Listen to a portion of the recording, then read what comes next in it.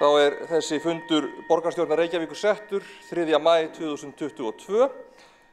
Þess ber að geta að þetta síðasti borgarstjórnarfundur á þessu kjörtímabili og fyrir kosningar afsakið.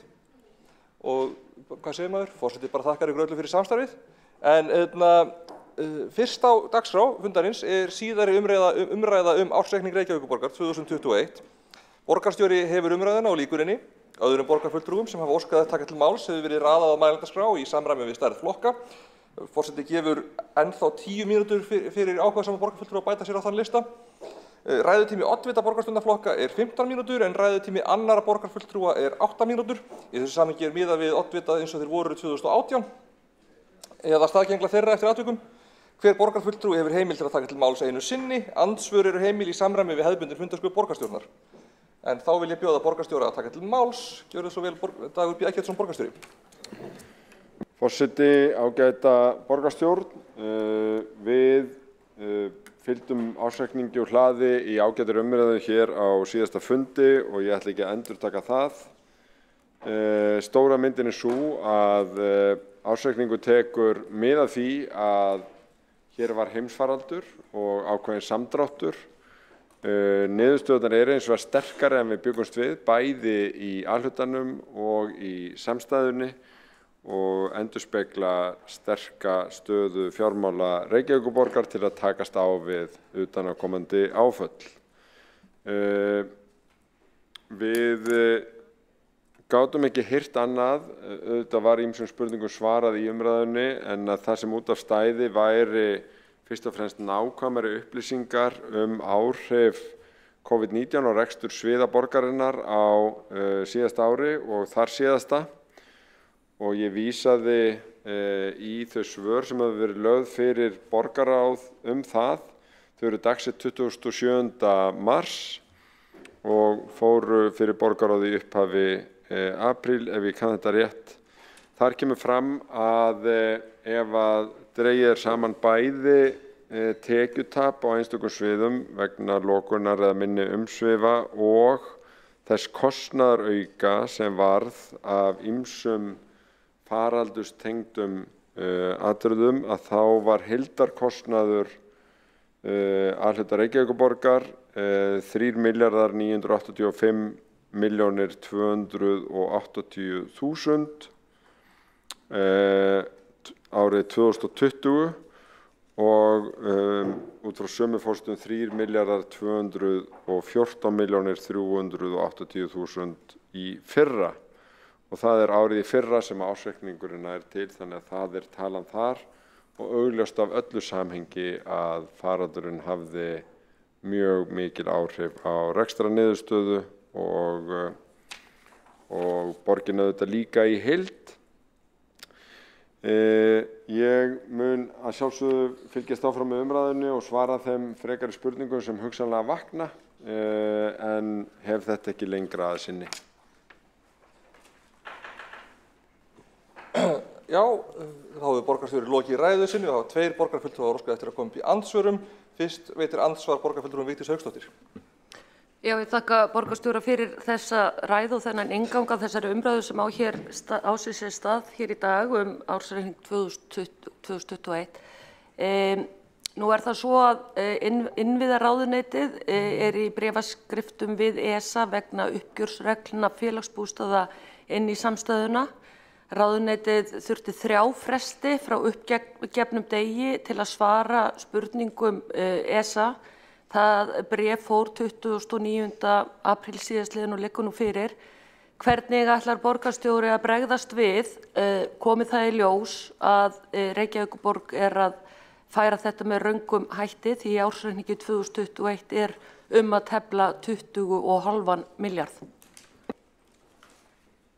Borgarfulltrúinn hefur lokið við að veita andsvar og svarar andsvari borgarstjóri Dagur B. Eggertsson.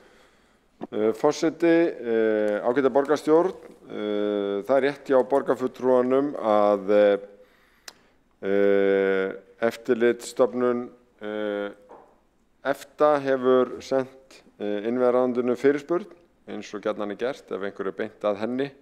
Í henni felst engin afstaða til þeirra mála sem undir eru og innviðaráðuneytið hefur núna svarað EFTA með afar skýrum hætti þar sem að tekið undir öll sjónarmið sem að Reykjavíkurborg hefur haft upp í málinu, enda byggir það á lögum og niðurstöðum þeirra innlendu stjórnvalda sem þetta fjalla.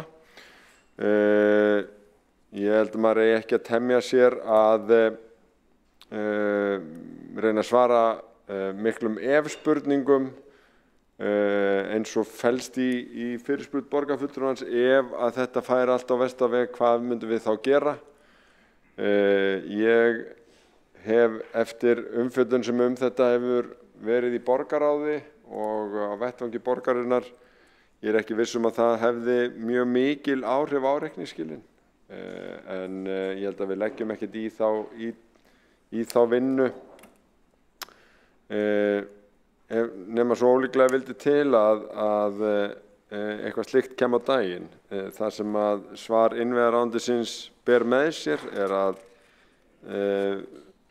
við erum að byggja þetta á lögum og raunar kemur fram í svari innviðaráðuneytisins að sveitarfélögum ber engin skylda til þess að fara að þeim lögum sem vísað í, en enga síður að þá þetta á býsna traustum grunni að okkar reikningsskil eins og lesa má af svörum okkar og innviðaráðuneytisins.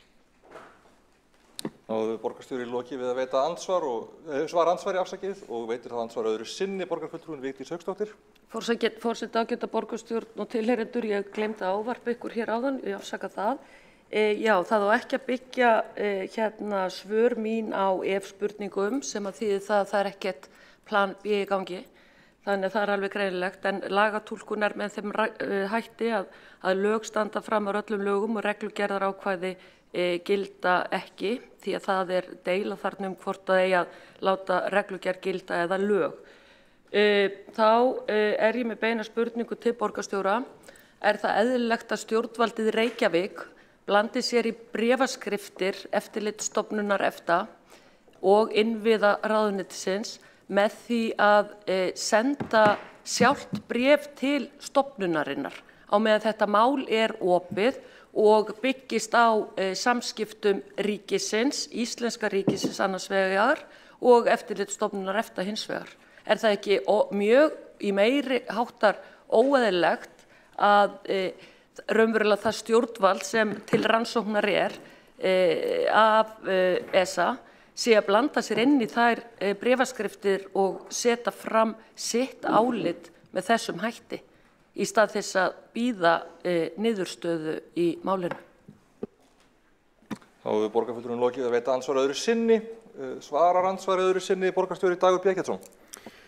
Forseti, ágæta borgarstjórn, Reykjavíkurborg auðvitað bara gætir sinna hagsmuna, svarar öllum þeim fyrirspurnum sem að okkur beint og miðlar upplýsingum bæði til innlendra ráðuneyta og alþjóðastofnana ef að fyrirspurnir berast og við fylgjum bara viðtekni venju og verklagi sem þessi mál gilda. Það eru sérstakir pakkafundir, þar eru ráðuneytin í forsvari, en við erum oft kölluð til ef að málin lúta að Reykjavíkurborg. Þannig að þessu máli og öðrum unni bara á hefðbundinn hátt. Borgarstjóri lokið við að svara ansvari öðru sinni. Þá veitir ansvar borgarfulltrúinn Marta Guðjónsdóttir.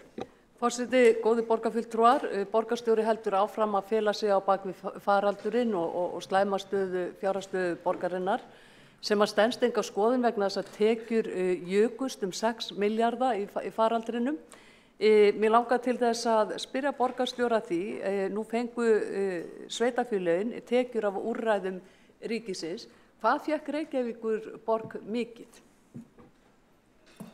Þá hefur borgarfulltrúinn lokið við að veita ansvar og svarar þá ansvari borgarstjóri Dagur B. Eggertsson. Forseti, ágæta borgarstjórn, það væri gott að fá bara þessa spurningu skriflega. Ég ekki með þetta í kollinum, ég skal afla svara á fundinum. Þá hefur borgarstjóri lokið við að svara ansvari. Næst tekur til máls borgarfulltrúi Eyþór Laxdal Arnalds.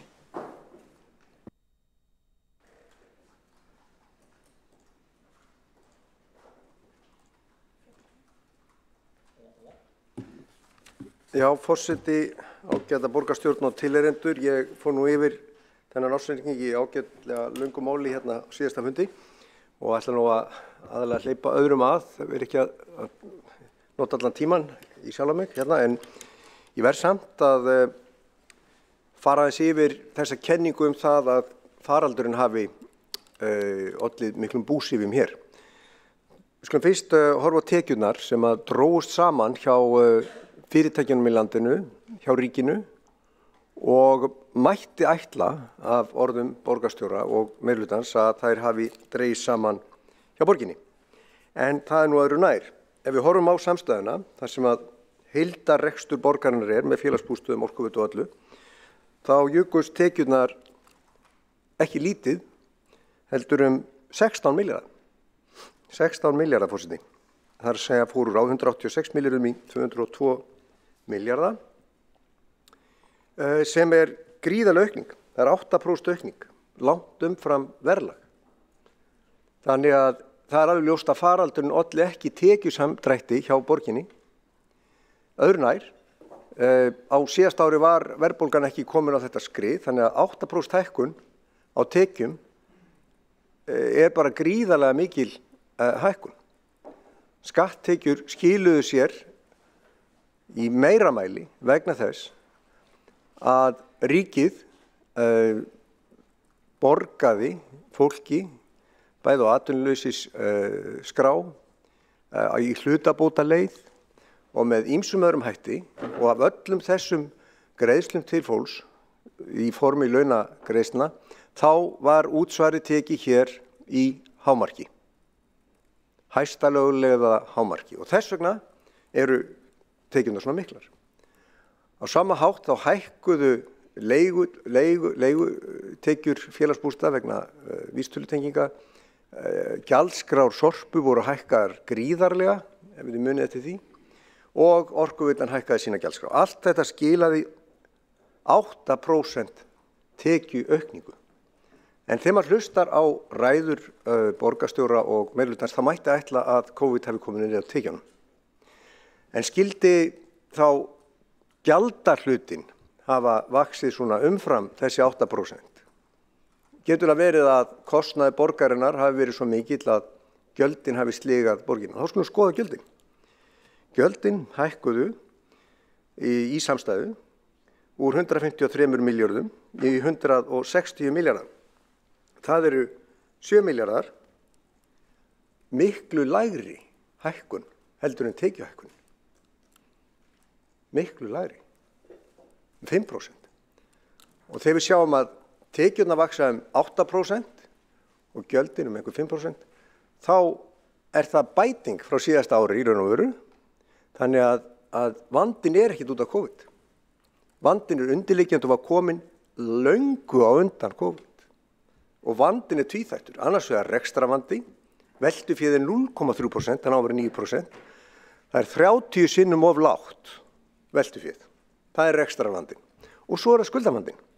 Og hann ekki að fara að batna, forseti, því að við vitum það að það þarf að setja mun meiri peninga í byggðasamlögin, heldur en gert ráð fyrir, marga milljarða í strætó, rekstrar kostnaði við borgarlínu algjörlega ófjármagnaður, og svo vitum við það að þetta mikla græna plan sem eru 10 milljarða í fjárfestingar í raun og veru upp í loft, því að verðbólgu væntingarnar voru allt aðra þegar grænaplanið var gert heldur en það í dag. Það ekki búið að taka upp grænaplanið eftir að verðbólgan fór á stað. Það ekkert sveitarfélag sem að fara í jafn mikla skuldsetningu og fjárfestingar, og það væri algjörlega rökrétt að ákveða það á þessum fundi, forseti, að taka upp fjárhagsáætlun Reykjavíkurborgar, því að hún gerir ráð fyrir svo miklum fjárfestingum sem að í raun og veru verða miklu dýrari út af verðbólgunni. Aðföng að hækka, stálið orðið 4 sinnum dýrara, timbrið hækkar og allt það sem flutt inn til byggingaframkvæmda, hvort sem það Orkuveitan eða borgarsjóður, þá eiga öll þessi fjárfestingaverkefni eftir að taka meira í heldur en ætlað er. Þannig að vandinn tvíþættur og fer vaxandi. Hann má ekki skýra af COVID. Það ekki hægt að sjá á þessum ársynningi. Vandinn var komin áður. Stundum þegar að illa gengur, þá benda menn á eitthvað annað. Það hefur verið sagt og þá við hér. Takk. Borgarfulltrúinn hefur þá lokið máli sínu. Næst tekur til máls borgarfulltrúinn Þórdís Lóa Þórhallsdóttir. Já? Já, ok. Það voru allir oddvitar settir á mælendaskrá sjálfkrafa, en það allt í lagi að falla frá orðinu. Það alltaf gaman, en forseti afþakkar það fallega boð. Þá í ljósi þessara breytinga skyndilegu breytinga á mælendaskrá forseti sjálf næst á mælendaskrá og biður að fá aflýsingu varaforseta Sabínu afsakið.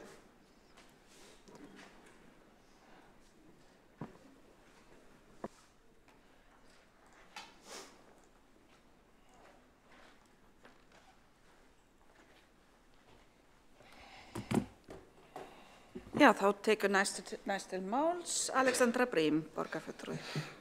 Forseti, góða borgarstjórn, ég hef ekki miklu við að bæta ræðuna mína frá því síðast. Þetta langur fundur sem við stefnum á í dag og mér finnst ekki endilega ástæða til þess að vera málalengja of.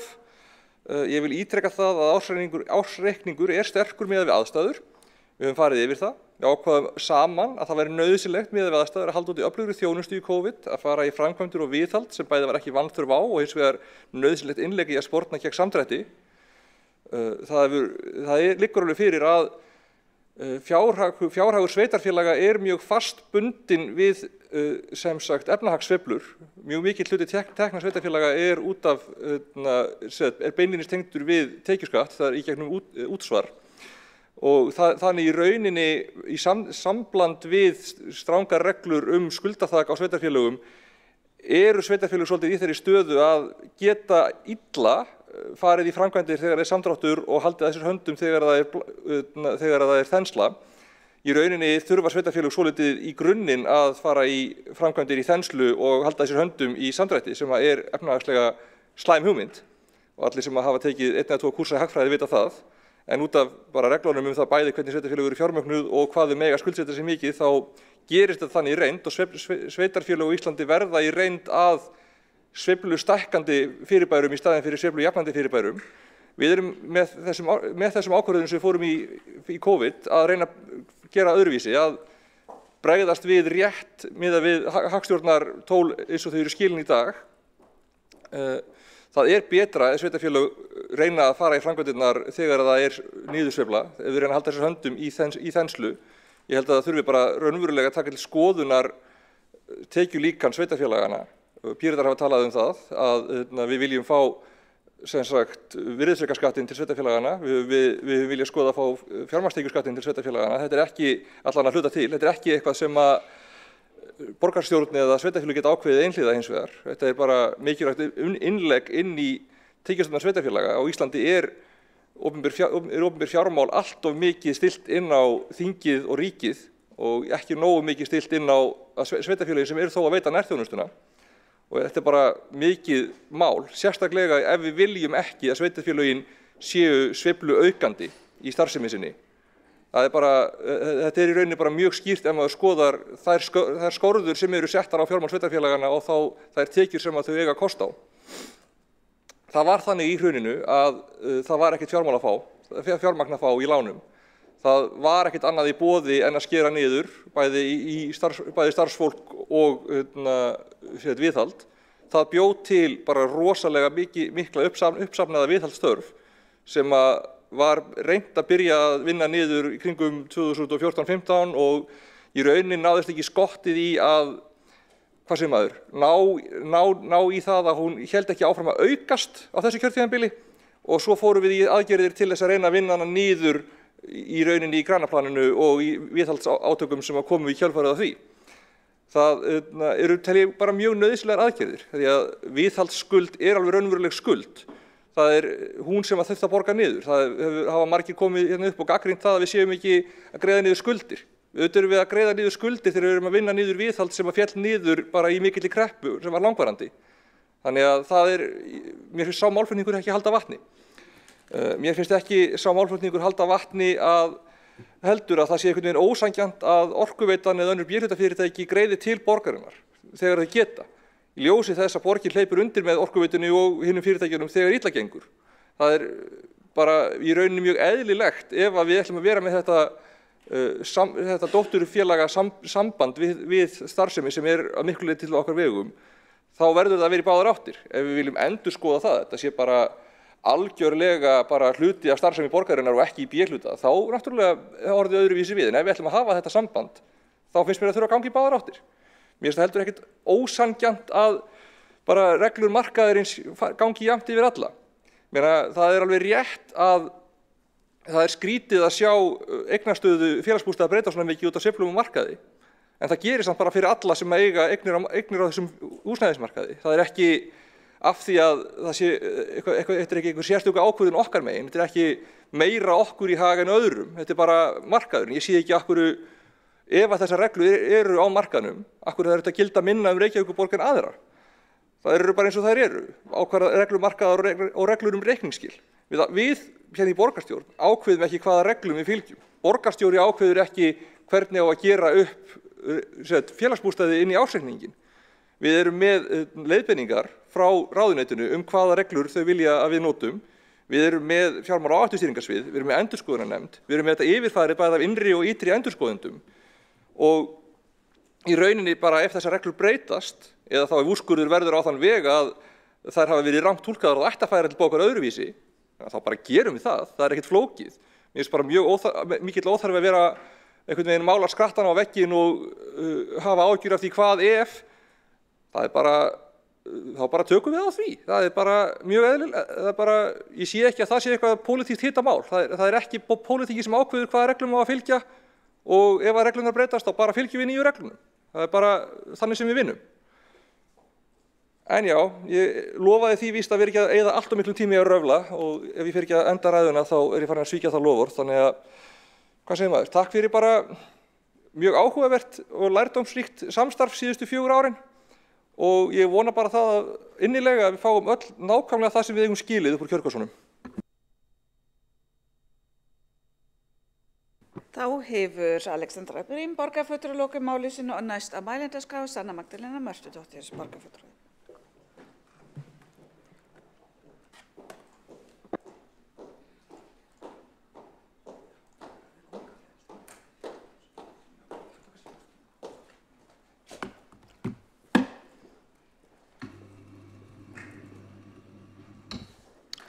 Forseti, borgarstjórn og borgarbúar, í dag ætla ég að fjalla það sem að kemur fram í kynjaðri fjárhags- og starfsáætlun sem að fylgir með gögnunum hér. En markmið hennar er með leyfi forseta að samþætta fjármála- og mannréttindastefnu borgarinnar og stuðla þannig að auknu jafnrétti.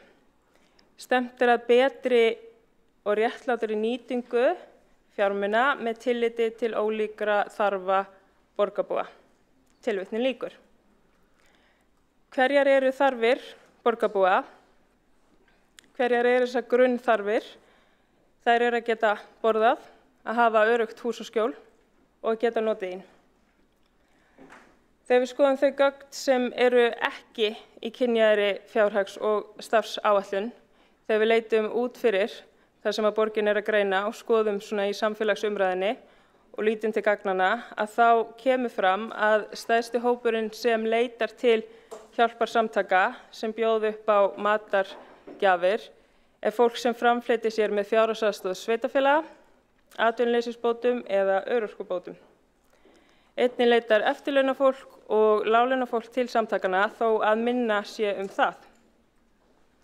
Og þetta kemur fram í úttekt á fyrirkomulagi úthlutana og ráðgjafar hjálparsamtaka, hvaða hópur leita aðstoða og sem var unnið af Félagsvísindastofnun Háskóla Íslands fyrir félagsmálaráðuneytið og velferðarvaktina.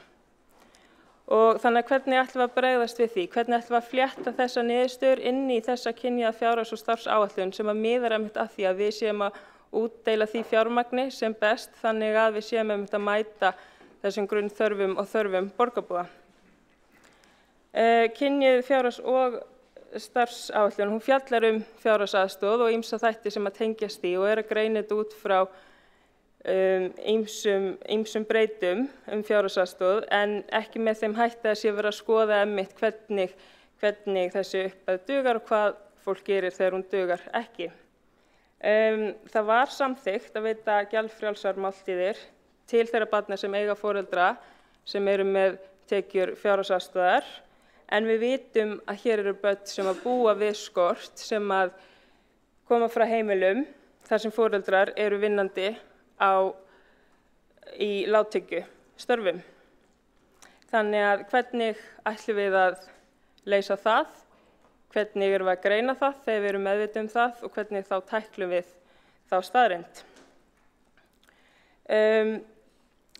Þegar við skoðum einmitt stöðu barna, þá er verið að skoða hver er helst að nýta frístundakort, það er eftir hverfum, það er eftir kyni, en við þurfum að skoða þetta með frekari hætti og svona að baki nýtingu og bregðast á við einmitt þessum niðurstöðum sem að koma fram. Og þegar einmitt, það er ýmislegt sem að við vitum og hvernig ætlum við að nýta þær upplýsingar sem við höfum til að bregðast við stöðunni eins og hann er. Og þegar við einmitt höfum núna séð,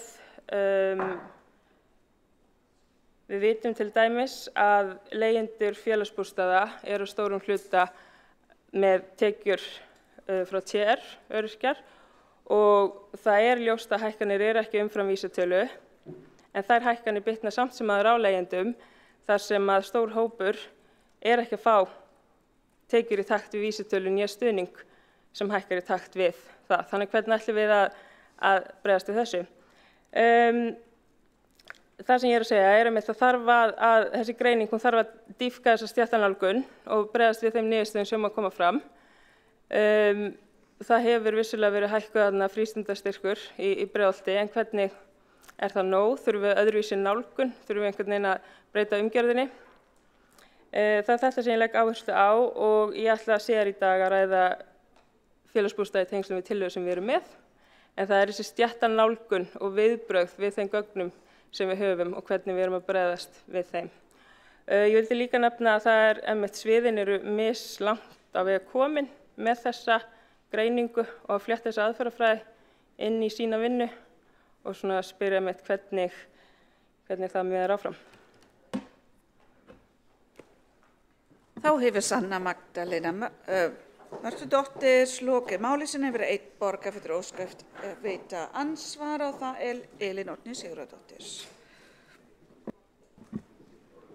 Já, ég tek bara undir með borgarfulltrúa Sannu Magdalenu Mörtudóttur að það hefur verið mikilvægt skref að tryggja börnum notenda fjárhagsaðstoðar mikilvæga grunnþjónustu og vek jafnvel athygli borgarfulltrúans á því að þeirri skýrslu koma fram ábendingar til sviða hvað skref megi stíga í að grípa fleiri börn en notendur fjárhagsaðstoðar. Þar er talað sérstaklega viðbútar niðurgreiðslu á frístundum og skólamáltíðum til barna tekjulágra, þar sem einungis 4 sveitarfélög eru með afsláttaflokka í þeirri þjónustu meðan öll sveitarfélög eru með afsláttaflokka í leikskólum og ég hvet þá sem að hér munu setjast í þannan sal eftir næstu kosningar að skoða þær tillögur og koma þeim í framkvæmd. Þær eru vel góðar, útfærðar og vel framkvæmanlegar. Takk fyrir. Hefur Elín Oddný Sigurðardóttir borgarfulltrúi lokið við að veita ansvars. Óskar borgarfulltrúi að svara? Nei, þá er ansvarum lokið og næst að mælendaskrá er Vigdís Hauksdóttir borgarfulltrúi.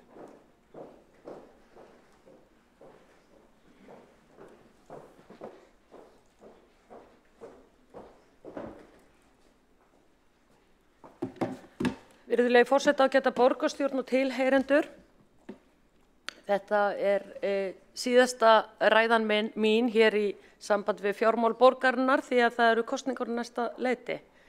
Ég vil þakka starfsmönnum fjármálasviðs borgarinnar kærlega fyrir góð samskipti og góða frammistöðu í þessari erfiðu stöðu sem að Reykjavíkurborg er í fjárhagslega og ég vil jafnframt þakka innri og ytri endurskoðendum fyrir sína vinnu þrátt fyrir það að ég sé ekki sammála þeim.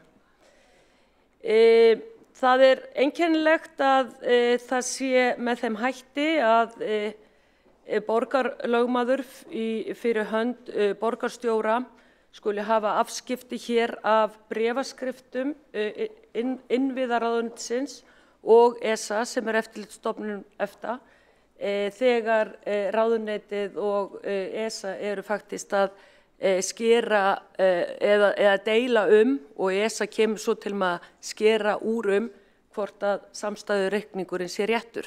Maður getur aldrei verið dómari í eigin sök og raunverulega Reykjavíkurborg þriðji aðili í þessu máli og að blanda sér inn í þetta. Sem leiðir hugun að því að sé þetta ekki réttfært, þá Reykjavíkurborg búin að gefa upp sitt álit eins og staðan núna. Eitthvað hefur þetta þvælst fyrir innviðaráðuneytinu því að bréfaskiptin hafa verið á þá lund að ESA sendir þáverandi samgöngumálaráðuneyti bréf, ósk upplýsingar, innviðaráðuneyti svarar, þau svör voru ekki fullnægjandi að mati ESA, þannig að ráðuneytið fær nýjar spurningar og óskar eftir ítarlegri svörum sem endar í því að ráðuneytið fékk þrjá fresti til þess að svara spurningum, sem að segir okkur það að eitthvað þetta nú að þvælast fyrir. Bréfið fór út þann 29. apríl eins og ég sagði hér frá í andsvari við borgarstjóra og þar liggur það nú ásamt óskiljanlegu bréfi frá borgarlögmanni. Þannig að þarna ESA skyndilega komið með 2 svarbréf, eitt frá Reykjavíkurborg sem faktist til rannsóknar eða umfjöllunar og svo innviðaráðuneytisins. Mér finnst þetta vera mjög gráu svæði, svo ég segi nú ekki meira. Nú borgarstjóri svaraði þessu til hér í andsvari við mig að skárra væri það nú að Reykjavíkurborg myndi ekki blanda sér í öll þau mál sem að lúta að rekstri borgarinnar, með öðrum orðum að það sé eðlilegt að borgarlögmaður og hans borgarstjóri hafi afskipti af þessu máli. Ég þarna heldur ekki sammála borgarstjóra. Ég spurði sérstaklega að því þegar innri og ytri endurskoðendur komu hér með ársreikninginn til kynningar í borgarráði og ég til að ég sé ekki að upplýsa eitthvað trúna sem fór á þeim fundi því þetta á erindi við almenning, þá spurði ég hvort að Reykjavíkurborg eða einhverjir á þeirra vegum væri að hafa afskipta málinu og því var neitað og því trúði ég þá.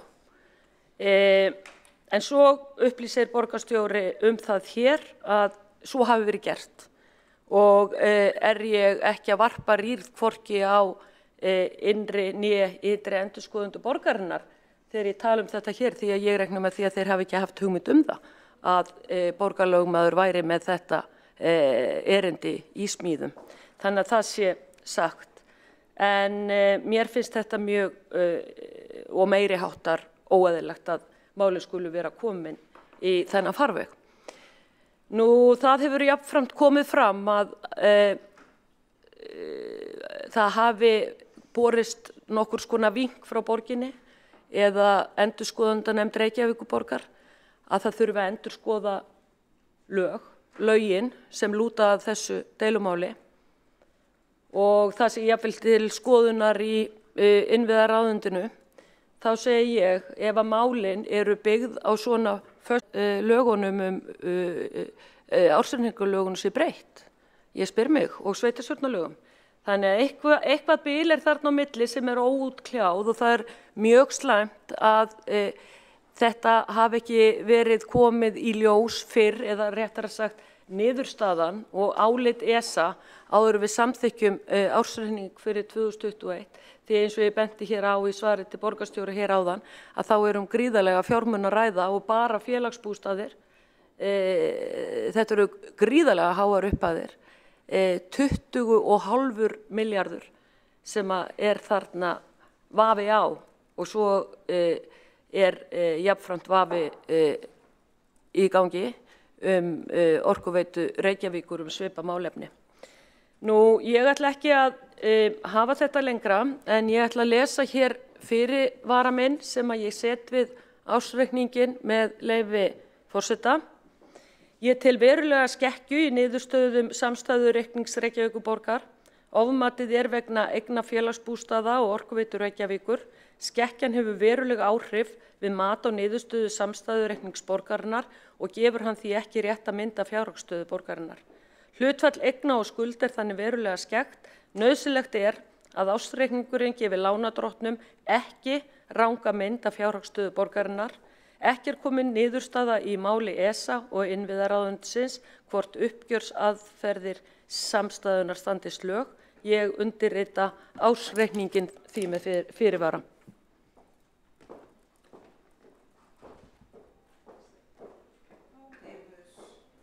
Þá hefur Vigdís Hauksdóttir borgarfulltrúi lokið máli sínu og næst að mælendaskrá Kolbrún. Var? Já, þá hérna næstus á mælendaskrá Björn Gíslason borgarfulltrúi.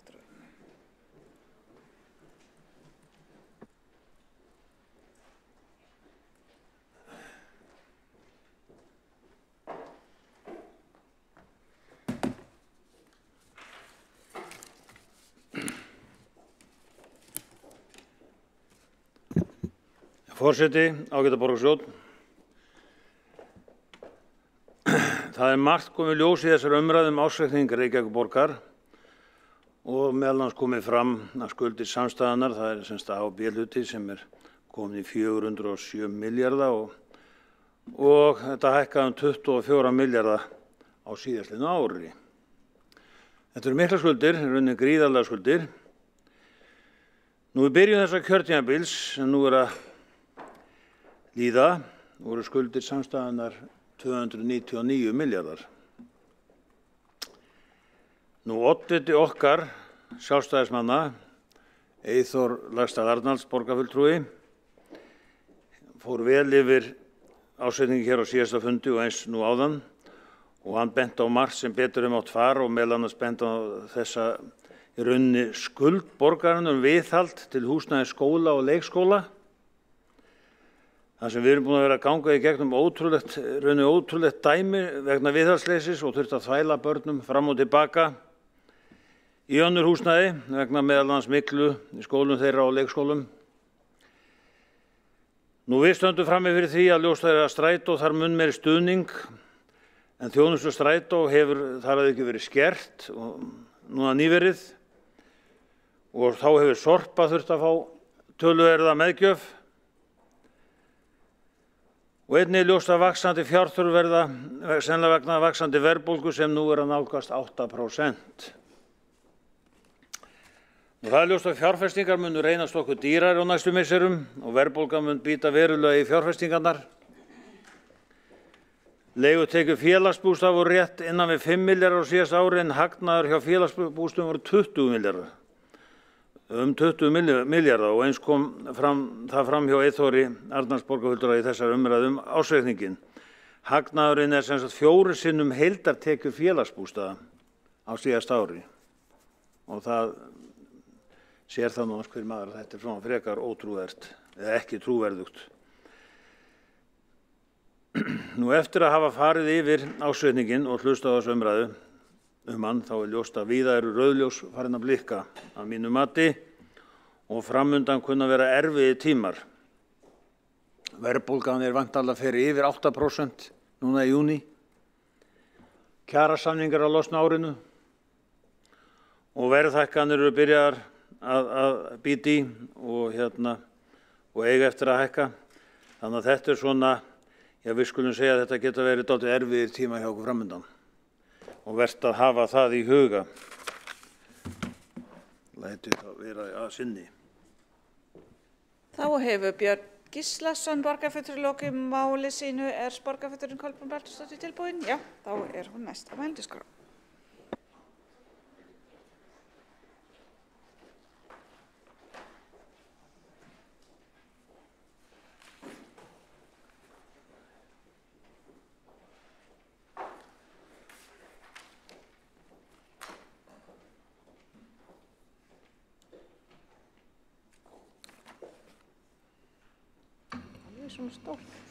Forseti, ágæta borgarstjórn, við erum hér í síðari umræðu og það eru nokkur atriði sem mig langar að fara yfir. Kannski einhverjar endurtekningar frá því síðast, en það kannski bara nauðsynlegt að við tölum sem mest hvernig staðan í raun og sann. En við höfum verið að leggja áherslu á fjárhagsstöðu borgarinn á þann hátt að sérstaklega í Flokki fólksins verið að benda á að það er ekkert afgangs af rekstri til að greiða afborganir lána og fjármagna fjárfestingar. Þetta mun allt saman þurfa að fara í lántöku Og hvað þýðir það svona ef horft til framtíðar? Það kannski stærsta spurningin, í hvaða átt erum við eiginlega að fara? Og það bara þannig með öll fyrirtæki og heimili að sívaxandi lántaka og endalaus lán munu þetta hafa bara það í för með sér að það þrengir ennþá meira fjárhagsstöðu borgarinnar. Og það þarf að greiða af þessu, það ekki eins og þetta sé gefins. Og enn og aftur bara staðan þannig að það rosalega lítið að koma eða afgangs af rekstri til þess að koma inn í þetta.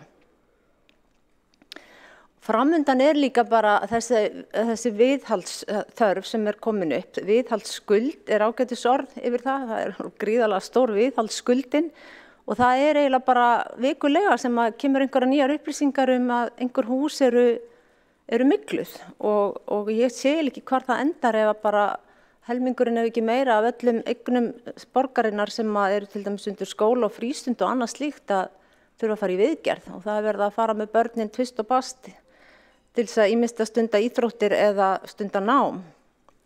Og meðan á öllu þessu gengur að þá á fjárfest í borgarlínu sem að mér skilst að nú þegar sé á 2 milljarð farið í og svo heyrir maður svona sögur af því að það eru önnur sveitarfélög jafnvel með einhverja efasemdir þetta og auðvitað kannski ekki aftur snúið með þetta en það samt sem áður spurning hvort að eitthvað þurfi ekki bara að fara í frest eða eitthvað staðar hlýtur að þurfa að draga saman og áhyggjur Flokks fólksins það að þetta muni bitna illilega á þjónustu við fólkið í borginni sem að sérstaklega þá sem eru minni máttar og þurfa meira, þurfa sérstaka aðstoð að þeir munu einfaldlega lenda á þessum víðfrægum biðlistum sem að rótgróðum megin í Reykjavíkurborg og virðist alltaf aldrei nokkurn tímann að vera tekið á allavega ekki á vakt þessa meirihluta sem hér hefur ríkt.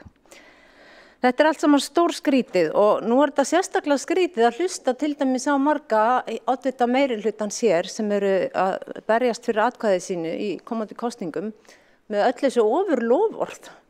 Ég veit ekki í hvað á ekki að vera frítt og hvað á ekki að vera gjaldfrjálst og annað slíkt sem að heyri núna. Hvernig á það allt að fara saman við það sem hann búin að vera að horfa og gerast þessi 4 ár? Þetta rauninni alveg stórfurðulegt að hlusta á þessu ofurlofvörð sem að flokkarnir í meirihluta núna eru að bjóða og getur náttúrulega engan veginn gengið upp með fjárhagsstöðu borgarinnar. Nú horft aðeins til annarra sveitarfélaga bara til þess að skoða hvernig þau að pluma sig, kannski ekki allt sambærilegt, en þá allavega hjá sumum öðrum sveitarfélagum, nákvæmlega sveitarfélagunum og þá afkoman kannski bara viðunandi. Og jafnvel ágætt hjá mörgum þeirra. Veltufé frá rekstri þá metið sem hlutfall af heildartekjum og það má sjá undantekningu kannski í Hafnarfirði og þetta getur hugsanlega verið erfitt hjá þeim á Seltjarnarnesi. En COVID kom líka inn í þessi sveitarfélög. Það var ekki bara eins og Reykjavík væri að glíma við vágestin. Það kom náttúrulega við öll sveitarfélög. En samt eins og Reykjavíkurborg beri sig verst og svona einhvern veginn reyni að setja allt á pestina. Og ef það ekki pestin þá það ríkið. Ég meina ef það ekki ríkið þá það pestin. Þannig að þetta svona ótrúleg rök sem að hér verið að heyra hjá meirihlutanum og borgarstjóra fyrir hvernig staðan hér í borginni. En ég veit ekki, þessar reglur sveitarfélaga að þetta þak sem hefur venjulega verið og var afnumið til 2025 var rétt að gera það og hvað hefði skeið ef það ekki verið gert?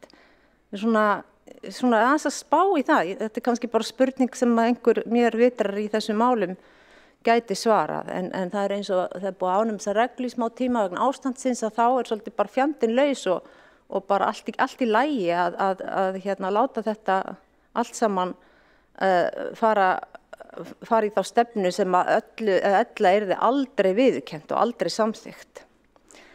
En við fórum síðast yfir kannski tölurnar og eins og framkom hjá held ég bara flestum svona raunhæft sagt frá að þá hefur þetta svo kallað veltufé frá rekstri aldrei verið eins lágt eins og núna og þetta er sögulegar tölur, það held ég engin spurning og afborganir lána og leiguskulda hafa sannarlega hækkað fáránlega mikið milli ára og nú erum við kannski bara að tala um þetta ár og í fyrra og þar áður. Þannig að og í ofanálag eru BS fyrirtækin ekki að gera það gott. Strætó bara með gjaldþrots nánast, fjárhagsstaðan það veik og það líka undarlegir hlutir að gerast þar á sama tíma og verið að draga saman reksturinn að þá hérna verið að fjárfesta í flota, nýjum flota og það verið að kaupa nýtt greiðslukerfi sem að fólk á í mesta basli með nema þeir sem eru svona mest snjallvæddir.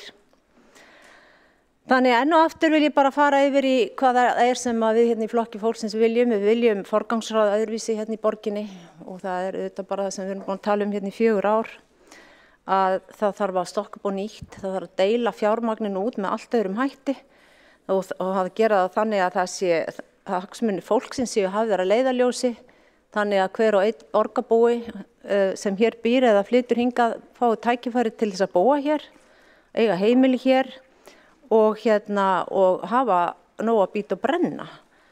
Þetta er það sem þarf að skipta öllu máli og í öllum ákvarðanatökum borgarinnar þarf að skoða ákvörðunina út frá þessum gleraugum.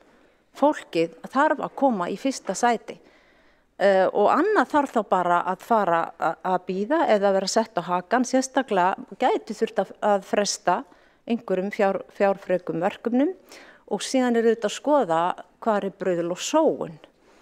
Og ég hef áður talað þetta stafræna eins mikilvægt og það að það skuli vera farnir svona margir tugir milljóna í erlenda ráðgjöf og í tilraunastarfsemi og það var fjöldi verkefna sett á laggirnar og byrjað á og hætt við. Þetta erum við búin að fá skriflegt en hvert og eitt verkefni hafði kannski kostað 1 til 2 milljónir og það telur að þessu leitinu til. Þarna peningur sem í rauninni nánast búið að leika sér að og eins mikið eins og kannski mikilvægar lausnir sem við erum kannski byrja að sjá loksins núna, þetta hafa þær kostað sitt en það allt í lagi, það ekki verið að kvarta yfir því. Það verið að kvarta yfir að það var þarna ákveðið kæruleysi í gangi og það ekki líðandi þegar horft til stöðu borgarinnar og stöðu fólksins í borginni sem að bíður og bíður.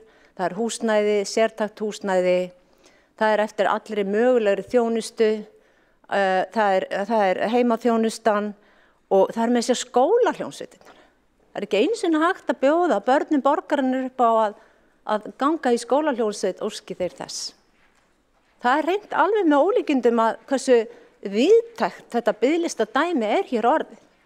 Að annað 100 barn að bíða eftir að komast í skólahljómsveit. En við höfum verið hérna í flokki fólksins að tala það og vorum ég var hér með tillögu jólin, þar sem bara svona mjög skilgreint og skýrt að taka peninga frá einu sviði eða lækka fjárheimildir hér, þar sem sérstaklega verið að eyða því einhverja vitleysu og færa það yfir til fólksins og barnanna yfir í velferðarráð, þar sem að virkilega þörf, en það ráð sviði gjörsamlega í mínus, stóru mínus, eðlilega að reyna að mæta þörfum fólksins sem hefur ekki fengið almennilegt fjármagn til og í skóla og frístund þarf þetta virkilega að skoða líka. Á sama tíma að mögulega þarf að endurskipuleggja og endurraða og skóla og frístund og þetta með sitt nýja líkan, það sannarlega skref í þá átt.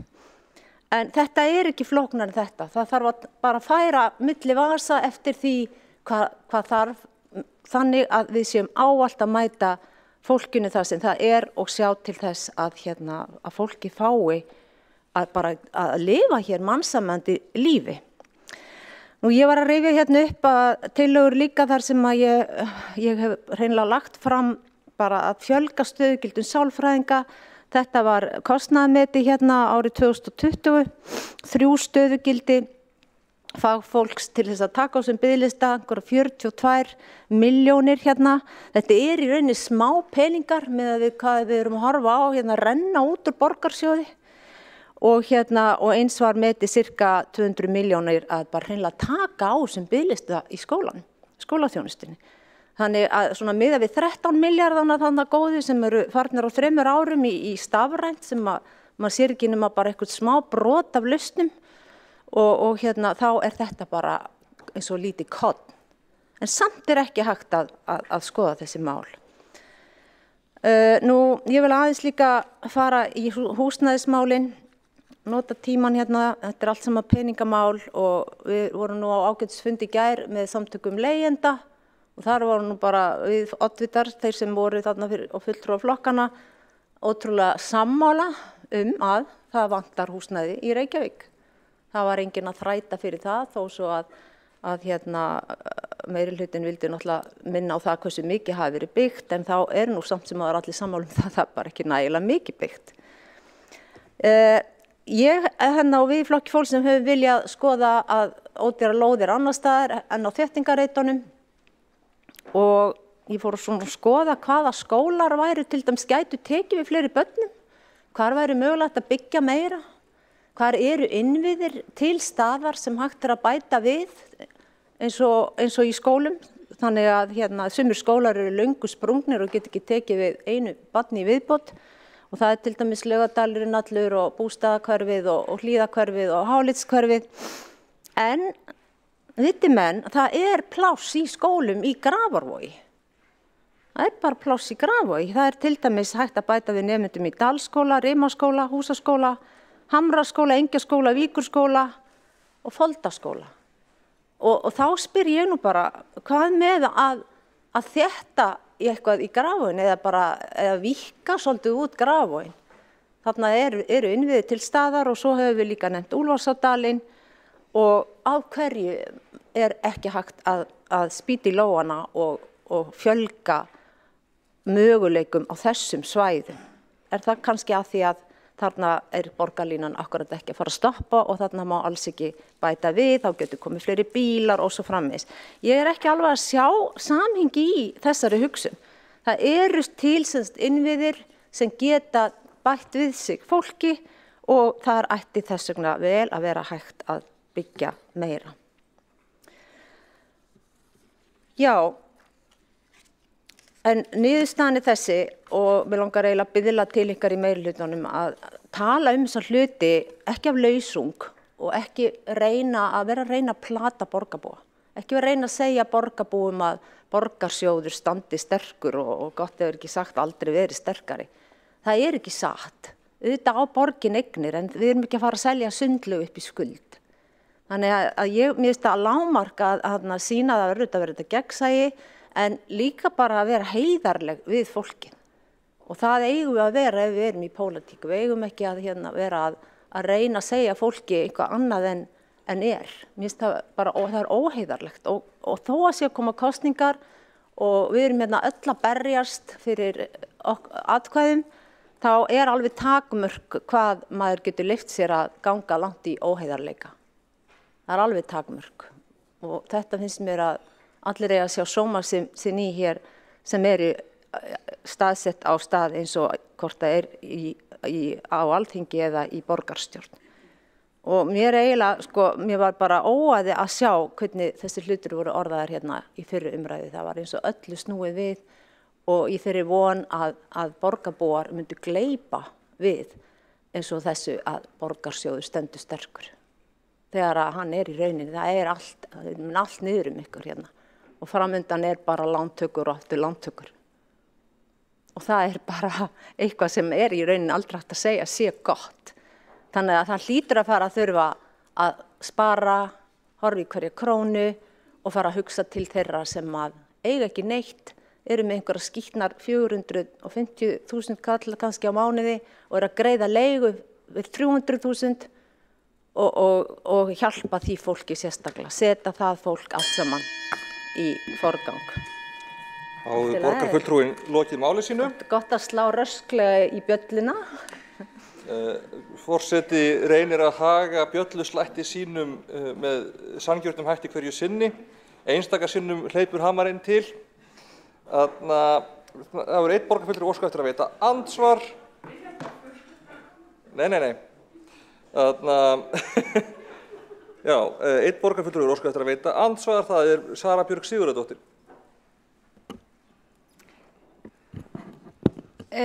Mér langar að benda borgarfulltrúa Kolbrúnu Baldursdóttur á það að það er ekki til eitthvað sem heitir ódýrar lóðir. Það er bara þannig lóðir í 9 hverfum í útjaðri byggðar og auka kostnað allra þeirra sem búa í borginni. Bara árétta það. Takk. Borgarfulltrúin hefur lokið við að veita andsvar. Svarar þá andsvari borgarfulltrúin Kolbrún Baldursdóttir. Já, takk fyrir þetta, kærlega. Bara takk fyrir að vera með andsvar. Það sýnir að þú varst að hlusta, borgarfulltrúi Sara Björk, og nú man ég ekki hvers dóttir þú ert, afsakaðu, Sigurðar. Já, er ekki til ódýrar lóðir, svo ég skilja þetta rétt, og að veita fólki, láta fólki hafa lóðir. Þarna er kostnaður fyrir alla borgarbúa, skildi ég þetta rétt.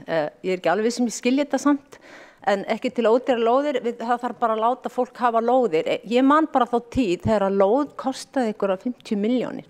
Það var einhvern tímann það var í hruninu held ég, rétt fyrir hrun, þá var verið að selja fólki lóð á bara ótrúlega brjálaðislega langt og kostaði mikið meira heldur en að myndi svo hafa kostað að byggja á lóðinni. En þetta gengur náttúrulega ekki upp. Ég meina við þurfum bara að nota landið og eins og hægt er þannig að hægt sé að byggja nóg. Það er umfram allt þarf að byggja nóg og byggja meir og byggja hratt.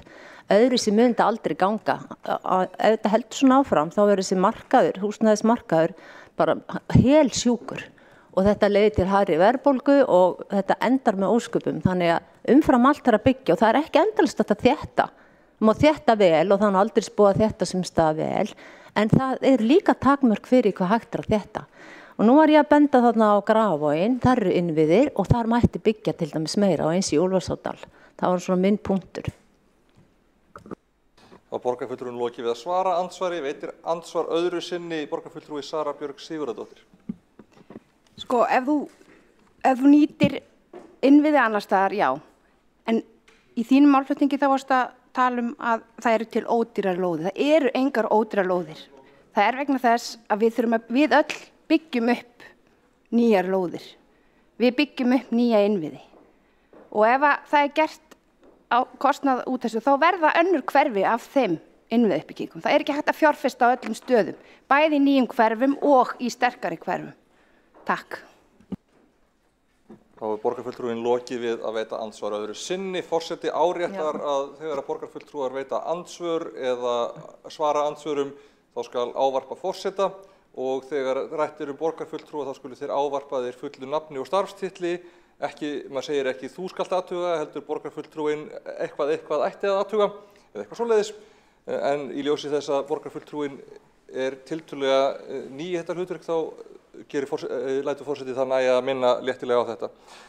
Svara þá andsvari öðru sinni borgarfulltrúin Kolbrún Baldursdóttir. Já, forseti ágæta borgarstjórn, við afsökunar hafa gleymt að ávarpa forseta áðan.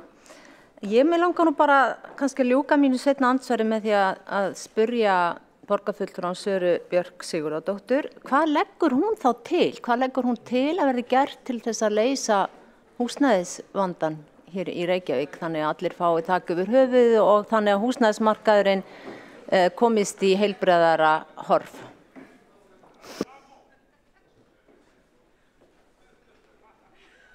Afsakið, mætti biðja að loka millihurðinni. Borgarfulltrúin hefur þá lokið að veita andsvar öðru sinni. Forseti minnir á að ekki góður bragur á því að spyrja spurninga þegar seinna ansvari er svarað, sérstaklega þegar að borgarfulltrúi sem ræði getur hvorki komið ansvari né farið í ræðu og ef að borgarfulltrúin vill fara í stuttathugasemd til þess að svara þá neyðist forseti til að leyfa það en vill þá eindregið mæla til þess að það sé ekki starfsreglan. Bara að segja, ég krefst engra svara, ég bara skil þetta eftir svona opna spurningu. Opna spurningar sem rökræðu taktík sem að hinn getur ekki mögulega svarað telst vera frekar óheiðalegt. En þá hafa ekki fleiri hljóðs í þessum ræðulið. Þá er það Björn Gíslason, borgarfulltrúi Stefnillu máls. Hann er búinn. Þá er það Sara Björk Sigurðardóttir sjálf sem það tekur fer á mælendaskrá.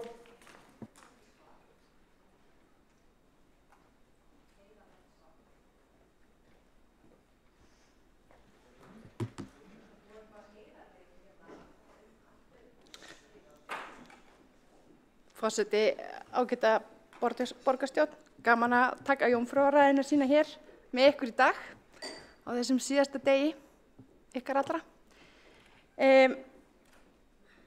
Ég stoltur útvarpsgreiðandi í Reykjavík, ég stoltur Reykvíkingur og ég stoltur Breiðhyltingur. Saman greiðum við í samneyslu okkar allra en ársreikningurinn sem núna verður samþykktur dregur athygli mína að jöfnunarsjóði sveitarfélaga. Í sjóðinn rennur hluti útsvarstekna sveitarfélaga auk mótframlags úr ríkissjóði. Jöfnunarsjóður því fjármagnaður með hlut útsvarsvinnandi fólks í sveitarfélögum landsins og skatttekjum fólksins í landinu. Öll sveitarfélög landsins fá framlög úr jöfnunarsjóði sveitarfélaga vegna barna af erlendum uppruna nema Reykjavík. Öll sveitarfélög landsins fá framlög með grunnskólanum sínum nema Reykjavík. Borgin hefur stemt ríkinu vegna þessa og stefnir allt í að þessi framlög verði útkljáð fyrir dómstólum. Öll börn í Grafarvogi í erlendum uppruna frá fjármagn úr jöfnunarsjóði, öll börn í Kópavogi, öll börn í Hafnarfirði, öll börn nema í Reykjavík. Mér finnst mikilvægt að kjósendur í Reykjavík, skattgreiðendur í Reykjavík, útsvarsgreiðendur í Reykjavík viti þetta áður en gengið verður til kosninga 14. maí. Við Reykvíkingar öll saman borgum langmest í sjóðinn. Í greinargerð með fjárhagsáætlun borgarinnar fyrir árið 2021 kemur fram að Reykjavíkurborg mun greiða rúmlega 50 milljarða. 50 milljarða í jöfnunarsjóð sveitarfélaga á næsta kjörtímabili í formi útsvars. Á sama tíma fær borgin tæplega 27 milljarða. 27 milljarða úr sjónum. Langstærsti hluti framlag vegna sérþarfa fatlaðra nemenda. Greiðsla Reykjavíkurborgar inn í sjóðinn umfram framlög eru tæpir 24 milljarðar og munar það mestu að borgin fær ekki framlag til grunnskólana. Ef við tökum saman það sem borgarbúar greiða í sjóðinn með skattgreiðslunum sínum í gegnum ríkissjóð, eru reykvískir launþegar að borga 56 milljarða króna inn í sjóðinn umfram það sem við fáum greitt úr honum. Og þar með erum við að niðurgreiða þjónustu annarra sveitarfélaga sem sum hverja nýta ekki heimild til útsvars að fullu. Síðustu 6 árin hefur línuleg fjölgun fjöltengdra barna verið í leik- og grunnskólum borgarinnar. Þegar horft á fjölgun barna yfir síðasta kjörtímabil í grunnskólum, þá hefur þeim fjölgað úr tæplega 2200 yfir í 3000 börn á árinu 2021, á síðasta ári. Jöfnunarsjóður greiðir 130.000 króna framlag með börnum annarra sveitarfélaga en í Reykjavík og því reiknast mér til að börn af erlendum uppruna í borginni bara á síðasta ári verða af 390 milljónum króna. 390 milljónir. Það er margt hægt að gera við þá fjárhæð á einu ári. Á kjörtímabilinu öllu reiknast mér til að 1,4 milljarður sem þessi viðkvæmur hópur verður af og langfjölmennasti hópurinn býr í hverfinu mínu, Breiðholti. Ég hitti börnin á göngum leikskólans, ég hitti þau í sundi, ég hitti þau út á fótboltavelli. Þau eru partur af lífi mínu, minna barna og okkar hversdagsleika. Þess vegna algjörlega ótækt að þeim sem mismunað á grundvelli uppruna og búsetu af ríkisstjórn Íslands með Framsóknarflokkinn fremstan í flokki. Eru þið búin að gleyma hvað stendur í stjórnarsáttmálanum sem undirritaður var síðastliðið haust? Það stendur með leyfi forseta að styðja verður sérstaklega við börn af erlendum uppruna í skólakerfinu. Annars staðar stendur, rík áhersla verður lögð á stuðning til aðlögunar við börn af erlendum uppruna og fjölskyldur þeirra meðal annars í gegnum skóla og frístundastarf og með auknu aðgengi að íslensku og samfélagsfræðslu. Á sama tíma eru þau að sniðganga grunnskóla í borginni og börn með annað móðurmál þessa svimandi háu upphæðir. Innviðaráðherra hefði getað komið til móts við borgina og leiðrétt þennan mismun en gerði ekki. Hvorki barnamálaráðherra né ráðherra íslenskunnar heldur virðist hafa áhuga á málinu og hvort það gerir þingmenn Reykvíkinga. Skilaboðin gæti ekki verið skýrari. Er ríkisstjórnin að hugsa grunnskólabörn í borginni? Nei. Er ríkisstjórnin að hugsa stöðu barna af erlendum uppruna í borginni? Nei. Að minnsta kosti ekki þeim hluta barna sem býr í Reykjavík. Samfylkingin forgangsraðar í þágu barna af erlendum uppruna. Meirihlutinn í Reykjavík mismunar ekki börnum út frá uppruna og búsetu eins og ríkisstjórnin gerir í gegnum jöfnunarsjóð. Hvaða þátttakendur stjórnmálanna vilja taka ábyrgð á því að búa til tvöfalt íslenskt samfélag? Ekki ég.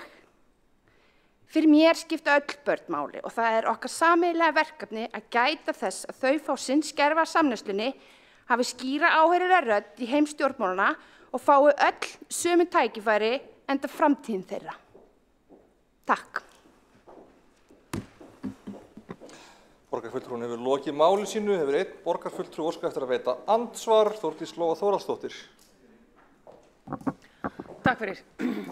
Forseti, kæri borgarfulltrúi Sara Björk Sigurðardóttir, mig langaði að þakka þér kærlega fyrir þessa ræðu, þessa jómfrúrræðu og óskaði til hamingju, en ekki síst til að vekja athygli á málefni sem einmitt er partur af ásreikningi og það er þessi mikli ójöfnur sem birtist í því að Reykjavíkurborg fái ekki framlag með börnum í skólakerfinu og það sem við náum ekki að fá framlag þegar kemur að móðurmálskennslu fyrir börn af erlendum uppruna. Þannig að kæra þakkir, þetta var góð áminning.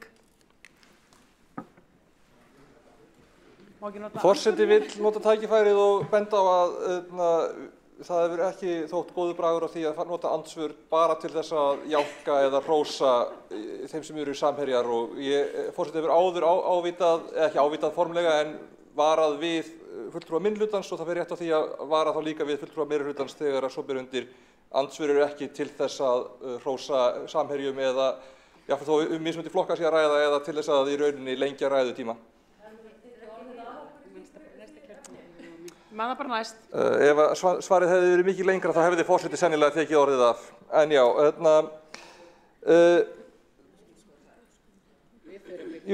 en þó er rétt að forseti óski borgarfulltrúanum Söru Björk til hamingju með jómfrúrræðu. Næst yfir þá tekur það til máls borgarfulltrúinn Skúli Þór Helgason.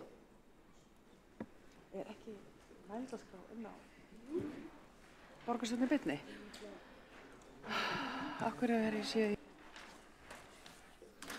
Forseti, ágæta borgarstjórn, við ræðum hér ársreikning borgarinnar frá árinu 2021. Ársreikning sem endurspeglar í fyrsta lagi jákvæða niðurstöðu hjá samstöðu borgarinnar, A-hluta borgarstjórs og B-hluta fyrirtækjum borgarinnar. Og í öðru lagi er niðurstaðan mun betri heldur en áætlanir ársins gerðu ráð fyrir varðandi aðalsjóð þar sem að undir eru málaflokkarnir, grunnþjónustan. Það er að mörgu leyti athyglisverð niðurstaða því við höfum auðvitað verið undanfarin ár að glíma við heimsfaraldur sem hefur haft í för með sér mikla röskun á daglegu starfi í grunnþjónustu borgarinnar, í leikskólum, í grunnskólum og frístundastarfinu og ekki síður velferðarþjónustu borgarinnar. En ekki bara röskun heldur hefur COVID-faraldurinn haft í för með sér mikinn auka kostnað sem ekki var úthlutað fyrir í fjárheimildum viðkomandi sviða og skýra að verulegu leyti þau frávik sem eru á rekstri bæði skóla- og frístundasviðs og velferðarsviðs. Stóra myndin er þessi, rekstrar niðurstaða aðalsjóðs var 10 milljörðum krónum betri en áætlanir gerðu ráð fyrir með viðaukum, 9,9 milljarðar í staðinn fyrir 19,7 í áætlun. Þar af er halli skóla- og frístundasviðs stærsta fagsviðsins 3,3 milljarðar og ég ætla að fara svona nokkrum orðum stöðuna þar. Áhrif heimsfaraldursins á síðastliðnu ári vógu þungt í rekstri skóla- og frístundasviðs og nemur hallinn vegna faraldursins beint tæplega 1,4 milljörðum eins og vel er farið yfir í greinargerð sviðsins. Skóla- og frístundastarfið hefur orðið fyrir miklum áhrifum undanfarin misseri af breyttum aðstæðum, til dæmis með hólfaskiptingu, minna samstarfi milli eininga og breytingu á starfi, uppskiptingu matartíma og svo framvegis. Þessar breytingar hafa oft og tíðum krafist aukina mönnunar til þess að þjónustan skerðist sem minnst. Og það hefur auðvitað verið mikil krafa, gagnvart leikskólum, grunnskólum og frístundastarfinu að halda uppi sem mest eðlilegu starfi og árangurinn er sá að tekist hefur að halda skólunum opnum að langmestu leyti hér í Reykjavík og landið allt, ólíkt því sem víða hefur tíðkast í löndum í álfunni sem að auðvitað heilmikið afrek í sjálfu sér sem að við eigum að gangast við, muna eftir og þakka fyrir okkar öfluga starfsfólki úti á vettvangi. Af öðrum stærstu liðunum sem skýra halla á rekstri sviðsins eru tæplega 380 milljónir vegna aukins kostnaðar við langtímaveikindi og sambærileg upphæð aðrar 380 milljónir sem að má rekja til aukinna útgjalda við sértækan stuðning. Þar undir eru meðal annars málefni fatlaðra barna, en eins og við höfum farið ítrekað yfir hér í borgarstjórn þá hefur borgin eins og mörgunum sveitarfélög borið mjög skarðan hlut frá borði í samskiptum við ríki varðandi fjármögnun þess málaflokks og vantar milljarða á hverju ári upp á að borgin fái það sem henni ber í fjármögnun ríkisins á þessum málaflokki. Stærðargráðan á þessari vanfjármögnun reyndar gríðarleg og nemur rúmum helmingi af öllum rekstrar halla aðalsjóðs, hvorki meira né minna. Þetta eru auðvitað ótrúlega tölur sem eru kannski allt og lítið í umræðunni en það sína svart á hvítu hvaða skiptir gríðarlegu máli upp á grunnþjónustu borgarinnar og annarra sveitarfélaga að þessi vanfjármögnun ríkisins verði leiðrétt í eitt skipti fyrir öll. Eitt mikilvægasta atriði sem hefur gerst í fjármálum skóla- og frístundarsviðs á undanförnum misserum og á síðastlinu ári að það var loks eftir margra ára vinnu lokið við gerð nýs fjárhagslíkans fyrir grunnskólana og nýja líkaninn sem að kallast EDDA hefur nú verið tekið í notkun. Samhliða því var aukið fjármagn til grunnskólans 1,5 milljarð sem mun skipta miklu máli varðandi afkomu hans á þessu ári 2022. Það líka gleðiefni að samhliða nýju líkaninn fyrir grunnskólana vinna farin að stað við nýtt úthlutunarlíkan fyrir leikskólastigið og stemt að því að það verið tilbúið fyrir lok þessa árs. Þetta mjög mikilvæg að vinna því auðvitað það lykilatriði að þau viðmið, þær forsendur sem við erum að vinna út frá þegar úthlutað fjármagni til grunnþjónustu eins og skóla- og velferðarþjónustu sé raunhæf og taki mið af veruleika fagfólks og annars starfsfólks á gólfinu. Á sama tíma eigum við alltaf að leggja okkur fram að fara vel með fjármuni í borgarbúa og það höfum við gert á sviðinu.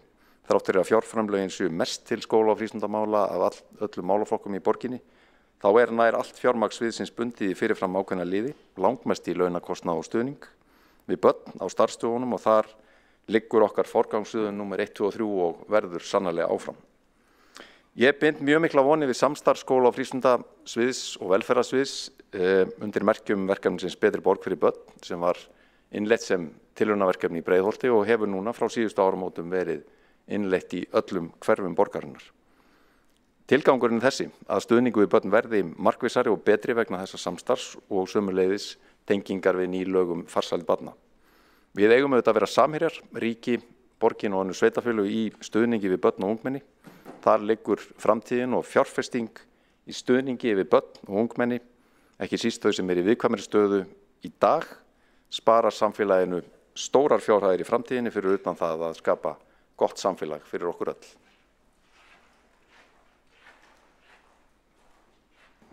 Þá hefur borgarfulltrúinn lokið máli sínu. Næst tekur til máls Hjálmar Sveinsson, borgarfulltrúi.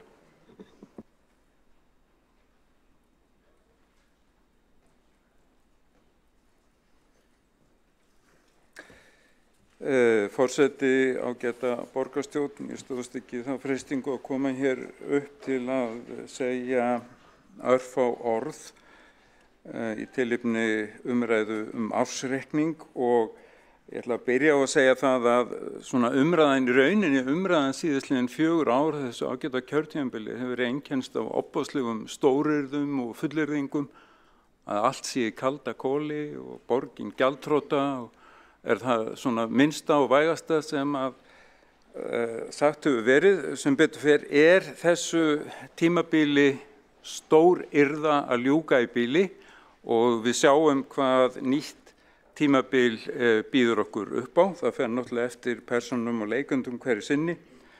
En það hefur margoft komið hér fram og verið skrifað það greinar í blöðum að staða Reykjavíkurborgar, fjárhagsleg staða Reykjavíkurborgar sterk og alveg sérstaklega ef við miðum við önnur sveitarfélög í nágrunn okkar og það auðvitað eðlilegast að miða við það. Og ef við skoðum bara skuldahlutfall, það að segja hlutfall milli skulda og heildartekna, þá kemur í ljós að skuldahlutfall miðað við nágrannasveitarfélög Hafnarfjörð, Garðabæ, Kópavog, Mosfellsbæ og Seltjarnarnes, að skuldahlutfall er lægst í Reykjavík og skuldir á íbúa eru lægstar í Reykjavík og veltufjárhlutfall, af því að það er oft nefnt líka í þessari umræðu, er hæst í Reykjavík. Og það kemur ekki til vegna þess að borgin hafi haldið að sér höndum og skorið allt niður. Nei, þvert á móti undanfarin ár hefur borgin undir stjórn þessa meirihluta verið mjög starfsamur.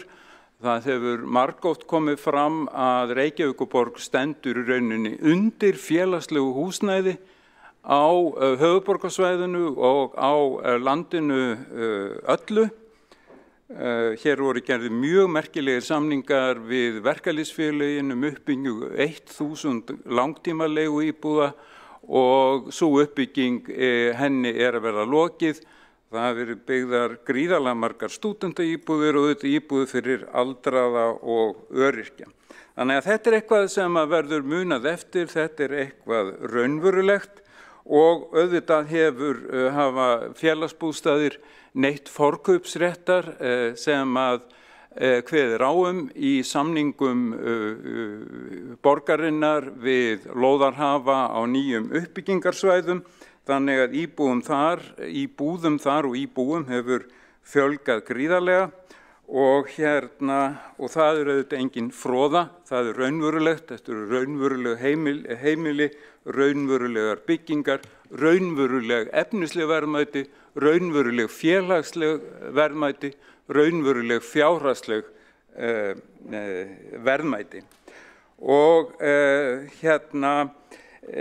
rétt aðeins að koma inn á það líka að auðvitað, því það var rauninni einhvern veginn gefið í skyn að COVID hefði ekki haft nein áhrif á rekstur borgarinnar. Ég get bara tekið þau svið sem að ég hef haft að gera með undanfarin ár og það er menningar, íþrótta og tómstundasviðs og auðvitað hafði það veruleg áhrif á rekstur þessara sviða, sérstaklega menningarsviðs, að því að aðsókn og gestakoma í listasöfn borgarinnar, borgarsögusafn og sundlaugurinn líka fjall algjörlega niður og tekjur fjallu þar með.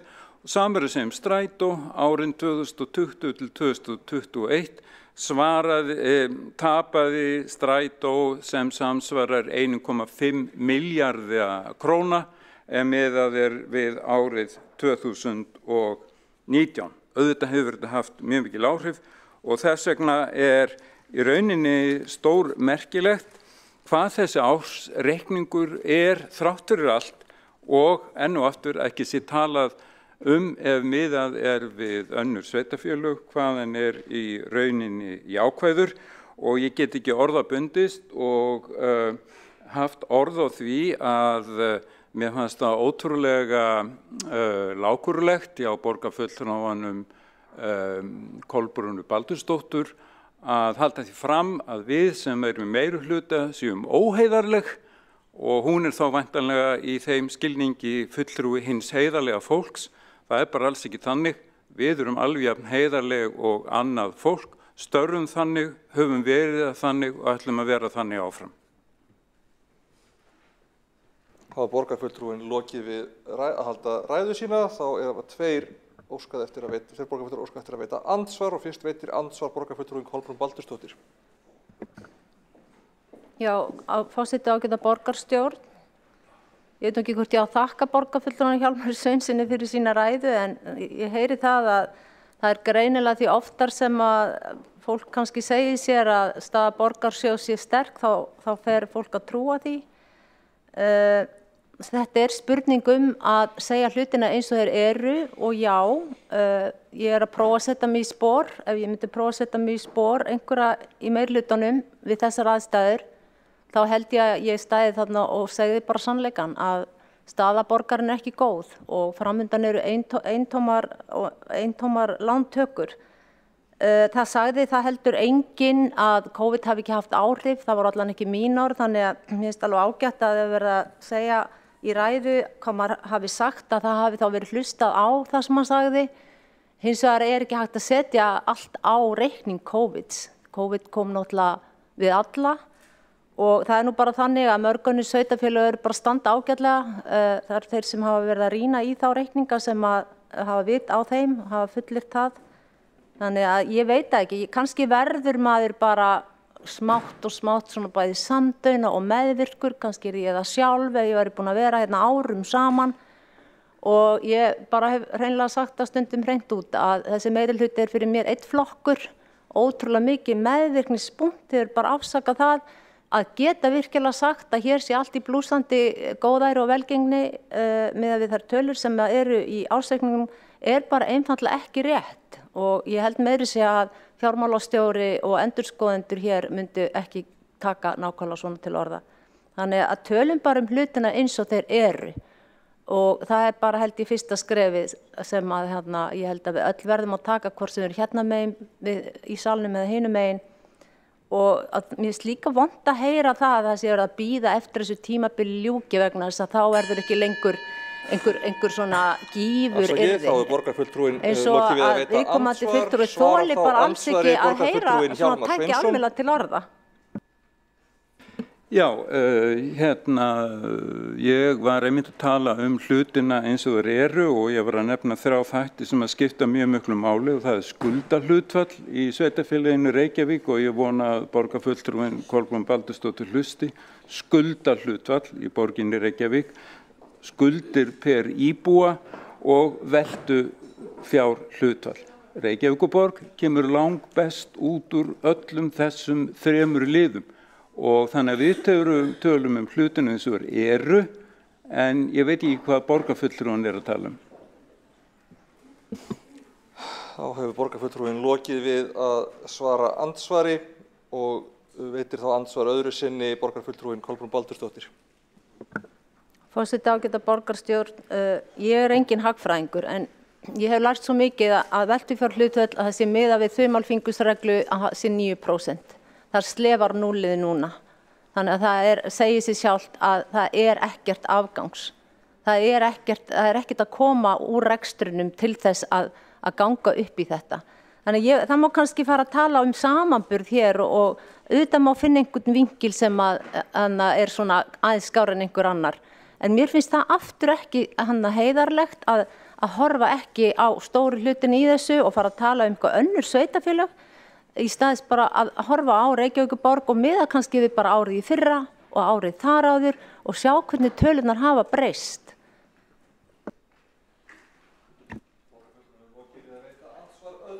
Borgarfulltrúinn lokið að veita andsvar öðru sinni og ekki hafa fleiri óskað afsakið, borgarfulltrúinn, þá næstu óskað eftir að veita andsvar borgarfulltrúinn Vigdís Hauksdóttir. Já, forseti ágætu borgarstjórn og tilheyrendur, þetta var frekar skrítin ræða sem borgarfulltrúinn Hjálmar, hver son aftur? Ekki Jónsson? Hjálmar Sveinsson hélt, afsakið, Hjálmar, ég datt föðurnafnið úr. Sko það náttúrulega, happdrættistekju valda því að samstæðan kemur út í plús. Tekjufærsla félagsbústaði 20,5 milljarður. Hækkun á álveri skapar 6,6 milljarða tekjuauka. B-hlutafyrirtæki skila borginni 3,8 milljarða arði. Uppgreiðsla láns frá Orkuveitunni eru 3 milljarðar og ábyrgðagjald lána B-hluta til A-hluta eru 493 milljónir, tæplega 0,5 milljarður. Það sem að meirihlutinn og borgarfulltrúinn Hjálmar Sveinsson taka aldrei með. Það nefnilega þannig þegar samstæðan öll skoðuð, þá veltufé frá rekstri einungis 0,3% en æskilegt hlutfall 9%. Rekstragjöldin voru 4,9% yfir áætlun og fjárfestingar eru fjármagnaðar með lántöku. Skuldahlutfallið komið yfir 150% hjá A-hlutanum en séu skuldir Orkuveitu Reykjavíkur taldar með, þá skuldahlutfallið 203% og það ekki hægt að segja að málin séu hér í góðum höndum eða standi þegar tölunar eru með þessum hætti. En meirihlutinn og borgarfulltrúinn hefur einsett sér það ásamt borgarstjóra að taka alltaf einungis A-hlutann. Reykjavíkurborg ber fulla ábyrgð á Orkuveitu Reykjavíkur og þá skulda hlutfallið komið yfir 200% sem langt yfir múrin og það sér ekkert fyrir endan á skuldum Reykjavíkurborgar því að á 5 ára tímabili inn í framtíðina þá á að taka lán fyrir 92 milljarða. Þá borgarfulltrúinn lokið við að veita andsvar. Þá hafa ekki fleiri óskað eftir að taka andsvör við þessari ræðu og næst tekur til máls borgarfulltrúinn Marta Guðjónsdóttir.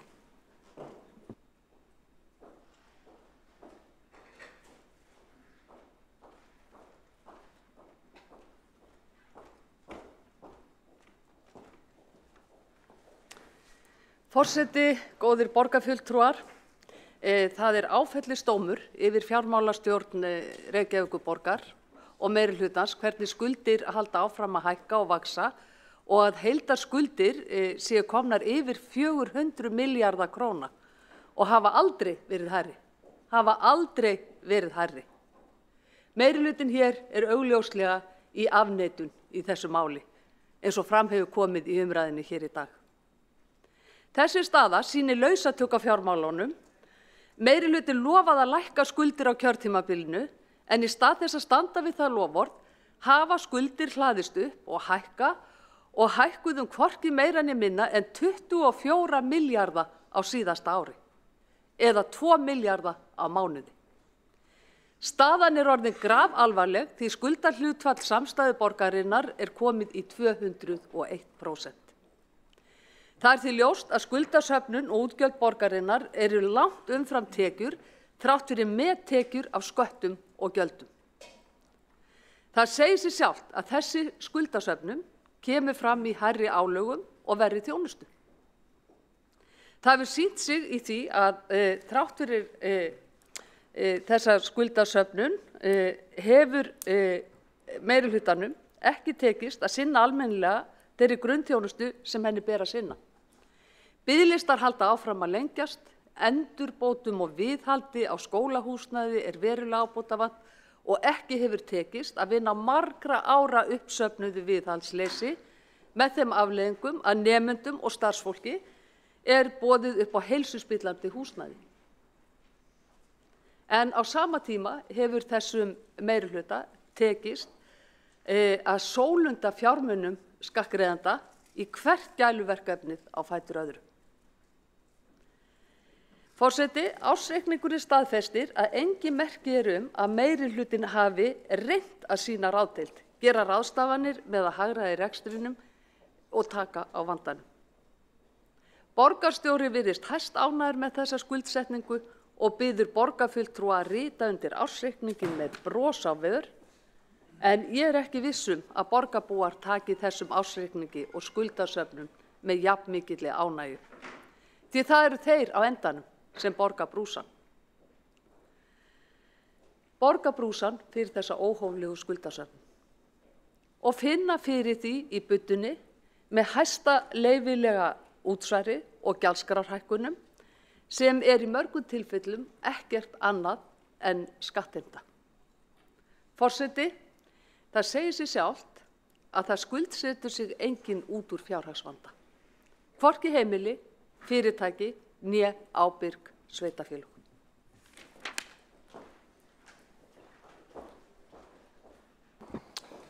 Þá hefur borgarfulltrúinn lokið máli sínu og ekki hafa fleiri óskað eftir að taka til máls, en mun þá ljúka umræðunni staðgengill borgarstjóra Þórdís Lóa Þórhallsdóttir.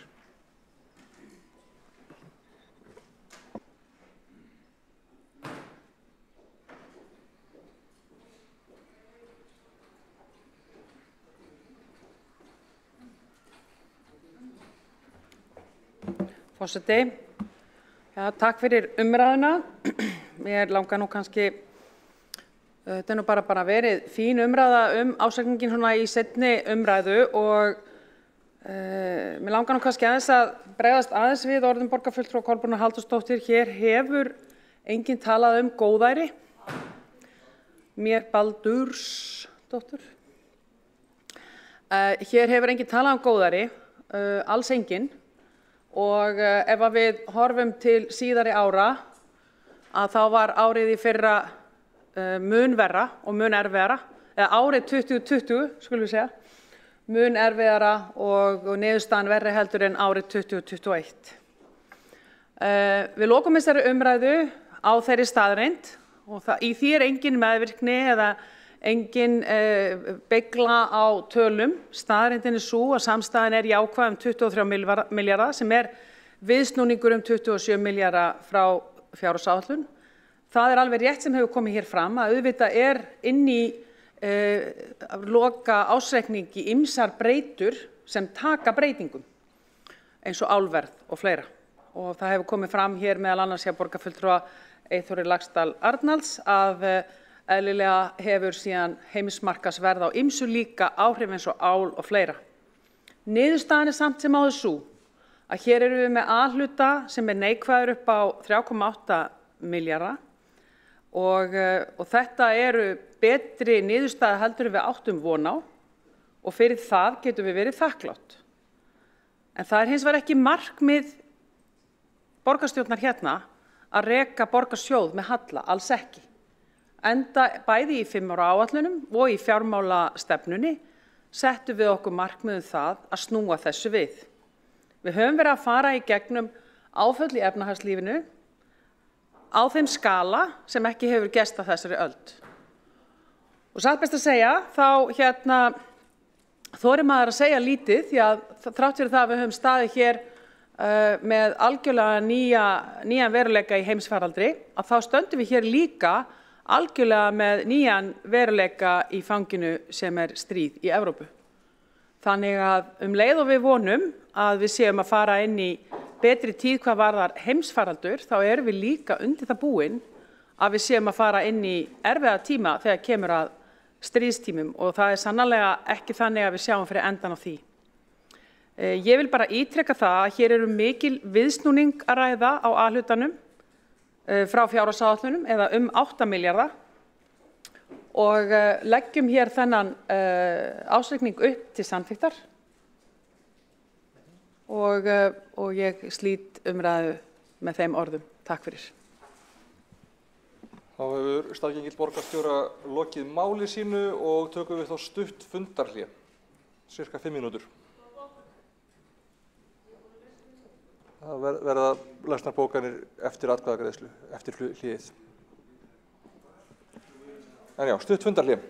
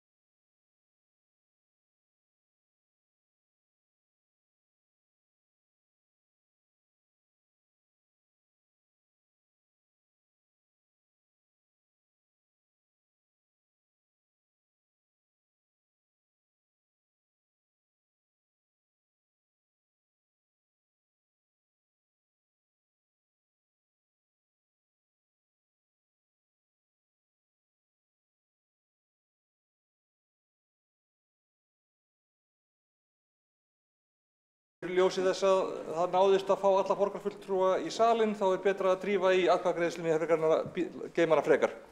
En já, þá gengið til atkvæða samþykkt ársreiknings að lokinni annarri umræðu. Þau ykkar sem að samþykkið ársreikningin eins og hann hefur verið lagður fram, gefið þess merki. Erum við áritun á honum? Við erum með áritun. Allt í lagi. Þá er ársreikningur samþyktur einróma þó einstakar borgarfulltrúar hafi boðað bókanir. Já, áritun. Eða ályktun. Fyrirvara. Á fyrirvara, já. Búin að senda hann inn. En þá er umræðið þann lið lokið. Við getum tekið bókanir núna ef að þess er óskað. Hver vill, Sanna Magdalena Mörtudóttir lést á bókun fyrir Sósíalistaflokk Íslands. Húsnæðisuppbygging er mikilvægur liður til að tryggja velferð borgarbúa. Húsnæðiskreppan í dag hefur hræðilegar afleiðingar á líf borgarbúa. Mikilvægt er að félagsbústaðir nýti stöðu sína til uppbyggingar fyrir þau sem eru í þörf fyrir húsnæði. Sjá má að eigið fé félagsbústaða var 67,3 milljarðar króna síðustu áramót. Það er meira en 53% af eignum félagsins, 29,4 milljörðum meira en nauðsynlegt má telja. Fasteignafélög á markaði, Reiti, Regin og Eik eru með 30% eiginfjár hlutfall. Eigið fé félagsbústaða umfram þessi mörk gæti því staðið undir byggingum íbúða fyrir hátt í 100 milljarða króna. Með því afli var hægt að byggja 3000 íbúður á nokkurs erfiðis. Sósíalistar leggja til að það verði gert. Mikilvægt er að byggja, ég skrifaði ávart eitt vitlaust orð sem átti ekki að vera að inni. Mikilvægt er að ráðast í öfluga uppbyggingu félagslegs húsnæðis í borginni og að útvíkka þá skilgreiningu sem of þröng nú þar sem fáir komast inn í það kerfi. Öruggt húsnæði grundvöllur velferðar. Ég sendi lagaða bókun. Þá les bókun fyrir miðflokkin, borgarfulltrúinn Vigdís Hauksdóttir. Bókunin mín samhljóða fyrirvara með áritun þannig að ég tel mig ekki þurfa að lesa hana því ég las hann upp áðan í ræðu. Allt í lagi. Fleiri sem vilja lesa bókanir? Já. Þá les bókun fyrir Sjálfstæðisflokkin, borgarfulltrúi 1 á Laxdal Arnalds. Já, ársreikningur Reykjavíkurborgar fyrir árið 2021 sýnir gríðarlega skuldasöfnun en skuldir samstæðu voru komnar í 407 milljarðum síðustu áramót. Samkvæmt þessu hækkuðu skuldinarnir 24 milljarða á síðast ári, 2 milljarða á mánuði. Þetta gerist þrátt fyrir að tekjur hafi hækkað 8% á árinu. Áfram er tap á rekstri A-hluta og ekki væri bókfærður hagnaður af félagslegu húsnæði og afleiðum væri tap á samstæðunni allri í heild. Samkvæmt samanteknum reikningsskilum borgarinnar eru félagsbústaðir að skila gríðarlegum hagnaði sem byggist á endurmat á félagslegu húsnæði upp á meir en 20 milljarða króna. Rétt er að geta þess að leigutekjur félagsbústaða voru innan við 5 milljarðar króna.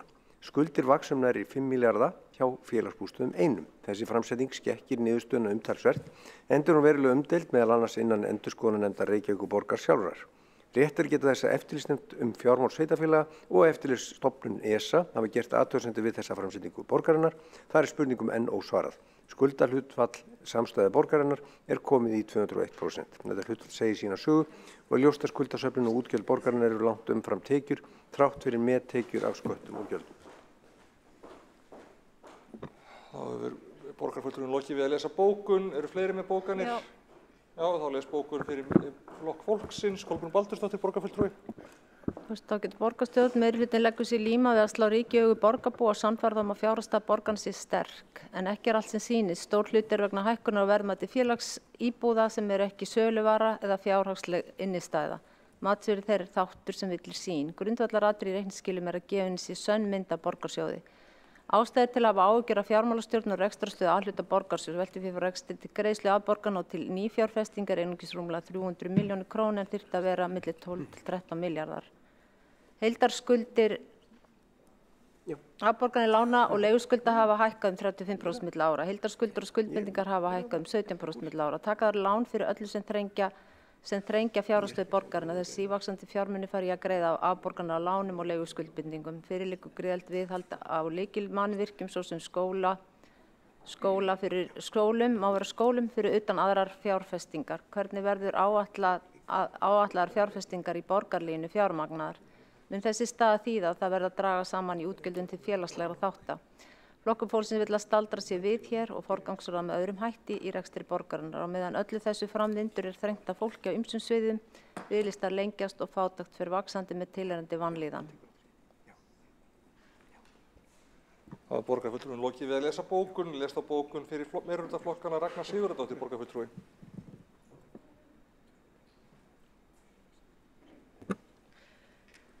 Bókun meirihlutans er svohljóðandi. Ársreikningur Reykjavíkur skilar gríðarlega sterkri niðurstöðu við krefjandi aðstæður. Niðurstaðan mun sterkari en áætlun gerðu ráð fyrir, þrátt fyrir mikinn auka kostnað vegna COVID, sérstaklega í skólum og velferðarþjónustunni.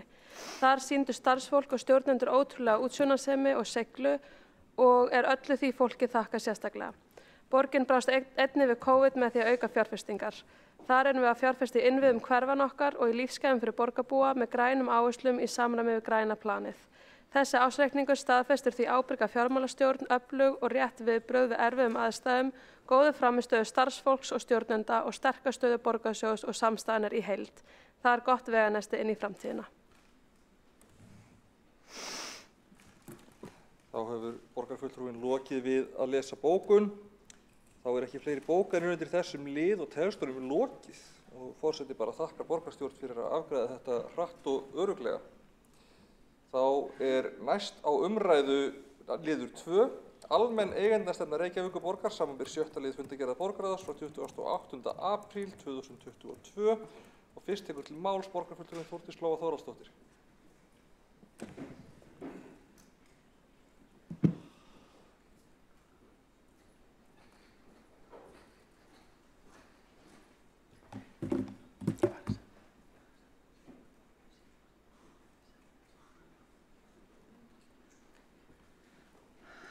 Forseti, góða borgarstjórn. Ég ætla að fara hérna í stuttu máli yfir almenna eigendastefnu Reykjavíkurborgar gagnvart B-hlutafyrirtækjum og kannski að fara rétt aðeins yfir söguna á þessu. Ef við byrjum að á fundi borgarráðs í febrúar 2019 voru samþykktar tillögur breytingar á skipulagi og stjórnsýslu borgarinnar. Og á meðal tillagna sem þar voru lagðar fram voru meðal annars það að settar yrðu á laggirnar stýrihópur sem hefði með sér það verkefni að móta fyrstu almennu eigendastefnu borgarinnar.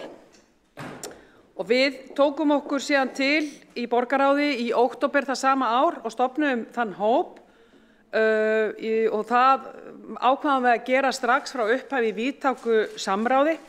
Í stýrihópnum voru ásamt mér Eyþór Laxdal Arnalds og Janus Arn Guðmundsson, Dóra Björt Guðjónsdóttir og Líf Magnúsdóttir og með hópnum starfaði síðan borgarritari sem þá var Stefán Eiríksson og seinna þá nýráðinn borgarritari Þorsteinn Gunnarsson ásamt því að verkefnastjórinn að Svavar Jósefsson starfaði með hópnum. Við fengum strax til liðs við okkur utanaðkomandi sérfræðing til þess að hafa þessi utanaðkomandi augu og það var Helga Hlín Hákonardóttir hjá ráðgjafarfyrirtækinu Strategíu sem var með okkur í þessari vinnu. Helsta verkefni stýrihópsins var að móta þessa eigendastefnu sem á að tryggja gegnsæja og faglega og skilvirka stjórnun B-hlutafyrirtækja borgarinnar. Þannig að það ríki almennt traust og bæði á stjórnum og á starfsemi. Mér langar að byrja á því áður en að lengra haldið inn í þetta að fá að þakka stýrihópnum fyrir frábæra vinnu. Ýmislegt óvænt kom upp á fyrir utan heimsfaraldur, þá fekk líka þessi stýrihópur ýmis óvænt verkefni. Á leiðinni í þessari vegferð okkar að þá vísaði borgarráð til okkar drögum að áhættustefnu borgarinnar, þannig að þessi sami stýrihópur lagðist yfir áhættustefnuna og samþykkti hana fyrir sitt leyti og lagði það fyrir borgarráð. Einnig fekk þessi sami hópur óvænt verkefni þegar kom að umsagnavinnu og listi þessi hópur það verkefni vel sameiginlega úr læðingi og sendi það líka inn til borgarráðs. Þannig að ýmislegt kom svona óvænt upp á leiðinni sem við áttum ekki alveg von á. En allavega kærar þakkir allir sem hafa tekið þátt í þessari vinnu, því að það skiptir miklu máli á svona tímamótum þegar við erum að samþykkja fyrstu eigendastefnu borgarinnar. Og þetta ekkert lítið mál. Þið þekkið það hér sem eruð í borgarstjórn að hér ræðum við mjög gjarnan B-hlutafyrirtæki borgarinnar. Þetta eru risafyrirtæki sem hafa mikil áhrif á samfélagið. Þetta Orkuveitan með öllum sínum undirfyrirtækjum, Orkunáttúrunnar, Ljósleiðaranum og fleira. Þetta eru fyrirtæki, risafyrirtæki sem hafa áhrif á borgarþróun eins og Faxaflóahafnir, nú fyrirtæki Malbökunarstöðin Höfði sem hér hefur ítrekað verið rætt ásamt fleiri og fleiri fyrirtæki sem eru minni. Eigendastefnan kveður hins vegar ákveðið hlutfall sem að Reykjavíkurborg á í fyrirtækjunum og ákveðna stærðargráðu. dæmi hlutfallseigendur, til dæmis lítið fyrirtæki sem Reykjavíkurborg ásamt ráðuneytunum eða ríkinu sem að snýra þjóðarleikfangi knattspyrnu. Þar til dæmis það fyrirtæki ekki nægilega stórt til þess að heyra undir þetta en þar eru hins vegar hlutföllin nægilega stór ef ég man rétt. Einnig eru nokkur fyrirtæki sem heyra ekki undir þessa stefnu beint nema að hluta til og það eru byggðasamlögin, Strætó og Sorpa og Slökkviliðið. Það gæti ákveðið miskilnings í umfjöllunum blaðana, fjölmiðla það en eigendastefna tekur á einkaréttarlegum fyrirtækjum sem eru þá SLF eða sameignarfélög eða HF og svo framvegis, en ekki byggðasamlögin, þannig að það sé alveg skýrt. Nú, hvað þá að frétta í þessari eigendastefnu og af hverju gerum við þetta? Við þekkjum það flest að hér eftir hrun var farið í að vinna eftir góðum stjórnarháttum. Þar eru nokkur lykilgildi sem skipta máli. Það með hvernig er tilnefnt í stjórnir, armslengdarsjónarmið, fagleg vinnubrögð, gegnsæi, upplýsingaskylda og fleira. Og flest af þessu hefur nú verið við lýði hjá borginni sem vel. En ýmislegt hins vegar mótað í gamlar hefðir, sveitarstjórnarmála og fyrirtækja sveitarstjórna. Og það meðal annars hvernig við tilnefnum í stjórnir fyrirtækjana. Og mig langar kannski að draga fram að því að auðvitað eigendastefnan langt og mikið plagg sem ég veit að þið eru öll búin að lesa og þið eru öll búin að fá kynningu á þessu einu sinni eða tvisvar í ferlinu meðan á þessu ferli hefur staðið, þannig að ég ætla ekki að fara að þreyta ykkur með því. En hvað það sem tímamóta hér? Og það sem skiptir máli, fyrir utan það að við erum að vinna eftir leiðbeiningum OECD og við erum að vinna eftir góðum leiðbeiningum góðra stjórnarhátta Viðskiptaráðs Íslands, að þá eru stóru fréttirnar hérna að við erum að ramma eigendafyrirsvarið betur inn. Það og verður áfram og verður skilgreint betur og það gert hérna bæði í eigendastefnunni og í verkáætluninni sem fylgdi. Að þá það hlutverk borgarritara að halda utan þau praktísku mál sem snúa þar, en það eigendafyrirsvarið í höndum borgarstjóra og borgarráðs. Og borgarráð í rauninni samþykkir vegferð borgarstjóra með það eigendafyrirsvar. Það sem mig langar sérstaklega að draga fram það hvernig við í þessari stefnu erum að breyta tilnefningum í stjórnir. Hingað til hafa flokkarnir, og þau þekki það afar vel hérna inni, við röðumstum inn í borgarstjórn eftir svokallari Dudont-reglu og þar af leiðandi hefur þessi regla áhrif á vægi okkar í það hvernig við komum að því að veita tilnefna inn í stjórnir. Þessu viljum við að ákveðnu leyti breyta í staðinn fyrir að hver flokkur eða meirihluti og minnihluti sé að tilnefna einstaklinga í stjórnir fyrirtækja í lokuðu horni, að þá ætlum við að gera þetta saman. Við erum líka að segja hér að stjórnir fyrirtækja borgarinnar eiga að vera, þegar fyrirtæki eru komin yfir ákveðna stærð, eiga að vera 5 manna stjórnir. Og hlutföllin eiga að vera þannig að hluti þeirra eiga að vera óháðir aðilar, tilnefndir af sameiginlega minnihluta og meirihluta og hluti eiga að vera kjörnir fulltrúar. Og við höfum verið spurð, af hverju fóruð þið ekki alla leið? Af hverju fóruð þið ekki bara alla leið í að hafa alla óháða?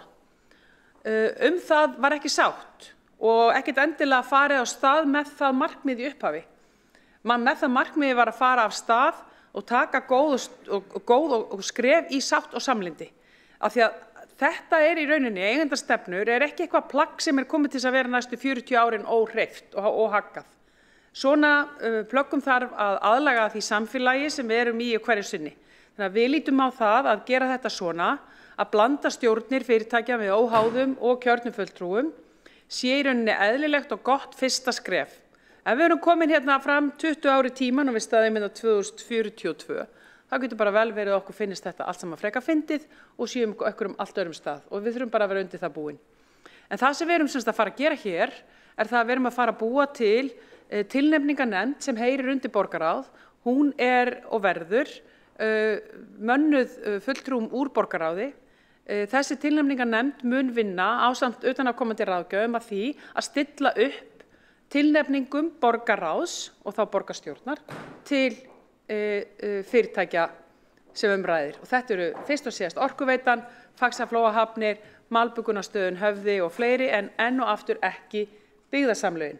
Byggðasamlögin eru heyra undir hatt samtaka sveitarfélaga á höfuðborgarsvæðinu og við erum líka í ekki ósvipari vinnu þar sem við erum að gera stefnu sáttmála og vinna með byggðasamlögin alveg sér. Þannig að ég vil fá að draga skýra og skarpa línu og leiðrétta þann misskilning sem hefur komið fram í fjölmiðlum að þetta eigi við byggðasamlögin og það er ekki þannig.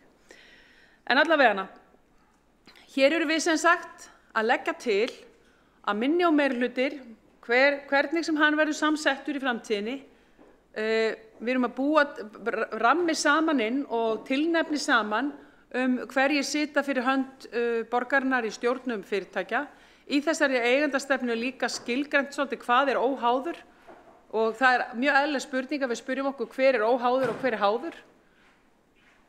Og það er skilgreint hérna með ákveðnum tímaramum og fleira. Í þessari stefnu er líka farið inn á upplýsingaskyldu eigendafyrirsvars í þessu tilviki borgarstjóra og armslengdar sjónarmið tryggð. Enn og aftur þá er þetta stórt skref í sögu okkar borgarráðs og borgarstjórnar að ramma svona vel inn þessa umgjörð sem við viljum setja vinnu okkar með fyrirtæki borgarinnar. Síðan getum við verið ósammála það hvaða fyrirtæki borgin á að eiga og það er bara allt önnur umræða. En þegar það kemur að stjórnum fyrirtækja og starfsemi þá er hér eigendastefna sem endurspeglar gegnsæi og faglegheit og fyrir það er ég ákaflega þakklátt að okkur tókst það. Kærar þakkir. Þórdís Lóa Þórhallsdóttir, borgarfulltrúi, lokið máli sínu og næstur á mælendaskrá Eyþór Laxdal Arnalds, borgarfulltrúi.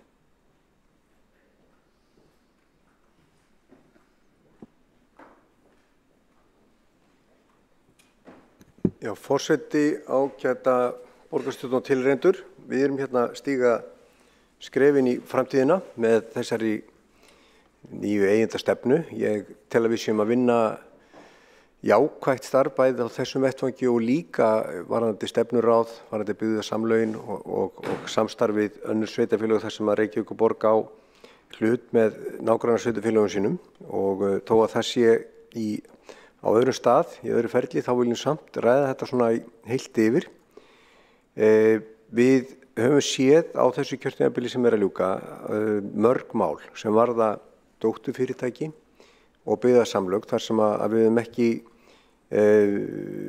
við fengið hingað inn á okkar borð mál sem að hafa vakið athygli verið mál sem að hafa varða framúrkeyrslu og ýmislegt annað og Reykjavíkurborg er með svo stóran hlut af rekstri sínum í dótturfyrirtækjum og byggðasamlögum að það er ekki annað hægt heldur en að setja ákveðin ramma utanum þá starfsemi og það er verið að gera hér í dag og það er jákvætt. Það varðar í mínum huga númer 1 upplýsingagjöf. Það er að segja að upplýsingagjöfin sé reglubundin og nái til borgarráðs, til kjörinna fulltrúa en sé ekki í einhverjum lokuðum hópum annarkvort hjá eigendavettvangi eða það sé farið fram hjá strúktúrnum og það sé hætta þá á skuggastöðum. Þannig að upplýsingagjöf sem er reglubundin á að koma í veg fyrir það að mál sé að tínast, það er að segja að eigandinn, Reykjavíkurborg, kjörnir fulltrúar, sé ekki upplýstir hvað er að gerast í B-hlutanum og það finnst mér vera stærsta málið hér. Ég vona að það gangi vel að framkvæma þetta og hluti af eigendastefnunni er innleiðingaráætlun sem að mun taka einhver tíma þegar við erum að gera þetta í fyrsta sinn en það er mjög mikilvægt að það takist vel til bæði varðandi framkvæmdina og framkvæmdina síðan í upplýsingagjöf á milli B-hlutans og borgarráðs.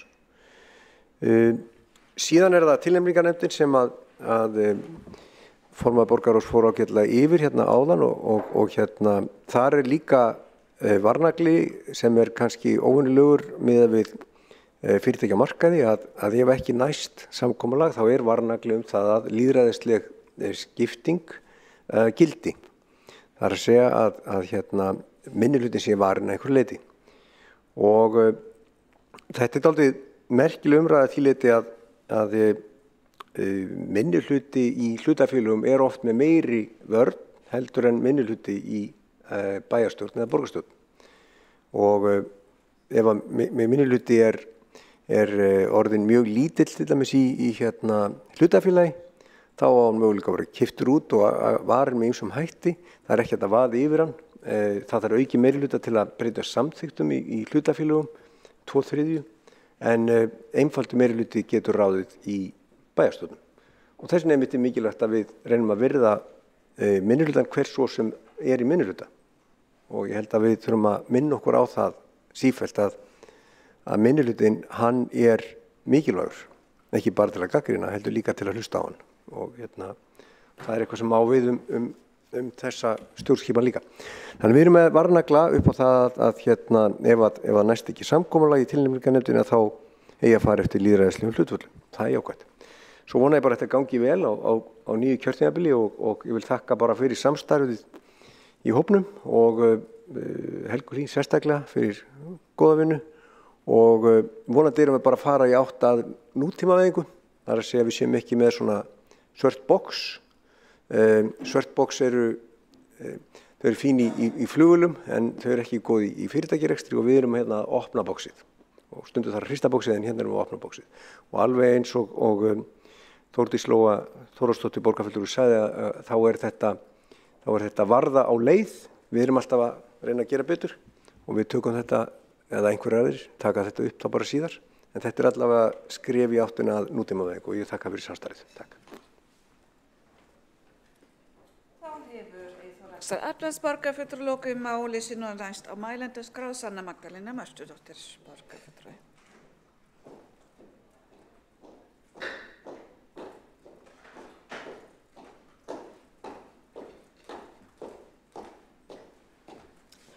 Forseti og borgarstjórn, ég aðeins að hugsa þetta með meiri hluti stjórnarmanna sé óháður, það er að segja ekki tengdur,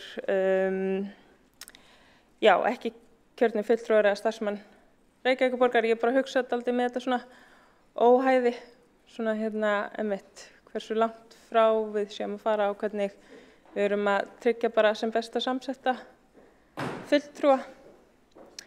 Í þessu, það er svona sem ég var aðeins að hugsa bara í þessu, út frá svona reynslu og aðkomu að viðfangsefninu hverju sinni.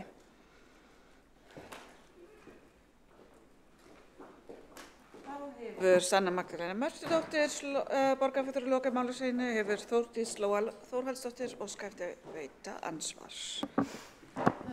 Takk fyrir það, forseti. Já, borgarfulltrúi Sanna Magdalena Mörtudóttir spyr hvenær maður er óháður og það er frábær spurning því að það er ótrúlega, einhvern veginn engin óháður eða þannig. Hins vegar eru ákveðnir rammar til og þeir eru núna þannig að að ræða fólk sem ekki hefur verið, til dæmis eins og þetta gætu verið gamli pólitíkusar, gætu verið orðnir óháðir sem eru þá ekki búnir að vera í opinberum embættum í undanfarin 4 ár, semst 1 kjörtímabil. Það hefur verið líka að gera með fyrrverandi starfsmenn sem dæmi. En að öðru leyti eru allir aðrir óháðir. En hins vegar tilnefningarnefndin henni gert að vinna ekki bara með þá breytu, heldur líka með breytu af reynslu og þekkingu og svona aðkomu að stjórnarborðinu og það er mikilvægt að það sé sagt upphátt að það er engin áætlun það að fylla allar stjórnir Reykjavíkurborgar af hagfræðingum og lögfræðingum, alls ekki. Heldur snýst þetta það að það séu fjölbreytt gleraugu og fjölbreytt og margþætt reynsla sem kemur á borðinu. Og þannig að það í rauninni svona varðan sem að þessi tilnefningarnefnd hefur. Svo til allskyns baggögn sem að Viðskiptaráð með sem að hægt að nýta líka og OECD. En þetta kannski mjög relevant spurning. Við fengum hana þegar við vorum að vinna eigendastefnu Faxaflóahafna að þá í litlum samfélögum spurðu hver í ósköpunum óháður í litlu samfélagi og þá var svona farið í að skilgreina það fyrrverandi pólitíkusar og fyrrverandi bæjarstjórar gætu mögulega komið að en það að vera ákveðin tímalengd frá vinnunni. Hefur Þórdís Lóa Þórhallsdóttir, borgarfulltrúi, lokið við að veita ansvar. Já, og þá eru ekki fleiri á mælendaskrá undir þessu dagskrárlið og þá er gengið til atkvæðagreiðslu. Það eru ekki allir í salnum. Já, þá er tekið stutt fundarhlé.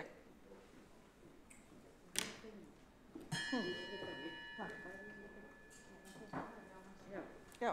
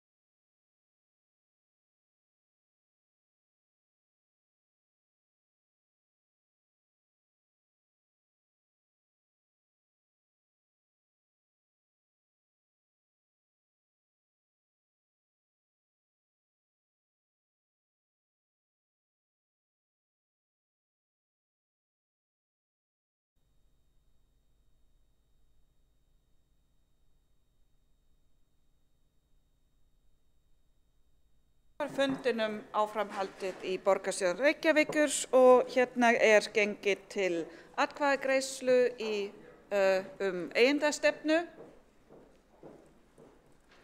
Er allir komin í sal?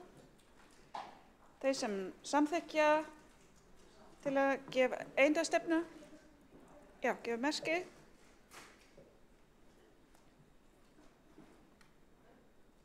Þeir sem á móti kunna vera, þá það er samþykkt með 22 atkvæðum og 1 greiðir ekki atkvæði.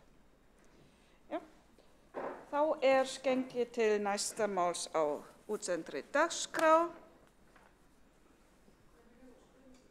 Já, eru bókanir sem, já, Kolbrún Baldursdóttir gerir svo vel. Já. Já, forseti borgarstjórn tími var er sannlega komin til að skilgreina eigendastefnu borgarna, ekki verra við það að virka gegnsæja og góða stjórnarhætti og gæta áhrif minnihluta séu virt með lýðræðislegu jafnræði, þannig ekki sé unnt að ganga á rétt þeirra sem kunna að vera í minnihluta í borgarráði og borgarstjórn en hlutfall óháðra stjórnarmanna má vera hátt. Ein megin áherslan á að vera á upplýsingagjöf og hún nái til kjörinna fulltrúa og þá einnig þeirra fulltrúa sem skipa minnihlutann. Allt og oft hafa fulltrúa ekki verið upplýstir sérstaklega B-hlutann. Fundargerðir þess utan afar rýrar og segja sjaldnast til hvaða ákvarðanir eru teknar á fundum. Hér er tekið skref í rétta átt en vakta þarf þessi mál vel áfram.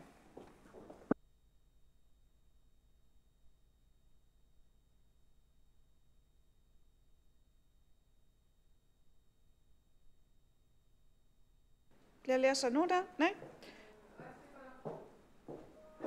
Já, gott mál.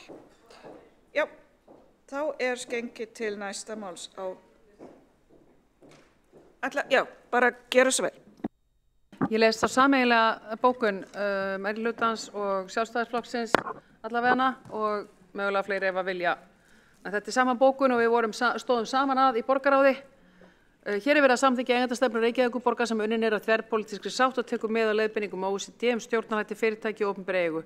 Eigendastefnan tryggir gagnsæja, faglega og skilvirka stjórn B-hluta fyrirtæki borgaranna þannig að það ríki almennt traust á stjórn og starfsemi þeirra. Hlutverk umboð og ábyrgð eigendafyrirsvars er skilgreint þar á meðal valdheimildir og mörk þeirra og upplýsingagjöf. Stefnan kveður einnig á að þær kröfur gerðar eru til skipulags og stjórnarhátta þeirra fyrirtæki sem eigendastefnan nær til og hlutfall óháðra stjórnarmanna sem skipa skuli stjórn fyrir hönd Reykjavíkurborgar. Hér er mikla framþróun að ræða og þessu skrefi fagnað sérstaklega. Herði, ég tilbúin með bókun.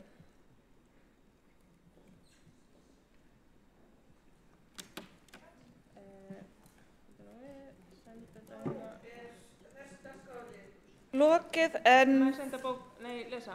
Já, gjörðu svo vel. Mikilvægt er að hægt sé að endurskoða stefnuna ef þörf þykir almennt telur fulltrúi sósíalista mikilvægt að tryggja fjölbreyttar raddir þeirra með reynslu af þeim stjórnum, ráðum eða nefndum sem er að ræða og að stefnur geti fjallað slíkt. Takk alveg fyrir það. Ef það ekki fleiri sem að vilja lesa bókun, þá aftur tekið stutt fundarlega núna.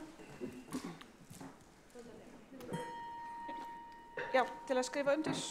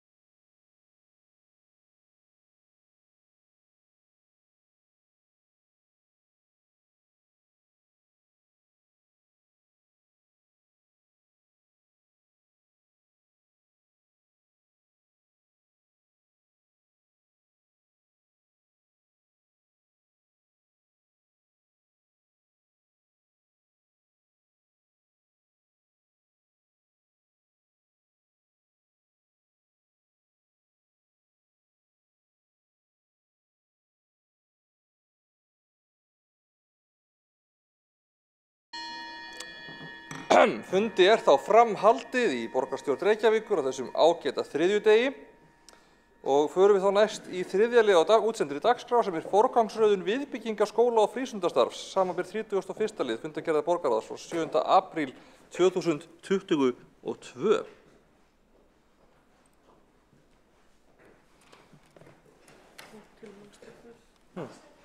Og fyrst tekur til máls borgarfulltrúinn Pavel Bartósek, afsakið.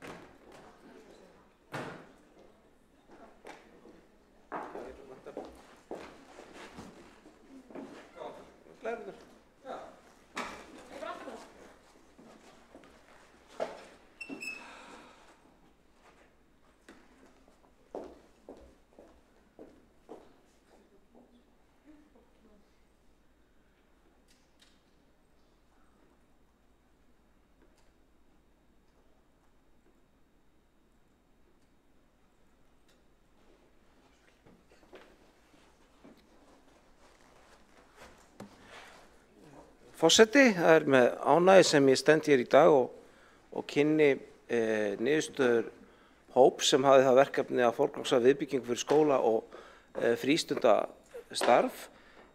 Með hópnum störfuðu ég og Skúli Þór Helgason borgarfulltrúi og Örn Þórðarson borgarfulltrúi og með hópnum störfuðu einnig ráðgjafar Intellekta og síðan starfsfólk á skóla- og frístundasviði og umhverfisskipulagssviði og á skrifstofu og hópurinn komst að einróma niðurstöðu og ég þakkláttur fyrir það sem og bara gott samstarf í hópnum almennt og þeirri staðreynd að hann lauk sínum störfum á tilskildum tíma en það var fresturinn 15. apríl en hann sést að við skilum okkur þann 4. Þannig að það líka einkar ánægilegt en það mikil verkefni framundan við það að ráðast í viðbyggingar og viðhald og ég vona að þessi vinna hjálpi til við að forgangsraða þeim inn á fjárfestingaráætlun. Örsnöggt bara ætla að renna yfir þessar glærur sem hér hafa verið sendar með fundargögnum að verkefni hópsins hérna lýst í erindisbréfi og það var sem það að forgangsraða viðbyggingu við skóla- og frístundastarf út frá þeim þáttum sem þarna voru, ástandi þeirra bygginga sem fyrir eru, fjölda nemenda starfsfólks á fermetrar og burðarþolsskólan til lengi tíma sem og allra annarra þáttar sem þarna eru nefndir. Þessi aðferð byggir á aðferð sem við höfum notað hér einu sinni áður í borgarstjórn og kölluð Infrastructure Prioritization Framework og gengur út á það að taka verkefni og forgangsraða þau annars vegar eftir félagslegum þáttum og hins vegar fjárhagslegum þáttum.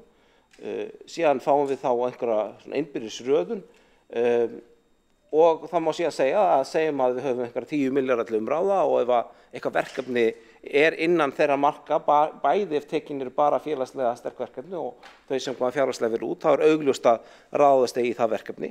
Á sama hátt eitthvað verkefni kemst ekki innan þá lista óháð því hvort að við lítum bara til fjárhagslega þátta eða félagslega þátta, þá augljóst að það verkefni verður ekki tekið með í næstu umferð, sama hvort við lítum til fjárhagslega félagslega þátta og svo eru verkefni sem kunna kannski skora hátt á öðru stigi en árum hvaðum ekki hinnum og þá kemur hin pólitíska stefnumótun til sögunar. Þannig að þetta svona grunnverkfærið og síðan ætla ég kannski fjalla bara það með hvaða hætti við notum þetta verkfæri á okkar viðfangsefni. Við einskorðum okkur svona við ákveðna hluti að segja líta þá til þeirra verkefni sem líta fyrst og fremst að viðbyggingum og meiriháttar viðhaldi við grunnskóla. Verkefni sem þegar búið ákveða ráðast í eins og Fossvogsskóli voru ekki tekin með í líkanið en það þetta líkan til að taka ákvarðanir, ekki að réttlæta ákvarðanir var eins og þegar hafa verið teknar. Við vorum síðan í nokkrum tilfellum nokkrar sviðsmyndir, til dæmis í Laugardal og eins í miðborg og Hlíðum, þar sem var ákveðið að rauninni taka ekki sviðsmyndar sem líka heldur skoða þá bara stöðun á hverju stað fyrir sig. Þannig að Vörðuskóli til dæmis ekki tekin sérstaklega fyrir, heldur hann bara partur af því að skoða lausn á viðfangsefninu við Austurbæjarskóla og nálægum skólum og síðan þá fórum við ekki það að skoða byggingar til dæmis fyrir leikskóla því að þær hafa verið forgangsraðar sem Bartabrúin bílum verkefnum. Og sama hátt að skoðum við ekki heldur nýjar byggingar eins og til dæmis nýja skóla, skóla í Skerjafirði eða skóla í Ártúnshöfða eða mögulegan skóla í Öskjuhlíð vegna þess að það líkan hentar ekki jafn vel fyrir það og það er bara einhver ákvörðun sem tekin annars staðar. En út úr þessu samt engu að síður mjög langur listi af skólum sem þarf að forgangsraða eða starfsstöðvum og nokkur atriði. Við tókum fjárhagslega þættina út frá frummatinu, að því að síðan skýrist oft svolítið hvað verkefni eru dýr eftir þessi mál líður og það geti þá verið örlítið ósanngjarnt þeirra verkefna sem eru lengra frá komin, þannig við notumst alltaf við frummatið þó svo að kannski nýrri gögn liggja fyrir, af því að þá var það svona einst sem náði yfir alla. Og síðan þá vorum við með aðeins vera félagslega forsendur sem voru látnar vega 75% í heildarmatinn og fjárhagslegu forsendurnar. Fjárhagslega forsendur eru kannski örlítið einfaldari og þær eru eins fyrir þetta verkfæri óháð því hvert viðfangsefni er. Það er þá í rauninni viðbótar árlegur kostnaður, í þessu tilfelli viðbótar árlegur kostnaður á nemenda og þá tökum við tekjur af verkefninu sem getur þetta verið tekjur vegna mögulegar eignasölu ef við getum losa eitthvað húsnæði sem við erum að nota í dag og haft það í tekjur og síðan viðbótar kostnaður sem felst í því að nýjir fermetrar, þeim hafði líka halda við og fjármagna. Þannig það er þá viðbótar kostnaður. Og þetta út úr þessu kemur okkur tala sem raðar verkefninu eftir hver hagkvæm þau eru. Á hinn bóginn er það félagslegu stuðlarnir sem eru kannski þeir sem eru oft mest í umræðinni og þar vorum við með 5 þætti, annars vegar aldur og ástand, þar sem teknar voru ástandsskýrslur skólana og síðan metnar í rauninni af fasteignastjórum til þess að geta samræmis milli hverfa og skóla ef að skyldi hafa verið aðeins þessi verklag við haft við eina ástandsskýrslu en aðra. Og það raðaði þá skólum upp eftir því hve mikla endurbóta væri þörf. Það var skoðað hvort að skóli væri, hvort það væri nútímant húsnæði eða eldra húsnæði. Það var skoðað hvernig aðgengismálum var alltaf út frá algildri hönnun og ógengum sararnum. Það var skoðað hvort það væri mikið notast við óhagkvæmar færanlega einingar og hvernig sararnsmálum var háttað. Og þetta var mjög stór þáttur í heildarmati og 33% allt í allt. Síðan er stækkunarþörfin og þá skoðum við í rauninni hver langtíma þörfin í hverfinu væri og hver þolmörk skóla voru í dag. Það getur þetta verið í einhverjum tilfellum að skóli er örlítið yfir þolmörkum í dag en mun jafnast, en í einhverjum tilfellum þá er skólinn ekki bara yfir þolmörkum í dag, heldur fyrirsjáanleg þróun sú að það muni verða þannig til lengdar og þá skoruðu þau verkefni herra þar sem mikill gap var þarna milli langtíma þarfar og þolmarkana eins og þau eru í dag. Síðan skoðum við stöðu frístundaheimila og gáum þá einkunn eftir því rauninni hvort að frístundaheimili væri nú þegar á lóð eða hvort það væri utan rauninni skólalóð eða hvort það væri innan skólahúsnæðisins eins og við viljum hafa það. Og svo var tekin matseinkunn þar sem hópurinn mat það hve vel verkefnið samræmdist núverandi stefnu skóla frístundasviðs skólabyggingar og einnig hversu tilbúið verkefni væri vegna þess að það er málum sjónarmið að ef við erum með tvö mjög sambærileg verkefni en eitt er búið að teikna og hanna og hitt er einungis á hugmyndastigi, þá er skynsamlega að ráðast fyrst í það verkefni sem allt annað jafnt sem er lengra komið því þá getur það komist fyrir til framkvæmda.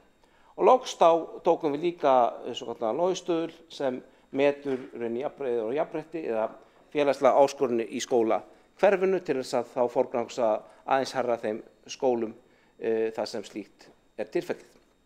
Nú, út úr þessu er þá ákveðin niðurstaða sem felur í sér heildarskor alla skólana. Þetta sést nú ekki vel á þessari kannski glæru þó menn geta nú pírt augun og lesa þarna einstaklega skóla en ég fer mæst betur í þetta á eftir. En þetta er satt mat á öllum starfsstöðum hjá grunnskólunum og það sem þeir skólar sem eru langt til hægri skora hátt á félagslega kvarðanum, þeir skólar sem eru hátt uppi eru þá skora hátt á fjárhagslega kvarðanum og þarna sjáum við að það eru kannski ekki mjög mörg verkefni sem eru alveg efst í hægra horninu sem því það þá eru kannski engin augljósi kostir til að ráðast við sem eru bæði gríðarlega hagkvæmir og leysa mjög mikið af félagslegum vandamálum. Gjarnan eru þau verkefni sem skora hátt félagslega líka dýrari sem kannski er alveg eðlilegt. Nú, það var ákveðið líkt og var gert í tilfelli þegar við röðum íþróttamannvirkjum að raða þessu saman, það sé að setja 75% kvarða á félagslegu þættina og 25% á fjárhagslegu þættina og það gefur okkur þá þessa tvo forganga sem þarna má sjá með grænum og gulum lit og þeir raðast upp með þessum hætti að það eru þá 6 starfsstöðvar sem kallar mest á að fara í umbætur á, en það skal þó tekið fram að það í einhverjum tilfellum hægt að í rauninni redda aðstæðum við starfsstöð með því að bregðast við einhverstað annars staðar. Til dæmis ef það mikil þörf á skólahúsnæði í hverfinu, þá þetta hægt að byggja kannski við nýjan skóla eða búið til skóladeildir í skóla sem við hliðina á. En niðurstaðan þá þessi að það þá verkefni sem snúa á Laugardal sem raðast mjög hátt í forgangsröðun hópsins. Sama gildir þá Hagaskóla sem hefur verið ákveðið að ráðast nýlega í og Réttarholtsskóla og Melaskóla sem skora einnig hátt. Og þá sýndi forgangsröðun að þörf á endurbætur við Seljaskóla, Ölduskóla, Norðlingaskóla, Breiðholtsskóla, Árbæjarskóla og Breiðholtsskóla, auk þess að leysa úr rauninni sambærilegum málum hér í miðborg og Hlíðum, þar sem eru líka nokkrar sviðsmyndir í gangi. Og það skal líka tekið fram að önnur verkefni koma áfram til álita og kunna skora hærra þegar að rauninni verkefnið vindur áfram, til dæmis ef að börnum fjölgar í einhverjum af þessum stöðum. En ég vil bara að lokum þakka enn aftur fyrir gott samstarf í hópnum og persónulega ánægð með að við höfum náð þessum áfanga að búa til þetta kerfi sem hjálpar okkur að forgangsraða verkefnin á fjárhagsáætlun og gera að mínum mati vel vegna þess að þó að þessar aðferðir eins og allar svona aðferðir tryggja ekki það að við tökum alltaf bestu ákvörðunina, þá allavega gera það okkur aðeins erfiðara fyrir að taka mjög vondar ákvarðanir og ég held að hér hafi tekist vel til sem sést á því að við erum einróma í okkar niðurstöðum. Borgarfulltrúi Pavel Bartósek hefur lokið máli sínu. Næstur á mælendaskrá borgarfulltrúi Skúli Þór Helgason.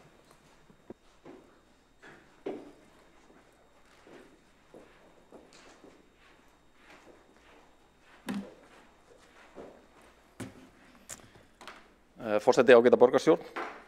Ég vil segja nokkur orð og fylgja eftir góðri kynningu formanns stýrihópsins Pavel Bartósek, borgarfulltrúa. Í mínum huga þetta mjög merkileg vinna, löngu tímabær og reyndar mjög brýnt að komast á beinu brautina varðandi stækkun grunnskóla í borginni. Þörfin þar mikil og vaxandi enda borgin að stækka, íbúum fjölga, fæðingatíðni að aukast undanfarin misseri. Og staðreyndin svo að húsnæði grunnskóla í borginni víða orðið of þröngt fyrir þann nemendafjölda sem að sækir viðkomandi skóla. Við sjáum það á skýrslunni. Þetta eru rúmlega 20 viðbyggingarverkefni, 22 nánar tiltekið sem að þar eru tekin fyrir og hugmyndirnar reyndar viðbyggingar ennþá fleiri ef allt væri talið. Það augljóst að það þarf að forgangsraða þessum verkefnum og taka þannig af skarið það hvaða verkefni brýnast að ráðast í fyrst, hver koma þar á eftir og svo framvegis. Formaður stýrihópsins fór vel yfir okkar niðurstöðu í stýrihópnum, hvaða forsendur lágu til grundvallar, félagslegar forsendur vega þyngst, fjárhagslegar forsendur sömuleiðis. Þarna talað hluti eins og aðgengismál, nemendafjölda, spá þróun nemendafjölda á næstu árum, samnýtingar möguleika grunnskóla og frístundar, kostnaður skiptir auðvitað máli varðandi einstök verkefni, hve langt það komið í undirbúningi og svo framvegis. Í stórum dráttum liggur þetta svona að skólar í Laugardal og Vesturbæ skora hæst, 3 skólar í Laugardalum, 2 í Vesturbæ og síðan Réttarholtsskóli raðast í 6 efstu sætin og mynda sameiginlega þann hóp sem telst vera í fyrsta forgangi. Þar á eftir koma síðan ýmis verkefni í Austurborg og Miðborg, þar sem skólar í Breiðholti, Miðborg og Hlíðum, auk Norðlingaskóla og Árbæjarskóla og Breiðagerðisskóla eru þarna í næsta forgangi. Ég vil líka árétta það sem kemur fram í niðurstöðu stýrihópsins að önnur verkefni, til að mynda Rimaskóli, Sæmundarskóli, Ingunnarskóli, Fellaskóli, Dalsskóli, Borgarskóli og Víkurskóli koma áfram til álita og þetta auðvitað ekki klappað í stein. Þessi forgangsröðun getur breyst eftir því sem aðstæður breytast eða betri upplýsingar liggja fyrir, en þetta samkvæmt bestu manna yfirsýn það sem við höfum fyrir framan okkur í dag og svo forgangsröðun sem við stöndum öll saminuð að baki sem við vorum í stýrihópnum. Næstu skref eru síðan að velja úr þeim sviðsmyndum sem að liggja fyrir. Það eru 3 sviðsmyndir annars vegar í Laugardalnum. Það sem valið stendur á milli þess í fyrsta lagi að byggja við alla skólana 3, Laugarnesskóla, Langholtsskóla og Laugalækjarskóla. Í öðru lagi að 2 elstu árgangarnir í Laugarnesskóla verði færðir yfir í Laugalækjarskóla og byggt verði við þann síðarnefnda. Og loks í 3. lagi að byggðu verði nýr unglingaskóli fyrir hverfið. og unglinga í öllum skólunum 3. En að þessi skólar 3 verði allir yngri barnaskólar fyrir 1. til 7. bekk.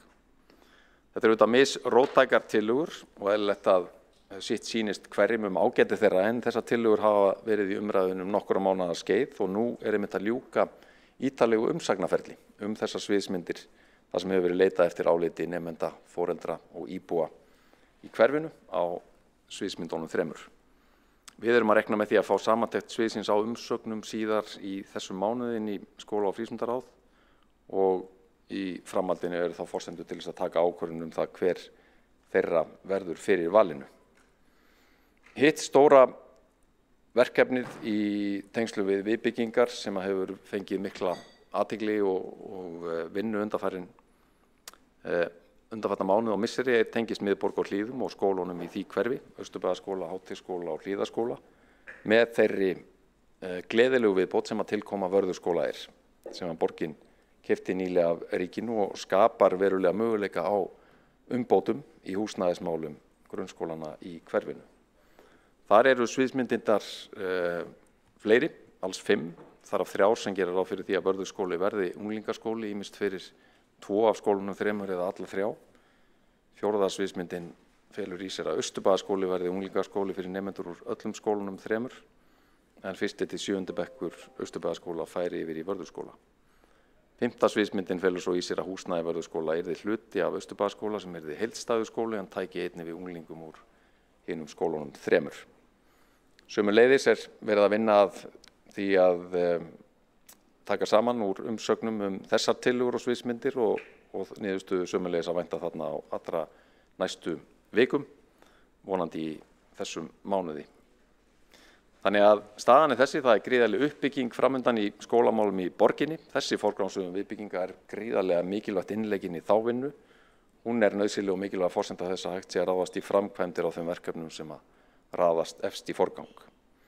Þá erum við að fara að byggja nýja grunnskóla í uppbyggingahverfinum eins og Vogabyggð, Skerjafirði og Ártúnshöfða og í 3. lagi búið að tryggja umtalsvert meira fjármagn í viðhald og endurbætur á skólahúsnæði í borginni, alls 25–30 milljarða á næstu 5–7 árum, eins og ákveðið hefur verið í borgarráði og við höfum farið yfir hér í þessum sal.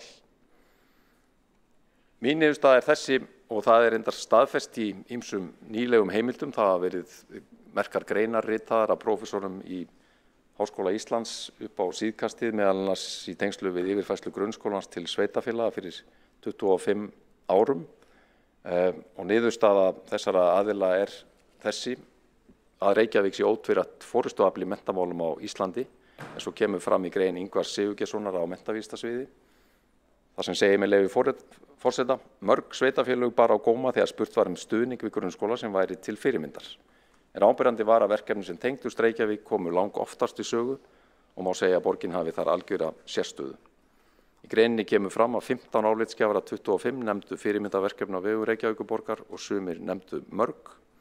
Flestir sem teldu fram Reykjavík nefndu menntastefnuna, bæði þá stefnu sem nýlega hefur verið samþykkt undir yfirskriftinni Látum draumana rætast, en einnig stefnumörkun einstaklingsmiðað nám sem mótuð var undir stjórn fyrrum fræðslustjóra borgarinnar, Gerðar G. Óskarsdóttur, skömmu eftir yfirfærslu grunnskólans.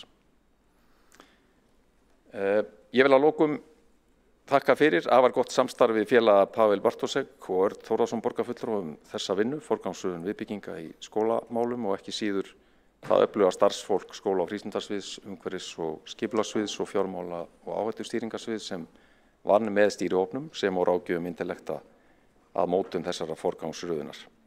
Í mínum huga alveg klárt, hér að ferð tímamótavinna sem verður mikilvægt leiðarljósi við ákvörðun fjárfestinga í skólamannvirkjum á komandi árum, þar sem við erum staðráðin í að fjárfesta myndarlega í skólamannvirkjum í okkar hverfum í borginni til að bæta enn þjónustu við barnafjölskyldur í borginni. Borgarfulltrúi Skúli Þór Helgason hefur lokið máli sínu. Næst á mælendaskrá borgarfulltrúi Kolbrún Baldursdóttir. Gjörðu svo vel.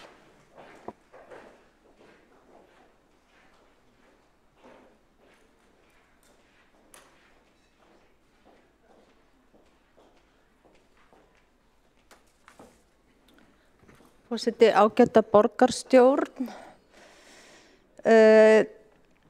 Þetta kjörtímabil, á þessu kjörtímabili hefur byggð í Reykjavík verið þétt mjög mikið í grónum hverfum og verulega svo munar. Og víða hefur gleymst að gera ráð fyrir innviðum, lóðum fyrir skóla og íþróttaaðstöðu ásamt aukinu umferð. Og framtíðarskipulag sérstaklega skólamála í Laugarnesi, Háaleitis og bústaðahverfi búið að vera í mikilli óvissu, bæði vegna endurbóta og örra fjölgunar nemenda. Og fyrir liggur núna þessi skýrsla, forgangsröðun skóla, sem þarfnast ýmist viðgerða eða viðbygginga. Og það eftir því tekið að af þeim 6 skólum sem eru nefndir í forgangi eru 4 úr þessu hverfi sem ég nefndi áðan, það Laugardalurinn og Háaleitis bústaðahverfi. Í Laugadalnum ástandi bara virkilega slæmt og þar mjög mikil uppsöfnuð þörf samkvæmt skýrslunni og svo sem foreldrar og skólarnir búin að vera að kalla hátt lengi áður en að nokkuð tíman þessi skýrsla fór í umferð. Og Réttarholtsskóli einnig mjög ofarlega í forgangsröðun skóla. Bæði í fyrst og öðrum forgangi, eins Breiðagerðisskóli sem skóli sem tekin með í forgangsröðunarlíkanið. Og svo einnig líka mikill vandi í Réttarholtsskóla og Langholtsskóla. Þannig að þetta svæði virkilega kallar eftir mikilli þörf. Og þarna áfram að þetta og innviðir eru löngu sprungnir þannig að þá eftir að þurfa að nánast myndi ég segja byrja á þessu öllu bara strax. Þannig að ég svona aðeins að hugsa því að ég veit að Hagaskóli náttúrulega líka mikilli þörf og fleiri skólar að ég svona spá í tímalínunni, byrja á einhverjum einum og svo hversu langan tíma á þetta allt saman eftir að taka. Mér langar aðeins að skoða, taka dæmi af til dæmis Laugarnesskóla. Það í áætlun að hann sinni aðeins 593 nemendum og í skýrslu starfshóps framtíðarskipulag skóla og frístundastarfs í þessu hverfi, þessar sviðsmyndagreiningarnar voru, gert ráð fyrir að í óbreyttri skólagerð verði fjöldi nemenda í Laugarnesskóla 683 árið 2030 og 686 nemendur árið 2040. Frávik í forsendum fyrir Laugalækja og Langholtsskóla reyndar ívið minni og fyrirhuguð áformum byggingu íbúða í þéttingarreitum í hverfi skólan í Laugardal styðja forsendur í sviðsmyndagreiningunni og þess vegna held ég að líkur á því að þessi framtíðaþörf kunna að vera mjög vanmetin í skýrslu stýrihópsins. Og bara nemendum á eftir að fjölga mikið meira heldur en bara einhvern veginn áætlanir gera ráð fyrir og mögulega verðum við komin að þolmörkum bara strax 2030. Og síðan í skýrslunni þessari hinni þarna, sem ekki reyndar hér til umræðu, þetta hangir einhvern veginn allt saman að þá ekki fjallað mismunandi aðstöðu til kennslu í íþróttum eða verklegum greinum sem getur auðvitað haft. En auðvitað þessi skýrsla góð og gild og núna að hefja bara verkið og eins og ég segi það þarf að hefja á verk í mörgum skólum í einu. Það sem hins vegar hefur líka vantað í gegnum þetta allt og ég veit ekki hvernig verður í framtíðinni að það hefur skort svo mjög á upplýsingagjöf til foreldra vegna þessar framtíðarskipulags og vegna þessar skólamála. Og það bara lítið að frétta, ef það ekki að koma svona skýrsla, þá að öðru leyti kannski ekkert að frétta og síðan þarf að halda áfram að upplýsa fólkið framvindu mála. Tímalínan ekki skýr og það sem ég heyri frá foreldrum sem ég hef talað við að þá hægagangur bara allt og mikill og það einhvern veginn líka engin fyrirvari á breytingum. Ég heyrði í einum skólastjóra núna bara í gær og það kannski kemur símtal og allt í einu þarf að rýma eitthvað svæði og færa til nemendur og það einhvern veginn, það vantar kannski þessa fyrirhyggju að láta fólk vita tímalega hvað standi til og leyfa skólastjórnunum vera einhvern veginn með við borðið þegar verið að taka ákvörðun næstu skref. Þannig að ég svona báðum þessum skýrslum þá eftir situr þessi svona hugsun að það þarf að bæta tengslin milli meirihlutans og foreldra þannig að þau viti hvað er að fara að ske á morgun og hinn. Síðan líka spurning bara heildarstefnu í skólamálum í til dæmis þessu hverfi og auki samstarf að öllu leyti eitthvað sem þarf. Síðan auðvitað íþróttaaðstofan annað mál kannski en samt allt samhangandi og þar eru aðstæður í Laugarneshverfi og Laugalækjarskóla bara virkilega mikil óvissa. Og íþróttahús Laugarnesskóla til þess friðað og bæta þar þá aðstöðu með nýbyggingum við báða skólana sem þarna eru. Þannig, og þennan veruleika má finna í fleiri hverfum. Þannig að það er svo óvissa sem að líka hangir einhvern veginn á spýtunni í þessu máli og sem þarf að eyða, það er að eyða þessar óvissu, því óvissu er vond, óvissu að skapa kvíða og kannski bara þetta svolítið liður í að setja málefni barna og þeirra fjölskyldunni meiri forgang og það eru þetta ekki bara öruggt skólahúsnæði, þá er þau aftur komið líka að hvernig börnunum líður í skóla án aðgreiningar. Og það leiðir hugan okkar að biðlistunum frægu sem núna eru 1900 börn á tæplega sem hefur fimmfaldast á þessu kjörtímabili. Það var 400 börn þegar þessi borgarstjórn hófst. Þannig að eins og bara ég var að heyra daginn að hafði foreldri samband við mig og sagði að sálfræðingur skóla hefði hringt í sig og sagt að voru 2 ár þangað til barnið kæmist að í þroskamat. En hérna er ég bara að tala líka almennt séð hvernig málum er fyrir komið í grunnskólinn Reykjavíkurborgar. Og skýrsla eins og þessi er góð og gild og hún er bara auðvitað spurning af fylginni en það þarf líka að taka fleiri en einhvern 1-2 skóla fyrst og það kom Hagaskóli fór á stað sem virkilega er mikil þörf fyrir en þá fóru foreldrar í Laugardal að hafa áhyggjur og hvort það væri verið að fylgja þessari forgangsröðun og hvað er tímalínan. Þannig að ég kalla kannski eftir því að það sé framhald af þessari skýrslu og sé haldið áfram með að taka úr henni næstu skref og upplýsa skólastjórnendur og foreldra hvenar og hvernig og hvar og hversu lengi þessi verk eiga að taka og hvað eiga skólastjórnendur og foreldrar að gera til þess að undirbúa börnin og hvernig verður þeim fyrir komið á meðan á einhverja af þessu stendur og þannig að það sé hægt að vita hvað næsti dagur ber í skauti. Borgarfulltrúi Kolbrún Baldursdóttir hefur lokið máli sínu. Næsta mælendaskrá er borgarfulltrúi Alexandra Briem.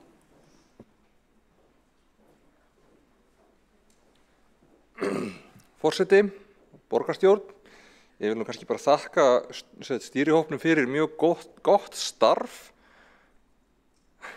Ég þakka stýrihópnum fyrir mjög gott starf og góða vinnu. Þessi niðurstaða rímar bara nokkuð vel við þá tilfinningu sem maður hefur haft út frá því að fylgjast með þessu starfi og þessum byggingum og því sem komið hefur upp. En það er að mínu viti ofsalega mikilvægt að þetta sé skoðað bara mjög faglega. Það sé sett upp ákveðin viðmið sem sé öllum ljós. Það sem er bara miðað við eins og farið var yfir annars vegar samfélagslega ábatan og hins vegar kostnaðinn og bara fundið út úr því hver er sanngjarnasta forgangsröðunin. Það er alveg ljóst að alltaf þegar það þarf að forgangsraða þá er einhver sem að finnst að hann hafi verið skilinn eftir og það er annars verður þetta ekki forgangsröðun. En þegar aðferðafræðin er skýr og til að gera óumdeild þá er allavega meiri sátt það tel ég og ég held að hérna hafi verið bara stuðst við mjög faglega nálgun og ég held að við hljótum að vera sammála það að þeir skólar sem eru í fyrsta forgangi í þessari áætlun eru skólar sem augljóslega geta ekki beðið. Þannig að já, ég vildi bara þakka fyrir og ég fagna því að það sé verið að vinna svona forgangsröðun svona faglega og bara með svona gegnsæjum hætti. Þetta er til mikilla fyrirmyndar og takk fyrir. Borgarfulltrúi Alexandra Briem hefur lokið máli sínu. Ekki hafa fleiri borgarfulltrúar óskað eftir að komast á mælendaskrá. Þannig að umræðu þessa tillögu lokið og við tökum hana til afgreiðslu.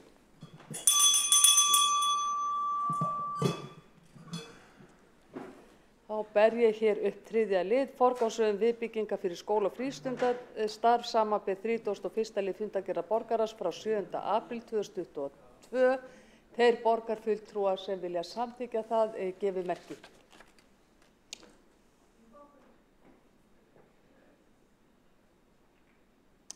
Tillagan samþykkt, einn borgarfulltrúi situr hjá.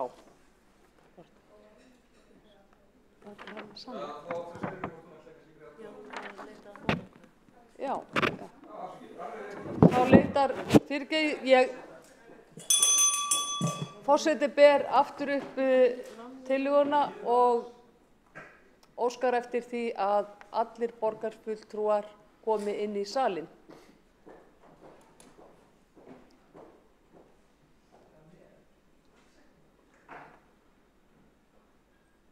Þeir borgarfulltrúar sem samþykkja tillöguna vinsamlegast gefi merki. Þeir borgarfulltrúar sem á móti kunna vera. Svo ekki, þannig að tillagan samþykkt með 22 atkvæðum og 1 hjásetu. Þá gengið til næsta liðar. Hvað ganga frá bókunum? Borgarfulltrúinn Kolbrún Baldursdóttir hefur óskað eftir því að lesa upp bókun. Gjörðu svo vel. Forseti ágæta borgarstjórn, fyrir liggur skýrsla forgangsröðun skóla sem þarfnast ýmist viðgerða viðbygginga. Af þeim 6 skólum sem eru nefndir í forgang eru 4 úr Laugarnes og Langholtshverfi. Í Laugardal mikill uppsöfnuð þörf samkvæmt skýrslunni. Réttarholtsskóli einnig mjög ofarlega í forgangsröðun skóla sem skipt í 1. og 2. forgang. Breiðagerðisskóla skóli sem tekin með í forgangsröðunarlíkani. Mikill vandi reyndist að Réttarholtsskóla og Langholtsskóla. Hér að ræða hverfi sem tilstendur og þéttabyggs og munar sem mun sprengja innviði hverfisins. Sumar þessar skólabyggingar eru þess utan illa farnar vegna áralangs viðhaldsleysis. Viðhaldsskuld Reykjavíkurborgar orðin stór. Staða íþróttaaðstöðu óljós og töluflokk fólksins að bregðast verði við bráðavanda vegna skorts á íþróttaaðstöðu í Laugarnes og Laugalækjarskóla og íþróttafélaganna í hverfinu. Sá veruleiki sem hér hefur verið dreginn upp má finna í fleiri hverfum. Nemendum fjölgar hratt og óttast fólksins að sú framtíðarþörf sem áætlun sé vel vanmetin í skýrslunni forgangsröðun viðbygginga fyrir skóla og frístundastarf. Líkur á að komið verða þolmörkum 2030. Í skýrslunni ekki fjallað mismunandi aðstöðu til kennslu í íþróttum með verklegum greinum og geta haft áhrif í þessum samanburði.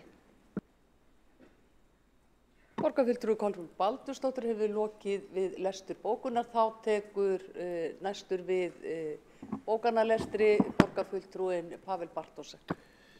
Takk forseti. Hér bókun meirihlutans. Forgangsröðun þessi afrakstur faglegrar vinnu þar sem þörf fyrir viðbyggingar og meiriháttar viðhald við starfsstöðvar grunnskóla var metin út frá fjölmörgum félagslegum og fjárhagslegum mælikvörðum. Niðurstaðan röðun verkefni í 2 forgangsflokka sem verður notuð við gerð fjárhagsáætlunar og frekari sviðsmyndagreiningu. Við fögnum þessari vinnu. Borgarfulltrúinn Pavel Bartósek hefur lokið við lestur bókunar við þennan dagskrárlið. Óska fleiri borgarfulltrúar eftir að bóka við þennan lið? Já. Þá telst þessum lið lokið og við göngum til næsta dagskrárliðar sem 5. liður á dagskrá borgarstjórnar til að 4. liður til að borgarfulltrúar Sjálfstæðisflokksins markvissa heilsueflingu fyrir eldri íbúa í Reykjavík. Til máls tekur Jórunn Pála Jónasdóttir borgarfulltrúi.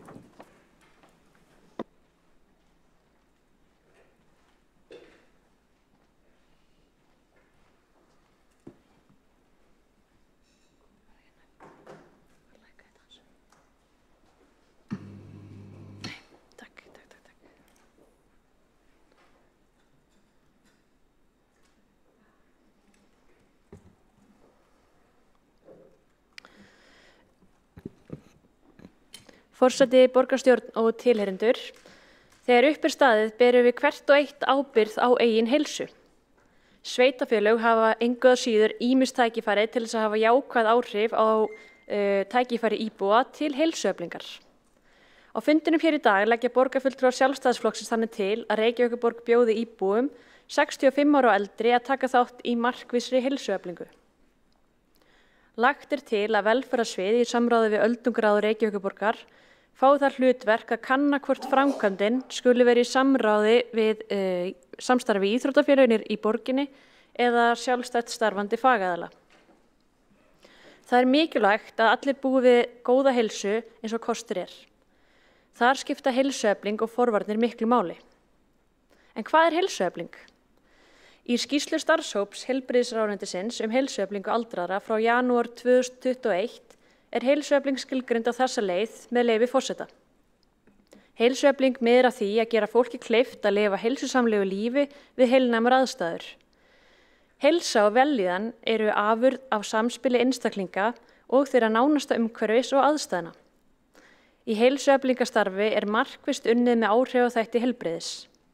Leitast við að skapa félagslegar, menningarlegar og efnahagslegar aðstæður og umhverfi sem hlúir að andlegri, líkamlegri og félagslegri heilsu og vellíðan fólks með ólíkar þarfir. Tilvitnun lýkur. Heilsuefling á auðvitað erindi við alla, en þegar aldurinn færist yfir eykst mikilvægi þess að stunda reglubundna hreyfingu og styrktaræfingar. Tillöguflytjandi sem hér stendur 33 ára og reyndar engin undantekning því staðreyndin sú að hrörnunin byrjar strax upp úr 30 og mikilvægir styrktaræfinga verður bara æ meira eftir það aldursmark. Heilsuefling 65 ára og eldri snýst ekki aðeins æfingarnar sjálfar heldur einnig að efla einstaklingana í því að vera meðvitaður eigin heilsu og vitja hverju þeir eiga að fylgjast með. Hvetja til umræðu. Heilsuefling eykur lífsgæði þessa hóps þáttur í að gera fólki kleift að búa sem lengst heima hjá sér og fyrirbyggjandi gegn ýmsum lífsstílstengdum sjúkdómum.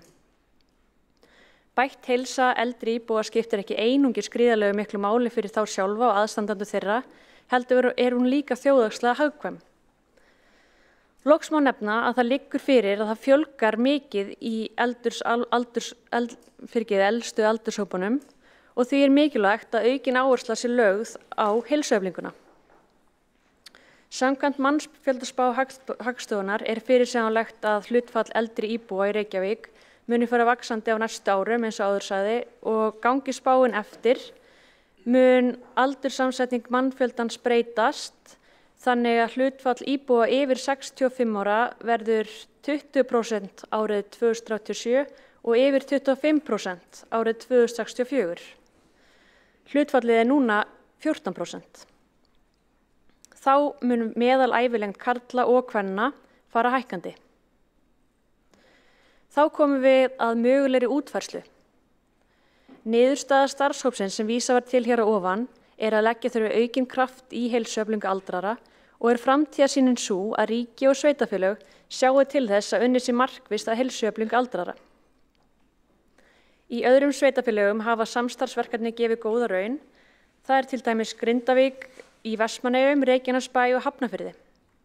Þessi sveitarfélög í samstarfi við Janus heilsueflingu sem miðar að því að draga úr öldrunareinkennum og þannig að einstaklingar geti verið lengur sjálfstæðir í sínum daglegu athöfnum og að seinka innlögn á dvalar- eða hjúkrunarheimili.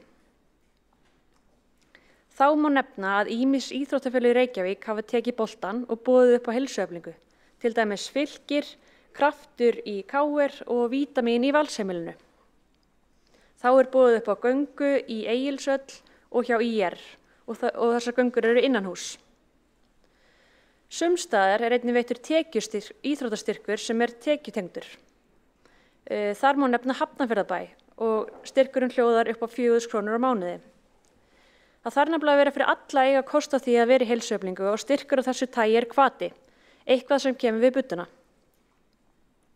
Ég tel að það sé ekki síst mikilvægt að leggja áherslu á að kostur sé á heilsueflingu í hóp með öðru fólki. En hvernig eru næstu skref hjá Reykjavíkurborg? Að minnstakosti 2 sinnum hefur verið skipað í starfshópa sem hafa fengið það verkefni að gera úttekt á heilsueflingu aldraðra í Reykjavík og kortleggja heilsueflandi aðgerðir. Starfshóparnir skila á sér áhugaverðum skýrslum og eitthvað hefur verið gert sem vel. En hvergi hægt að sjá með heildstæðum hætti hvað í boði fyrir eldri íbúa hjá Reykjavíkurborg eða tímasetta aðgerðaráætlun. Ég legg til að lokum Ég legg að lokum áherslu á að markmið þessara tillögu er að Reykjavíkurborg taki fastari tökum utan þetta verkefni. Tryggja verður bæði aðgengi í hverju hverfi og sömuleiðis vettvang þar sem nálgast má allar upplýsingar á einum stað, til dæmis á heimasíðu borgarinnar og með auglýsingum, og að farsæl framvinda fáist í samstarfsverkefni ríkis og sveitarfélaga. Ég þakka áheyrnina. Borgarfulltrúi Jórunn Pála Jónasdóttir hefur lokið máli sínu. Næstur á mælendaskrá er borgarfulltrúi Björn Gíslason.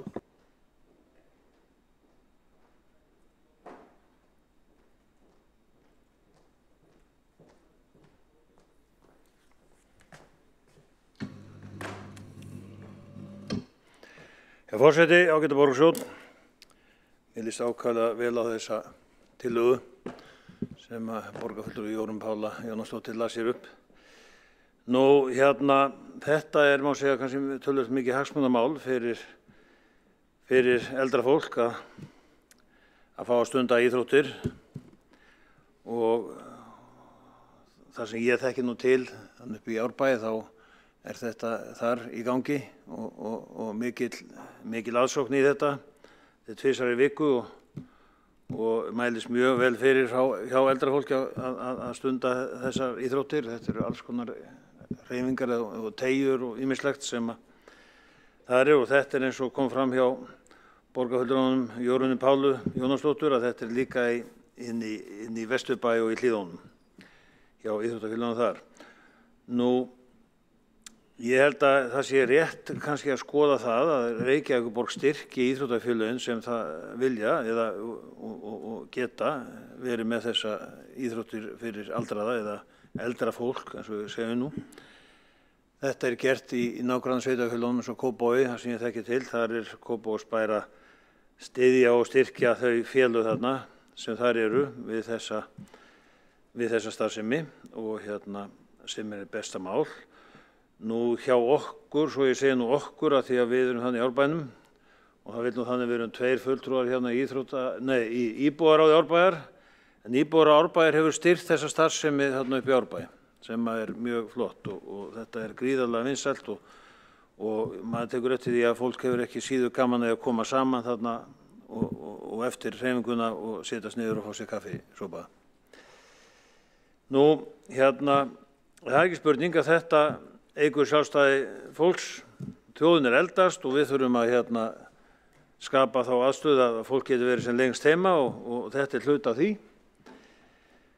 Nú og eins og maður segir, lýðheilsumál og þessi hreyfing, þetta bætir andan hjá fólki. Nú þannig er nú einnig hægt að hafa, það er hægt að vera með svokallaðan frístundavagn sem við þekkjum úr íþróttastarfinu. Það sem hægt er að kannski að tengja hann við frístundamiðstöðvar eða þjónustumiðstöðvar eldri borgara í hverfunum og þetta fara í þá til íþróttafélagana. Það er ekki allir á bíl eins og sagt er og en þetta, svo ég segi þetta nú sjálfur frá það sem ég þekki til, þetta eru gefist mjög vel upp í Árbæ og ég veit að þetta hefur gengið ágætlega líka í Vesturbænum. Þannig að ég held að þetta sé bara gott mál sem að við ættum endilega að samþykkja. Borgarfulltrúi Björn Gíslason hefur lokið máli sínu. Næstur á mælendaskrá er borgarfulltrúin Eyþór Laxdal Arnalds.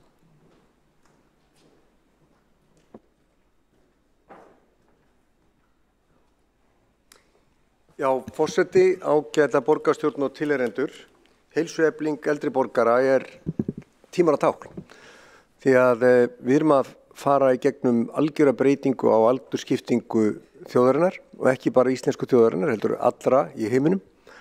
Þegar að eftirlaunaldurinn var settur á opinbera starfsmenn í Þýskalandi fyrir 100 árum síðan rúmum, það nú er rúmlega það, að þá var lífaldurinn lægri heldur en eftirlaunaldurinn. Og lengi vel var það þannig líka almennt að eftirlaunin voru stutt hjá mönnum. Núna er lífaldurinn 8 á Íslandi og fer hækkandi og menn geta tekið eftirlaun, byrja að taka eftirlaun 60. Þannig að við erum þá strax farin að tala um einhver 20 ár sem að fólk getur búist við að vera á eftirlaunum og síðan lífaldurinn að hækka, hvort sem fólk að vinna eða ekki. Og við sjáum dæmi það að þeir sem að starfa, að þeir starfi lengur, margir, ef þeir mega og geta. Nýlegt dæmi af hótelforstjóra í Noregi sem að nálgast 100 ára aldurinn. Hann ákvað að minnka við sér vinnuna af því tilefni, hann ætlar ekki að hætta að vinna en svona í kringum 100 ára aldurinn þá ætlar hann að fá sér framkvæmdastjóra en hingað til hefur hann smurt nestið og farið í vinnuna á hvernig degi síðustu 70 árin í hótelkeðinu sínu. Og þetta tímanna tákn.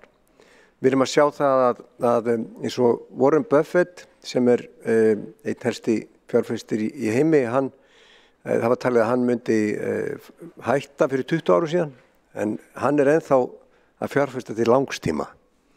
Hann hefur ekki trú á skammtíma fjárfestingum, hann hugsaði langt og samstarfsmaður hans sem stjórnarformann hjá honum 96 ára. Hann líka langtíma fjárfestir og hefur verið að sýsla með þeir eru stóru hlutafar í Apple og Cisco og svo framvegis. Ég nefni það sem dæmi breyta heimsmynd því að fyrir 100 árum síðan þá hefði verið útilokað að 100 ára forstjóri væri svona að spá í að minnka við sér starfið eða fjárfestar væri að hugsa til langstíma þegar þeir var að nálgast tíræðisaldurinn. En þetta staðan í dag. Þetta fréttir sem við fáum daglega. Fleiri fréttir. Það keppt í 100 metra hlaupi hjá tíræðum.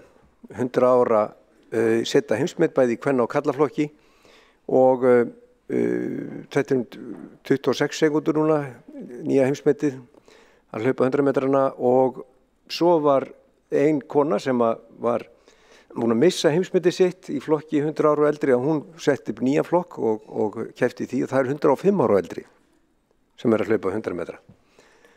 Og við erum bara núna að horfa til framtíðin en þetta að gerast í dag. Hvernig verður þetta þá í framtíðinni? Þetta gríðarlegt hagsmunamál að við eflum heilsuna hjá okkur og stundum íþróttir og það verður alltaf mikilvægar með aldrinum að við reynum á okkur. Það var áttræður maður sem kom til Schwarzeneggers sem nú einn þekktasti lyftingamaður sögunar en hann líka leikari og ríkisstjóri og var okkar starfsviði sem stjórnmálamaður. En hann byrjaði að lyfta og það var áttræður maður sem kom til þess og sagði, heyrðu, Arnold, ég of gamall til að lyfta, ég of náttúræður. Og þá sagði Arnold Schwarzenegger við hann, nei, þú ert náttúræður, þú ert of gamall til að lyfta ekki. Og það kannski það sem við þurfum að hugsa. Við verðum of gömul, hvort sem við erum 50, 60, 70, 80, of gömul til að hreyfa okkur ekki. Við verðum að taka þátt, fara á fjöll og hluta því sem við erum að gera að skipuleggja göngustíga, gönguleiðir og svo framvegis, Úlfarsfellið, Esjan og allt þetta í nágrunni okkar. En að ná til fleira fólks. Það er ekki nóg að setja upp innviðina, við þurfum að ná til fleira fólks. Og ég held að þessi tillaga sé hluti af þeirri sókn að borgin blási í lúður og segi við sem stærsta sveitarfélagið, við ætlum að ná til þessa hóps. Og önnur sveitarfélag hafi farið af stað með svona verkefni og mér finnst alveg kjörið að við endur kjörtímabili saman á að blása til sóknar í að hvetja fólk á efri árum til að taka á því.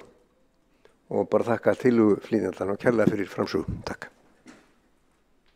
Borgarfulltrúi Eyþór Laxdal Arnalds hefur lokið máli sínu. Einn borgarfulltrúi hefur óskað eftir að koma upp í andsvörum. Alessandra Brím Gjörsver. Takk fyrir, forseti. Ég vildi nú kannski bara skjóta því að aldrei þessu vant ég nú frekar sammála borgarfulltrúanum Eyþóri Laxdal Arnalds. En það alveg rétt að heilsurækt og lyftingar og slíkt verður þeim mikilvægir eftir því sem aldurinn færist yfir. Við veitum mörg fólk með stóðkerfisvandamál sem hafa haft gott af því að fara í létta eða miðlungsþunga stóðkerfisæfingar eins og einmitt Arnold Schwarzenegger frægur lýsti, en ég vildi líka benda á í leiðinni að Arnold Schwarzenegger sagði skemmtilegan hlut það að hann sagði peningar kaupa ekki hamingjuna. Nú er ég $50 milljón og ég ekkert hamingjusamari en þegar ég átti 40. En já, þetta er bara svona innskot, en bara takk fyrir ágætis ræðu og ágætis tillögu. Borgarfulltrúi Alessandra Brím hefur lokið við að veita andsvar. Ég ætla að svara andsvari. Borgarfulltrúi Eyþór Laxdal Arnalds svarar andsvari. Já. Svarar, já.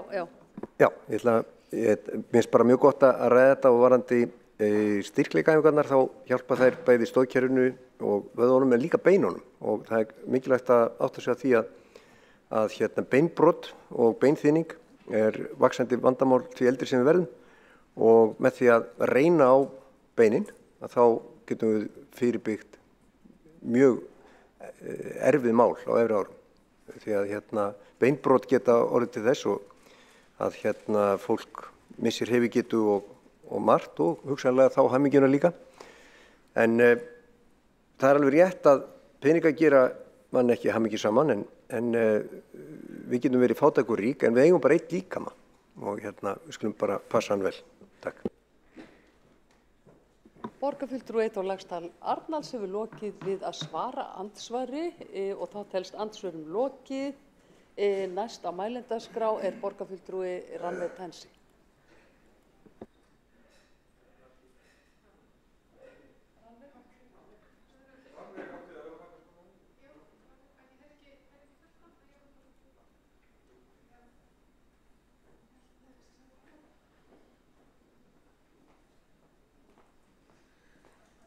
Fyrir, bara heyrði ekki hvað sagði hann. Hvar var þetta eftir? Já, hér.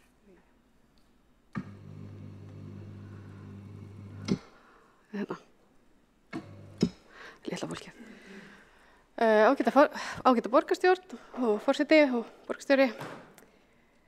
Við erum hér til að ræða tillögu borgarfulltrúar Jórunnar Pálu Jónsdóttur sem ég vil þakka kærlega fyrir. Þetta er fínasta tillaga. Ég fagna því ávallt þegar við ræðum öldrunarmál hér í borgarstjórn og kann vel að meta andan og tónin inn í salnum yfir því að vera að ræða þessi mál. Þetta er skemmtilegt. Ég er sérstaklega ánægð með það að heilsuefling aldraðra hefur nefnilega undanfarnum árum fengið miklu meira vægi í samfélaginu og bara í þessari samfélagslegu umræðu sem er að mínum mati löngu tímabær athygli. Fram að því var það svona aðalega fagfólkið í öldrunargeiranum sem að reynda að bera upp þessa umræðu og reynda að benda þá á þetta mikilvægi þess að það væri þörf á að stórefla heilsurækt meðal eldra fólks sérstaklega. En það er samt ekki bara meðal eldra fólks. Við þurfum nefnilega líka að líta á heilsueflinguna út frá forvarnagildi hreyfingarinnar og bara hugmyndafræðinnar. Og í þeim tilgangi að stuðla þá alltaf að farsælli öldrun og betri heilsu allt lífið. Það er ekkert rosalega spennandi að hækka bara lífaldurinn ef það er engin lífsgæði með því. Þar af leiðandi heilsuefling ekkert bara málefni aldraðra, heldur er hún okkar málefni allt æviskeiðið okkar. Það er því til mikils að vinna að stuðla að þessari góðu heilsueflingu alla ævi. Við nefnilega sem samfélag, við stóðum okkur ekkert sérstaklega vel í þessu að ná þessu markmiði. Reyndar með þess að bara vorum við ekki einu sinni með þetta sem markmið. Þetta var bara ekkert sem við spáðum í. Það var svolítið svona lengi bara lítill skilningur á mikilvægi þess að viðhalda þessari hreyfingu út ævina. Jafnvel væri bara eiginlega svona meira við hæfi værum að hlífa hinum aldraða. Þú veist, á ekki vera að beygja eftir þessu pabbi minn, ég skal bara gera þetta og þið veit, ég kannist við þetta. Og það eru fjölmargar kenningar í öldrunargeiranum sem að bara hafa flestar ýmislegt fram að færa bara í þeim málaflokki. En sumar eru hreinlega fordómafullar og skaðlegar. Þar á meðal hlédrægnikenningin og hún er að mínu mati sú skaðlegasta. Þótt hún sé að vísu svo lítið krúttleg. En hún gengur út af það, hinn aldraði, hann dregur sig í hlé með hækkandi aldri. Hann vill nú ekki vera fyrir og það má ekki tafa mikið fyrir honum. Og samfélagið einnig gerir líka minni kröfur til hans. Og þar að leiðandi á sama tíma þá dregur hinn aldraði úr bara þáttöku sinni í samfélaginu. Þannig erum við því að tala bæði sálfræðilega og félagsfræðilega neikvæð áhrif á hinn aldraða. Við munum eftir sér það ekki.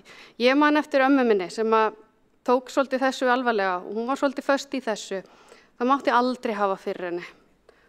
Og þótt hana langaði að skella sér í siglingu með vinkonum sínum og hafði alveg efni á því, þá var það bara einhvern veginn ekkert við hæfi að gera það. Það bara, hún gerði það ekki. Alveg sama hvað ég hvatt hana til þess. Og hvaða afleiðingu hafði þá þetta viðhorf sem ég vil rekja beint hérna til þessarar kenningar? Jú, það varð ansið þung og mikil hrörnun hjá stórum hópi samfélagsins, aðalega öldruðum þá. Mesta ábyrgð myndi ég persónulega telja hún beri á öldrunarfordómum. Að hinn aldraði til dæmis eigi bara að koma sér sem fyrst út af vinnumarkaðnum og hleypa yngra vinnuafli inn. Og með því þá hendum við út gríðarlega verðmætri þekkingu og reynslu. Og ekki það að ný þekking hjá yngra fólki er líka mjög verðmætt og dýrmætt. En hér væri náttúrulega ákjósanlegast að vera með flæði. Kannistu við þetta með mentor og já, þið veitir hvað ég er að fara. En það er önnur umræð, ég er bara svona rétt að dreipa því.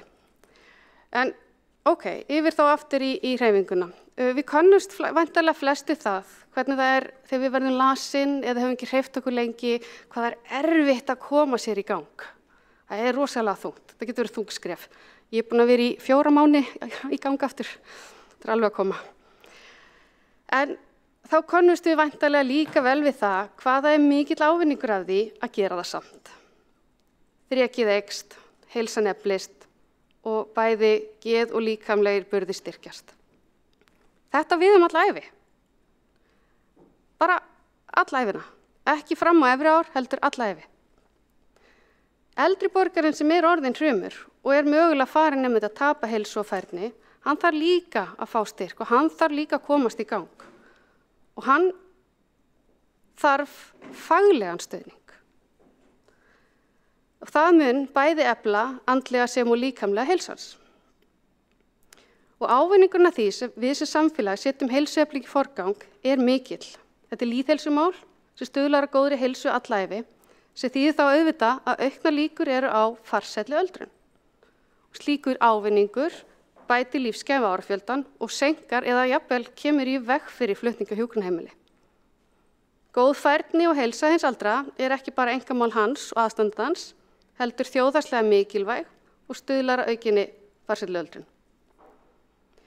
Ég hef starfað við það að heilsuefla eldri borgara, eða ég átti að heilsuefla eldri borgara. Og ég rakst á vegg, því að ég hafði ekki faglega þekkingu til þess með megnið á hópnum sem ég var að þjónusta. Af því það er ekki nóg bara að fara út að ganga, sérstaklega ekki úr orðin mjög hrumur. Þannig að ég fór að kynna mig hvað þyrfti til að ná að heilsuefla fólkið sem var þarna á þeim staða sem ég var að vinna og komst ég að því að þau þurftu mjög markvissa þjálfun undir handleiðslu fagaðila. Og ég komst meðal annars að því að ein besta heilsuræktin sem þau gætu stunda voru einmitt þessar styrktaræfingar og að lyfta. Það er hins vegar ekki fyrir hvern sem er að þjálfa fólk sem getur verið í misgóðu ástandi. Það þarf meira til. Heilsuefling er líka ekki bara eitthvað að borða rétt og hreyfa sig og passa svefnin, þetta er líka beintengt félagslegri þátttöku og virkni. Þess vegna þarf að leggja áherslu á að bjóða fólki upp á öflugt og faglegt félagsstarf sem býður meðal annars upp á vandaða heilsueflingu. Þetta sáum við mjög skýrt sumurinn 2020 og 2021, þar sem styrkur fékkst frá félagsmálaráðuneytinu til að efla félagsstarf. Og við eigum mjög góða skýrslur árangur af þessu. Þær sýna þetta svart og hvítu og ég vona að verði vel nýttar í þeim tilgangi að efla félagsstarf fullorðinna og þar með heilsuefling aldrara. Og þó svo að það sé þörf á að setja aukinn kraft í félagsstarfi þá er nú þegar heilmikið gott starf í boði. Eins og kom hérna fram áður. Samfélagshúsin okkar mörg hver nú þegar í samstarfi við íþróttafélagin og bjóða upp á hópþjálfun með sjúkraþjálfara, eru með jóga og sumir jafnvel með sæmilega æfingastöð, fara í göngur og svo mætti lengi telja. En við þurfum samt að hafa þetta markvisst og byggt á faglegri þekkingu og vinnu. Það er svo ýmislegt fleira sem kemur til sem stuðlar að bættri heilsu aldrara. Eins og velferðartækni, félagsleg virkni eins og hefur verið nefnd, góðar almenningssamgöngur, blöndu byggð og hentu húsnæði, kynslóðablöndun, samfélagslegt viðhorf til færni og getu, skilningur og virðing, valdefling og sjálfsákvörðunarréttur, hærra menntunarstig og fjárhagslegt öryggi svo dæmi sé tekin. Út frá forvarnarvinklunum þá er líka mikilvægt að byrja ævina eins vel og unnt er. Í öruggu umhverfi þar sem tengslamyndun og samvera með fjölskyldunni, aðgengja menntun og öruggu heimili er tryggð. Þar sem rannsóknir hafa sýnt að einstaklingar sem búa að slíkum grunni eiga farsælli ævi en þau sem ekki fá þessa byrjun í lífinu. Ljóst er því að taka þar margt til endurskoðunar í málaflokknum innan borgarinnar, eins og heilsueflingu aldrara sem og félagsstarfið, borgarbúum til heilla. Við erum með stefnu í málefnum aldraðra. Sú stefna Reykjavíkurborgar er að renna út á þessu ári og það er því verkefni nýrrar borgarstjórnar að móta nýja stefnu í þeim málaflokki. Og í ljósi þess við eigum glæsilega og flotta lýðheilsustefnu þá er tilvalið að styðjast við hana við þá vinnu. Ég mæli því með að þessari ágætu tillögu verði vísað inn til velferðarráðs til frekari og ítarlegri meðhöndlunar. Takk fyrir. Borgarfulltrúi Rannveig Ernudóttir hefur lokið máli sínu. Næstur á mælendaskrá er Þorkell Heiðarsson. Gjörðu svo vel.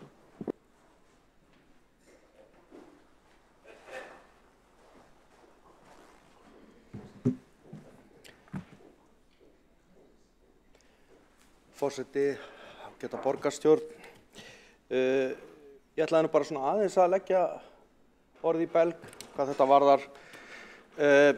Þessi ágætu tillögu borgarfulltrúa Jórunnar Pálu Jónasdóttur, fín tillaga og markvissa heilsueflingu aldraðra. Ég langaði svona aðeins að koma inn á það að 2016 var skipaður hér starfshópur sem bar einmitt heitið heilsuefling aldraðra. Og þar var með forystu, þetta var undir forystu Ellerts B. Schram og þar áttu sem sagt margir sæti í þessum hópi frá ýmsum sviðum og sérfræðingur og annað slíkt. Og ég held að það væri mjög gott að einmitt að rifja upp það sem kemur fram í þeirri skýrslu. Þá voru mjög margar góða tillögur í henni og þar var líka farið í ákveðna kortlagningu á sem sagt því hvað var í boði, hvað var verið að gera í borginni í þessum málaflokki. Þannig að ég bara minna á þessa skýrslu, þetta væri mjög gott að að svona bara rifja hann upp og fara hans í gegnum hana. En það er mjög mikilvægt sem kemur fram í tillögu Jórunnar þetta markvissa. Við þurfum að vera markviss. Við þurfum að eins og kom fram hérna hjá henni Rannveigu, borgarfulltrúa Rannveigu, hér á undan, við þurfum að vera markviss í þessu og einhvern veginn gera þetta hluta okkar starfsemi, þannig að þetta sé eðlilegur hluti í starfsemi borgarinnar og eins og kom hérna fram, þjóðin er jú að eldast og þetta verður mikilvægari þáttur í okkar samfélagi eftir því sem tíminn líður. Það sem ég langaði kannski að segja svona að lokum, tek undir það sem að borgarfulltrúi Björn Gíslason kom með hér inn áðan. Við höfum ágætis reynslu af samstarfi íþróttafélaga og raunar íbúaráðs og byggja upp heilsueflingu og möguleika í Árbænum og það hefur gengið mjög vel og hefur verið gríðarlega vel sótt sem mér finnst bara frábært og mér finnst líka mjög gaman að íbúaráðið þar hefur tekið þátt í því verkefni sem mér finnst mjög jákvætt líka. Og að því sögðu þá held ég að það sem ég kannski vildi bæta við það sem að borgarfulltrúi Rannveig Ernudóttir sagði hér áðan væri kannski að rétt eins og í starfshópnum sem að starfaði 2016 þá held ég sé mjög mikilvægt og jákvætt og gott að fá íþróttafélögin að þessu máli og ég held, mér finnst rétt að þessu máli er líka vísað inn til menningar íþrótta og tómstundaráðs. Ég held að það sé mjög mikilvægur þáttur að við erum með frábær íþróttafélög hérna í borginni og við erum að nota þá innviði í þessu skyni og þess vegna held ég að það væri bara mjög góð viðbót að vísa málinu einnig þangað í þessum starfshópi sem ég nefndi hérna áðan sem skipað var 2016 á borgarstjóra. Þar voru einmitt fulltrúar frá velferðarsviði, frá ITR, auk margra annara. Takk fyrir. Borgarfulltrúi Þorkell Heiðarsson hefur lokið máli sínu og er þá mælendaskrá lokað en þá lýkur umræðinni tillögu flytjandi borgarfulltrúi Jórunn Pála Jónasdóttir.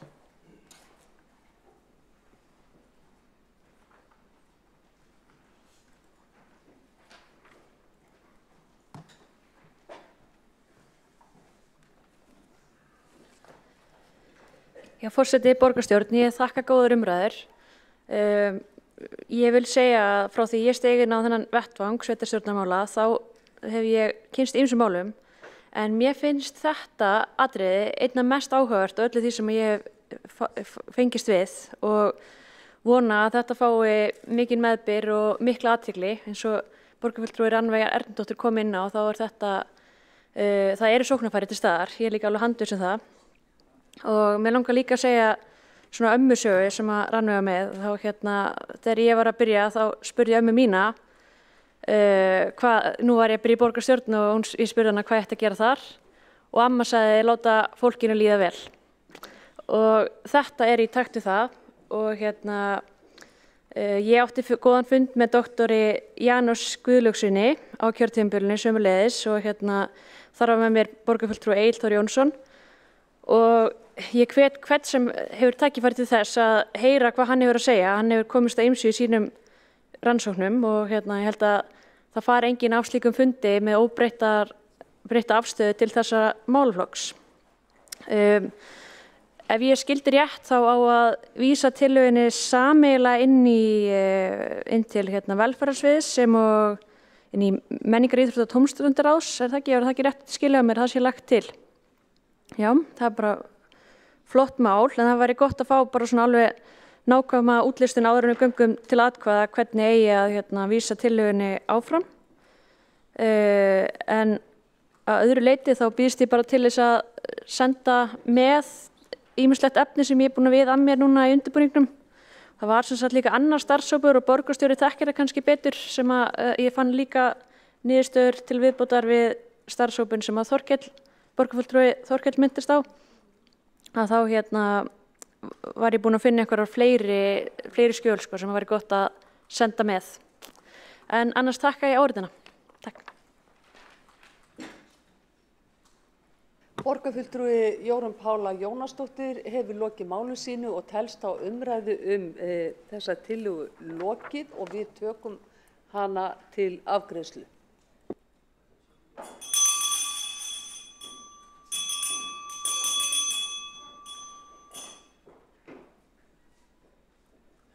Forseti biður borgarfulltrúa að ganga í salinn.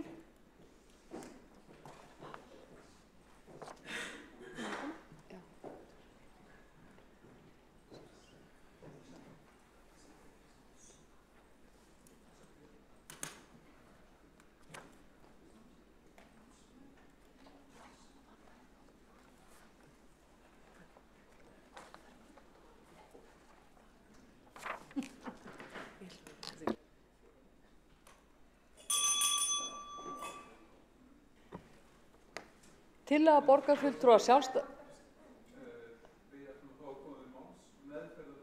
Já, ég veit það. Forseti að fara að bera það upp núna. Tillaga borgarfulltrúa Sjálfstæðisflokksins markvissa heilsueflingu fyrir eldri íbúa í Reykjavík. Það meðferðartillaga við þá tillögu frá meirihlutanum að henni verði vísað til velferðarráðs og menningar- og íþrótta- og tómstundaráðs. Þeir borgarfulltrúar sem vilja samþykkja tillöguna vinsamlega gefi merki.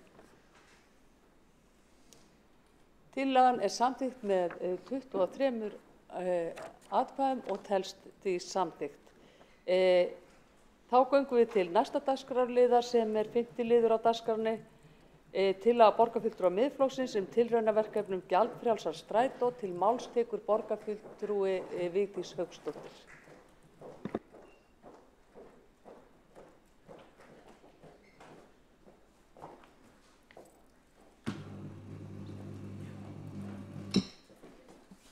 Virðulegi forseti, ágæta borgarstjórn og tilheyrendur.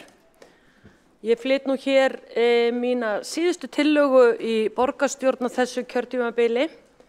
Því að eins og flestir vita þá hef ég tekið ákvörðun að sækjast ekki eftir endurkjöri. En ég ekki þar með búin að segja það að þetta sé síðasta tillaga mín í þessum sal. Enginn veit sína ævina fyrir nöllir. En við sjáum nú til með það. Við getum ekki spáð fyrir framtíðina. Málefni strætó hafa komið inn á borð okkar allt þetta kjörtímabil og þó sérstaklega slælegur rekstur félagsins. Nú eins og allir vita þá strætó með mikla meðgjöf frá ríkinu á hverju ári og svo ber við þessar mundir að 3-4 vikum fyrir kosningar, eða sem sagt núna fyrir kosningar, þá tilkynnti strætó einhliða Af hverju blikkar rauðaljósið? Tilkynnti Strætó einhliða þjónustuskerðingu vegna slæms fjárhags sem hreint með ólíkindum að félagið sé komið á þann stað að til þess að halda sjó að þá þurfum við að skerða þjónustuna núna þessum síðustu og verstu tímum. Það kom ég meðal annars til vegna þess að nú þegar farið að fjárfesta í einhverjum undir verkefnum sem snúa að borgarlínu. Meðal annars rétt að geta þess að Reykjavíkurborg keypti hér land upp í Vogum, Knarrarvogi 2 upp á 450 milljónir á miklu yfirverði miðað við mat fasteignasala á þeim húsum sem á lóðinu var. Og þegar spurt var ástæðuna hvers vegna Reykjavíkurborg væri að fjárfesta í einhverjum húsum til niðurrifs, þá var svarið jú. Við þurfum að koma borgarlínu þarna fyrir og það verið að tryggja pláss til þess. Þá spyr ég, á meðan Reykjavíkurborg sem á rúm 60% í Strætó getur ekki einu sinni rekið það fyrirtæki, almenningssamgöngur, hversu í ósköpunum þá ykkur maður að hugsa borgarlínu.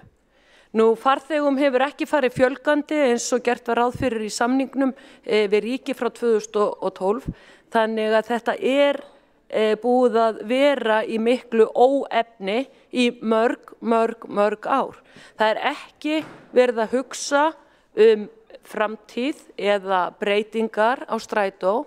Félagið rekið eftir sömu uppskriftinni ár eftir ár, þrátt fyrir engan árangur í fjölgun farþega. Það birtist kannski borgarbúum helst að hér verið að flengjast með stóra vagna göturnar allan liðlangan daginn. Það verið að stytta leiðir, það sífellt verið að breyta leiðum og nýjasta breytingin á leiðakerfi Strætó var sú að það átti að aðlaga Strætó að þeirri legu sem að hinn svokallaða borgarlína á að keyra eftir eða slæta eftir hvernig faraskjótar verða notað í það fyrirbæri. Og það staðreynd að í hvert skipti sem leiðakerfinu breytt og tapast 10% af farþegum. Þetta einhver þumalputtaregla sem að ég heyrði einhvern tímann þegar ég var að byrja í borgarstjórn. Þannig við sjáum nú öll hvert verið að stefna. Til þess að kanna það raunverulega hver notkunarþörfin og hversu viljugir íbúar á Stór-Reykjavíkursvæðinu eru til almenningssamgangna, þá hef ég lagt hér fram tillögu, mína síðustu tillögu í borgarstjórn, sem hljóðar svo. Borgarstjórn samþykkir að fara í tilraunaverkefni að hafa gjaldfrjálst í Strætó. Verkefni skal hefjast 1. september 2022 og standa til 31. ágúst 2023. Greiðslur Reykjavíkurborgar vegna tilraunaverkefnisins til reksturs Strætó BS miði við eigandahlutfall borgarinnar í samlaginu sem 60,3%. Þetta mjög einfalt mál að útfæra þessa tillögu. Einhvern tímann þegar ég flutti þessa tillögu þá var verið að tala það að það væri ekki hægt að uppfylla þessi skilyrði vegna þess að Reykjavíkurborg ætti bara að borga fyrir Reykvíkinga sem væru að ferðast með Strætó. Það náttúrulega bara tómt bull því það ekkert verið að hugsa það dagsdaglega í rekstrunum hvort að það fjármagn sem að eigandinn Reykjavíkurborg að setja inn reksturinn sé að nýtast Hafnfirðingum eða Garðbæingum eða Kópavogsbúum eða Reykvíkingum. Þannig að eiganda hlutfallið alveg skýrt. Nú svo bar það nú við daginn þegar þjónustu skerðingin brast á bara svona eins og af himnum ofan, þá opnaði meiri segja borgarstjóri sjálfur það í viðtölum að Reykjavíkurborg sem eigandi myndi koma inn með fjármagn inn í Strætó til þess að það væri hægt að halda uppi þeirri þjónustu sem þá var, að fara til fyrra horfs. Ég hef ekki heyrt neitt meira af þeim tillögum, þannig að við borgarstjórar erum alveg á svipuðum stað með það að hugsa þetta með sama hætti. Þannig að þetta er mjög einfalt í framkvæmd og þá er það að sjálfsögðu reiknað upp í árslok hvernig hver hlutur Reykjavíkurborgar yrði. Nú, það var framlengt ákvæðið milljardinn frá ríkinu til ársins 2035 og þá hefur það staðið frá árinu 2012. Þetta gríðarlega mikið fjármagn sem að ríkið að setja inn í rekstur strætó til að halda hér uppi almenningssamgöngum á höfuðborgarsvæðinu. Þannig að það alveg ljóst að Strætó BS ekki rekstrarhæfur nema ef að ekki kæmi til þetta ríkisframlag, svo það sé sagt. En það sem er líka athyglisvert varðandi það þegar ég var að tala að félagið, fyrirtækið væri orðið mjög lúið og trénað og lítil framtíðarsýn í því að miðflokkurinn hefur alltaf staðið vörð góðar almenningssamgöngur, þá er það svo að það hefur ekki verið neinn framsýni í þessa veru varðandi það að hugsa það að vera með stóru vagnana í notkun á álagstímum og vera svo með minni vagna á daginn, bæði til að spara kostnað og eins til að minnka slit á götum og þá minnka útblástur. Nú er það ekki svo að meiri hlutin berst hér fyrir grænni borg, en líklega er það nú strætisvagnan sem enga mest af öllu og þeir flengjast hér götunar, galtómir, klukkutíma eftir klukkutíma, dag eftir dag, 365 daga ársins. Það búið að gera svona smá sýnishorn af því að sýna þann vilja að breyta olíudrekunum og það búið að kaupa einhverja 10 eða 12 rafmagnsvagna og svo eru 2 vagnarnir metan. En það svo skrítið með þetta félag Reykjavíkurborgar að það faktist ekki í hreinum rekstri borgarinnar þó þetta sé byggðasamlag, því að vagnarnir skiptast 50-50, Strætó á helmingin af vögnunum og svo einhvert rútufyrirtæki hér út í bæ sem á hinn helmingin. Og mér sagt að þjónustan hjá félaginu sem á hina vagnana, sem Strætó ekki, sé langt lélegri, því að þar eru meira og minna erlendir aðilar sem að keyra þá vagna og þeir eru hafðir á mun lægri launum heldur en þeir aðilar sem keyra vagna Strætó. Og svo þegar við förum að hugsa ríkisframlagið, þennan milljarða ári sem að ríkið að leggja í rekstur Strætó og skiptum því samkvæmt þessu eignar hlutfalli 50-50, þá það nú bara þannig að félagið sem að keyra á móti Strætó hlýtur þá að fá helmingin af þessu milljarði, þannig að þetta mikið forgjöf og ríkisgjöf þá til einkaaðila sem að kannski fáir hafa hugsað en það virðist vera sem svo að þetta svona félag sem að gengur jafn illa eins og nokkur önnur BS félög borgarinnar eins og Sorpa, að það ekki hugsað að neinu, það léleg fjármálastjórn og verkefni gjarnan fara fram úr og það merkilegasta í þessu öllu saman það að Strætó bara setti inn svona inn í fjárhagsáætlun fyrir 2022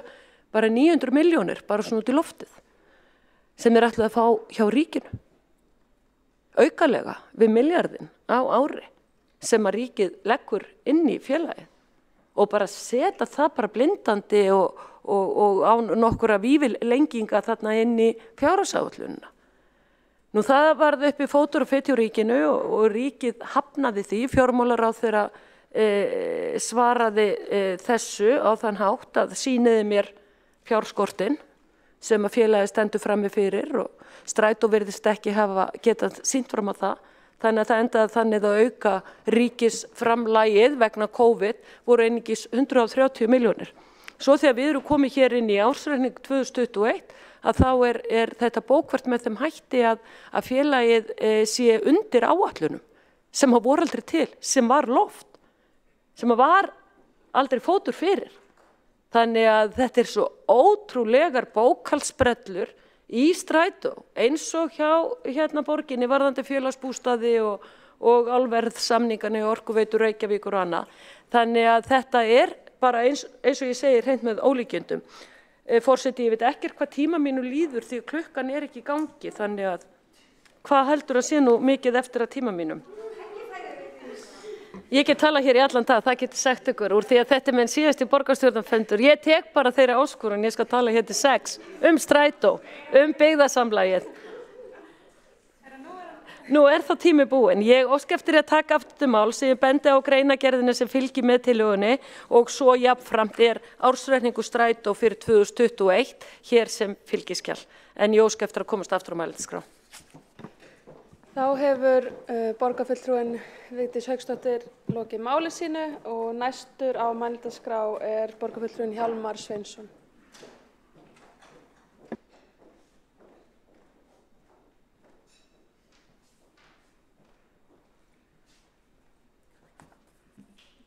Já, ágæta borgarstjórn og forseti.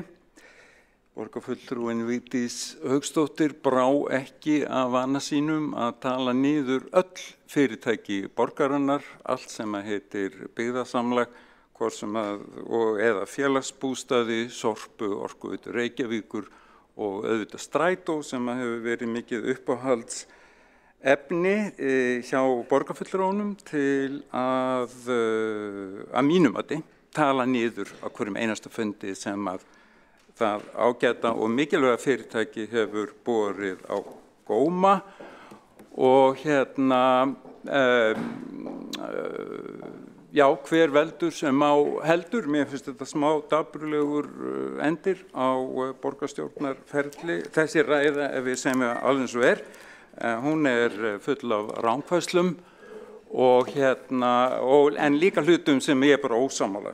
Ein rangfærslan sú að það séu eitthvað lélegri þjónusta hjá þeim fyrirtækjum sem að þjónusta strætó og keyra fyrir strætó. Það reyndar 55%, tæplega 60% vagnanna eru í rekstri annarra aðila, einkaaðila.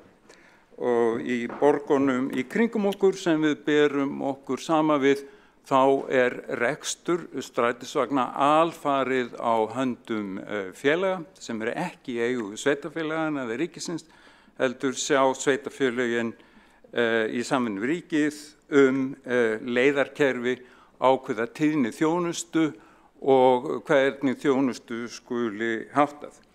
En svo það líka rangt að þeir sem að keyra fyrir þessi félög séu á lægri launum, eru á nákvæmlega sömu launum. Það getur hins vegar verið að þeir sem að eru að starfa hjá hinu opinbera hafi eitthvað aðeins betri lífeyris tekjur eða lífeyris kjör og það bara, þannig hefur bara launamarkaðurinn þróast síðastliðin ár, það verður alls ekki alltaf þannig.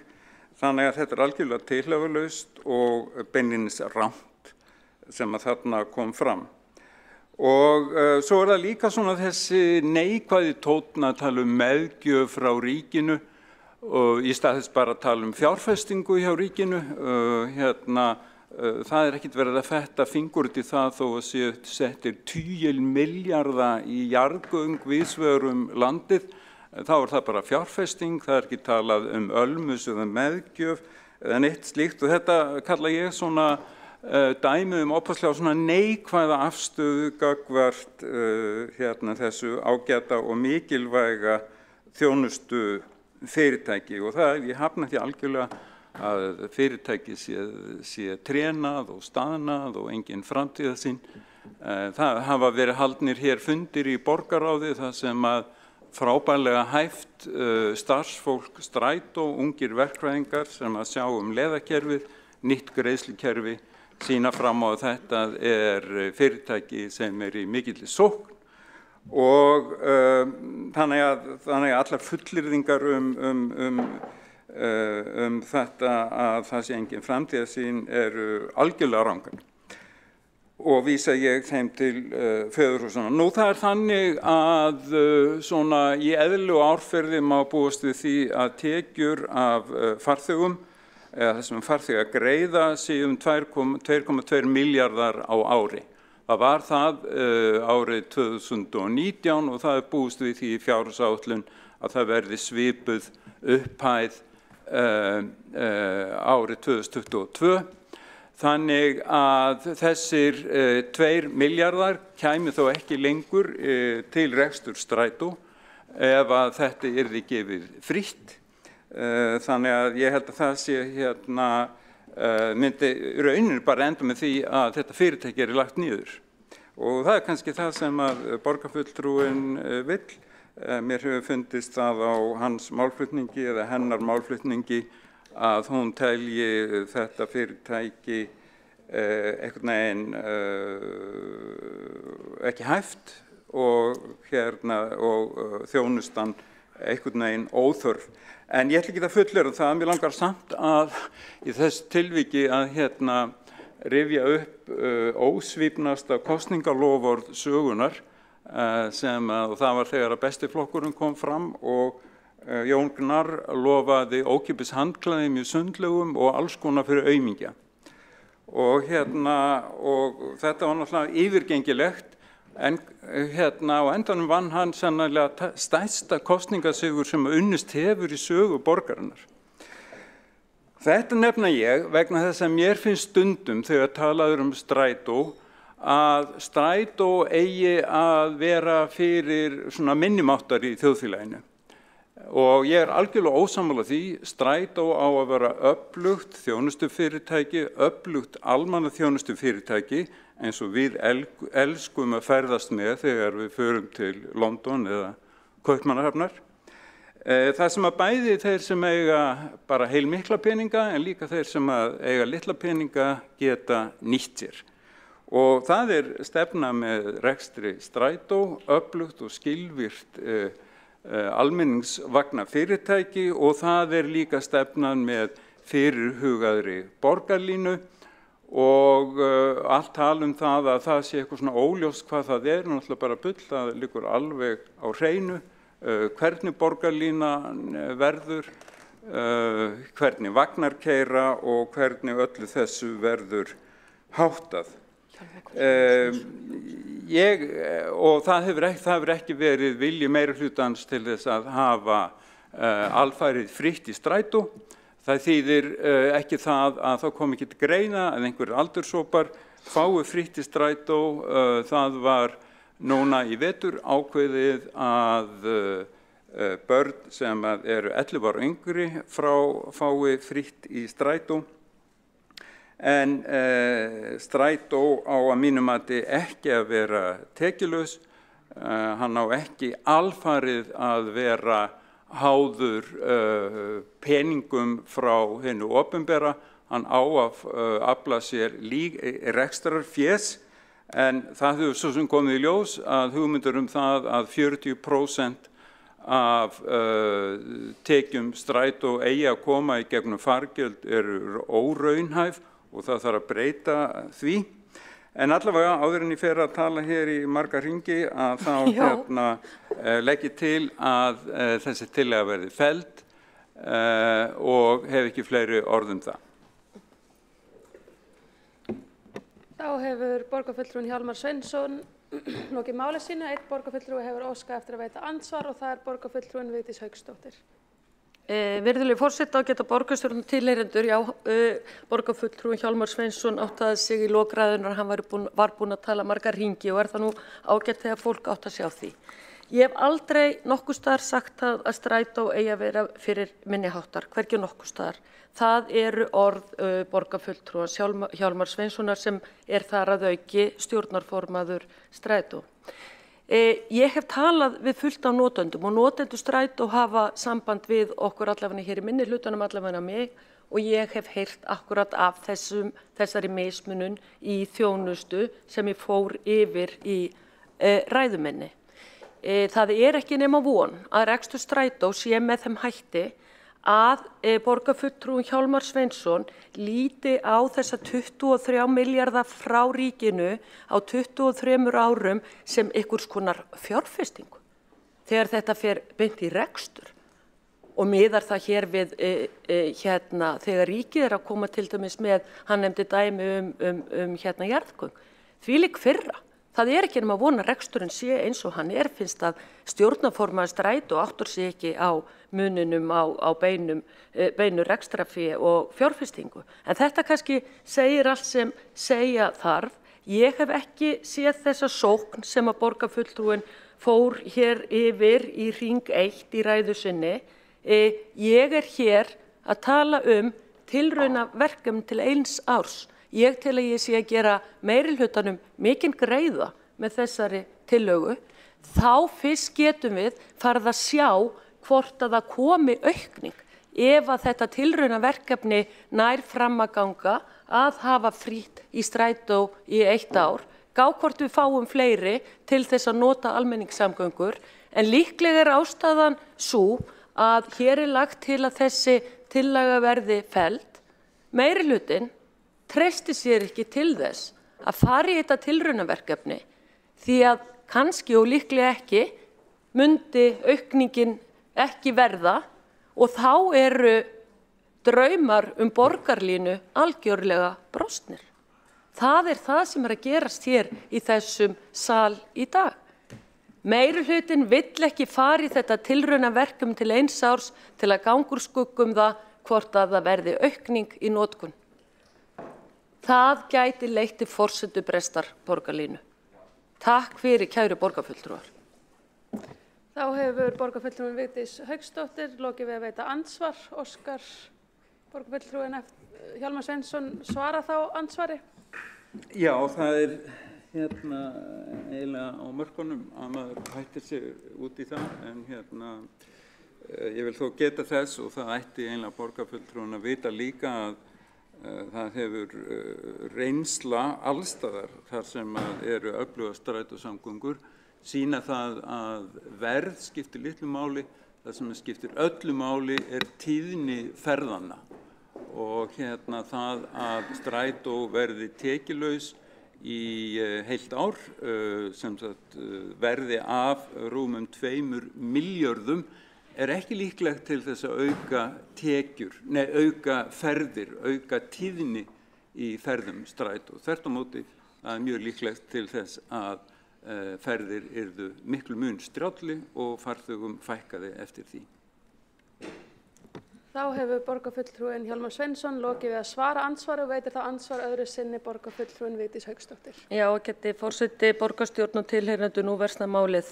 Borgarfulltrúin Hjálmar Sveinsson talar hér enn í hringi og talar að þegar og ef þetta tilraunaverkefni hefði komist á koppinn þá að sjálfsögðu hefði þjónustun átt að vera eins og jafnvel betri, hefði verið vilji til þess að bæta þjónustu Strætó. Og talar hann hér að tekjufall sé ekki til þess fallið og tekjumissir sé til þess fallið að auka farþega í Strætó. Þetta vitleysa hjá borgarfulltrúanum því að það á að sjálfsögðu í tilraunaverkefnum að koma fjármagn frá borginni upp á 60,3% þarna inn í reksturinn. Borgarfulltrúin talaði hér að væru 11 ára börn og yngri fengju frítt í Strætó, þannig ég að leggja til að allir fái frítt í Strætó. En ég held að borgarfulltrúin ætti nú að fara varlega í því að tala það að tíðni ferða aukningu á Strætó og notkun því að hinn sami stjórnarformaður stóð fyrir því fyrir einhverjum 3 vikum að fækka ferðum Strætó. Og svo talar hann hér það að tíðni ferða skiptu mestu máli til að auka farþegafjöldan. Það ekki hægt að tala í fleiri hringi á 2 mínútum í einu andsvari, virðulegi forseti. Því miður, það nú bara þannig. En þetta, eins og ég segi og sagði áðan, meirihlutinn treysti sér ekki í þetta tilraunaverkefni því að líklega þegar upp staðið þá kemur það ekki til með þess að auka tíðni, auka notkun á Strætó og það eru þau hrædd við því að þá þessi borgarlínu draumur kannski engu orðin því að upphaflega var það svo að því að ríki kom inn með fjármagn milljarð á árið 2012 þá var það til þess að fara með farþegafjöldan úr 4% upp í 12% og það ennþá 4%. Þá hefur borgarfulltrúinn Vigdís Hauksdóttir lokið við að veita andsvar öðru sinni og svara þá andsvari öðru sinni borgarfulltrúi Hjálmar Sveinsson. Já, ég vil bara vekja athygli borgarfulltrúa því að í þessum tiltölulega vægu hagræðingar aðgerðum sem Strætó neyddist til að fara í vetur var passað upp á það að breyta í engu þeim leiðum þar sem að tíðnin mest eingöngu, það sem að farþegar eru fæstir og þannig að það stenst ekki sem að kemur hérna fram, en það þýðir ekkert að orðlengja það, það eru bara skiptar skoðanir þetta og ekki meira en það að segja. Þá hefur borgarfulltrúinn Hjálmar Sveinsson lokið við að svara andsvar öðru sinni og þá telst andsvörum lokið. Næstur á mælendaskrá borgarfulltrúinn Eyþór Laxdal Arnalds.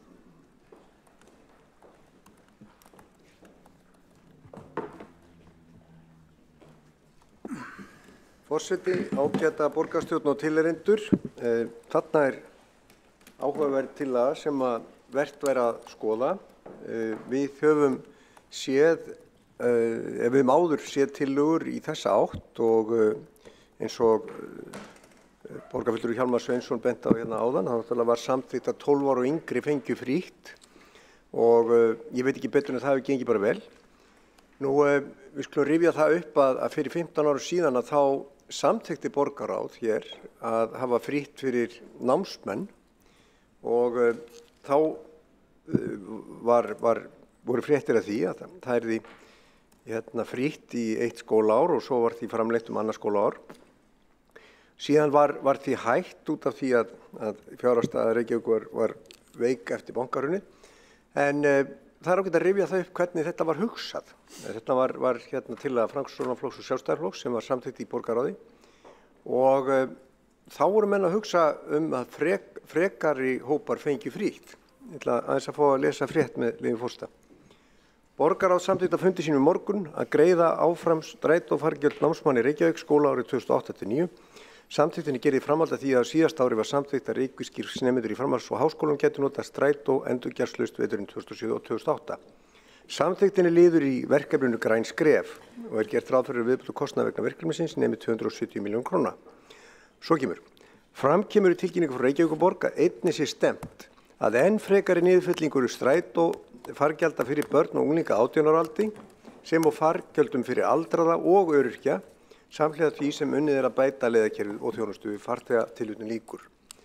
Semst fyrir 15 árum þá var frítt fyrir námsmenn 18 ára yngri og þá var stefnt að því að fleiri hópar fengi frítt auk þess að þjónustan átt að batna. En það sem við höfum séð undanfarið það að það hefur ekki verið farið í það að hafa frítt fyrir þá sem eru eldri en 12 ára þessum hætti og við höfum séð skerðingar á þjónustu og við sjáum líka að það vantar 3 milljarða í að kaupa vagna. Nú, það alveg rétt að þessi tillaga mun ekki auka tekjur strætó, hún mun náttúrulega snar minnka tekjur strætó og það líka alveg rétt að það þarf að ræða við hin sveitarfélögin ef þetta á að ná yfir alla og það þarf líka að semja þá við hinna ef þetta á bara að ná til reykvísks fólks og með hvað hætti þeir eru auðkenndir og svo framvegis, þetta praktískt mál. En mér finnst svolítið ódýrt og kannski svona við að segja nota orðið ódýrt þegar við erum að tala frítt hérna í strætó. Það svolítið ódýrt að henda þessu bara í rusli. Því að við erum að ræða það hvort við getum ekki aukið hlutdeild fólks í almenningssamgöngum og helstu rökin á bak við borgarlínu hafa einmitt verið þau að við þurfum að fá fólk til að vera ekki í bílunum og fara í strætó. Leiðirnar því marki eru bætt þjónusta, aukin tíðni og líka fjárhagsleg.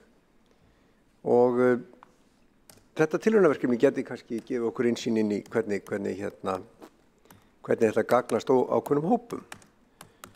Allavega finnst mér ódýrt að henda þessu ruslið og við ættum frekar að vísa þessu til umfjöllunar SSA eða fara í frekar rýni á þetta með stjórn strætó eða eitthvað slíkt. Ef okkur er alvara að skoða alla leiðir, þá eigum við að skoða líka þessa leið og við sjáum það að það verður ekki tekist að ná markmiðunum aukna hlutdeild almenningssamgangna eins og fyrirmælandi kom inn á í framsögsinni og það virðist vera að strætó hafi heldur ekki náðu að jafna sig eftir COVID og þá þurfum við bara að skoða hvernig getum við komið fólki í strætó. Það ágætis aðferð þegar við eigum innviði að nota það betur og við höfum flest hort á strætó vera með mjög fáa farþega. Það engin sérstakur viðbóta kostnaður að fleiri færi í strætó. Það eru margir stólar sem eru lausir.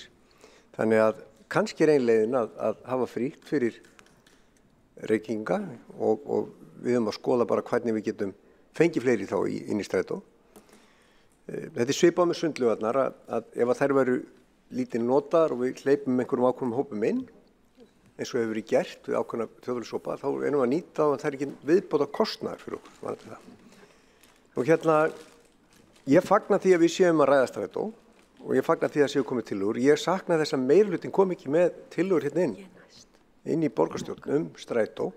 Það er bara ein tillaga sem ég man eftir að meirihlutin kom inn hérna inn í borgarstjórn varðandi strætó og það var að auka tíðnina þannig að helstu leiðirnar færi hraðar og það var samþykkt hérna af öllum en því miður var það bara ekki framkvæmt. Og síðan hefur ekki komin inn tillaga. En hérna er allavega komið tillaga í lok kjörtímabilsins og ég myndi vilja að við settum henni í einhvern farveg. Takk fyrir. Þá hefur borgarfulltrúinn Eyþór Laxdal Arnalds lokið máli sínu og næst hefur óskað eftir að taka til máls borgarfulltrúinn Vigdís Hauksdóttir.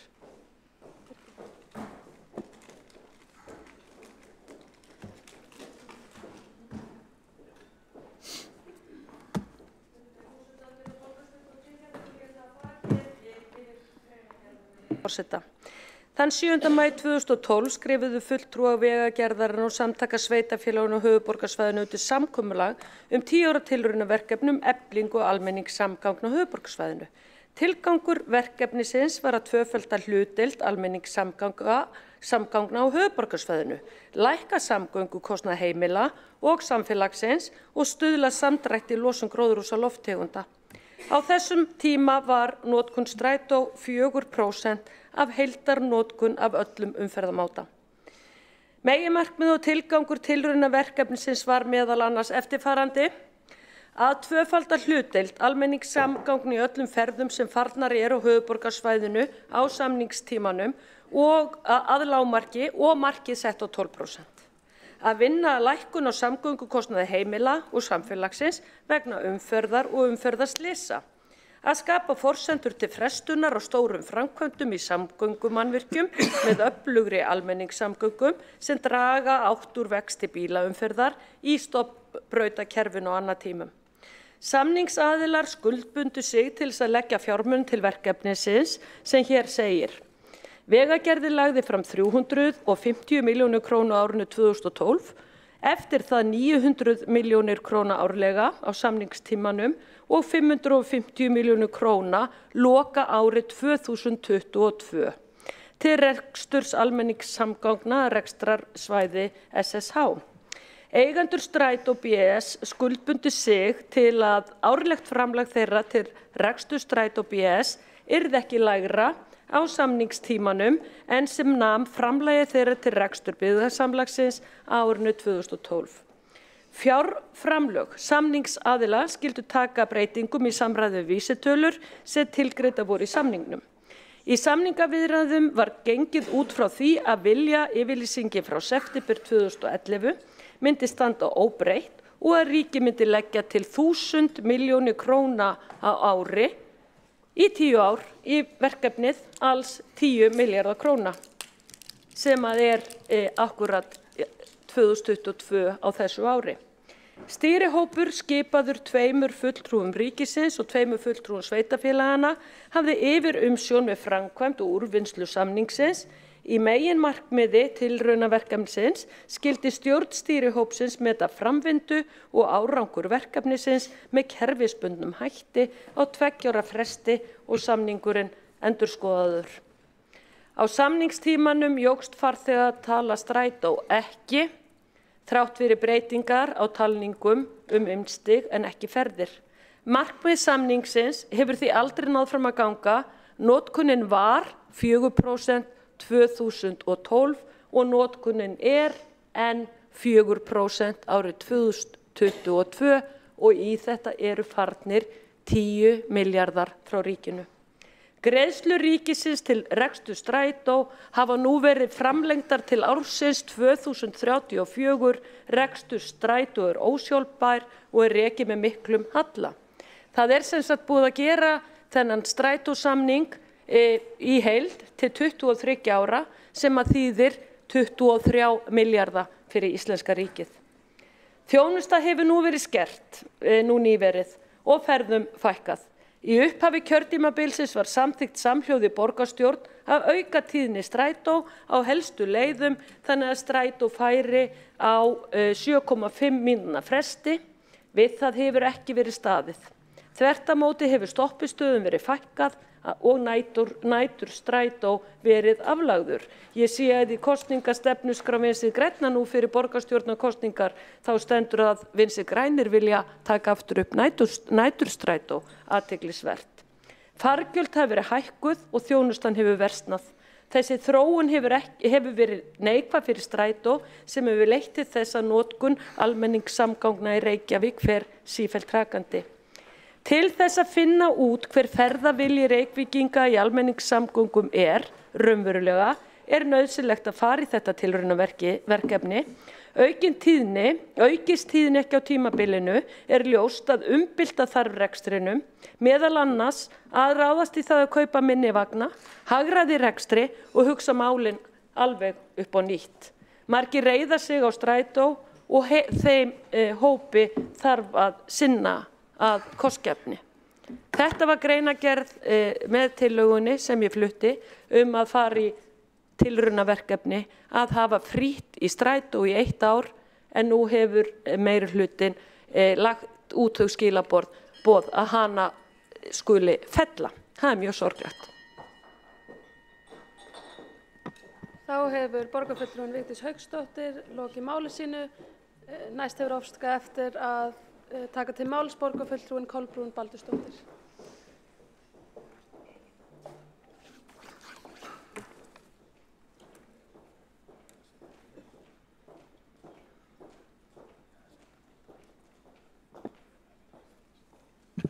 Forseti, ágæta borgarstjórn, ég vil bara þakka fyrir þessa tillögu. Mér finnst alltaf gaman þegar það kemur tillaga tilraunaverkefni.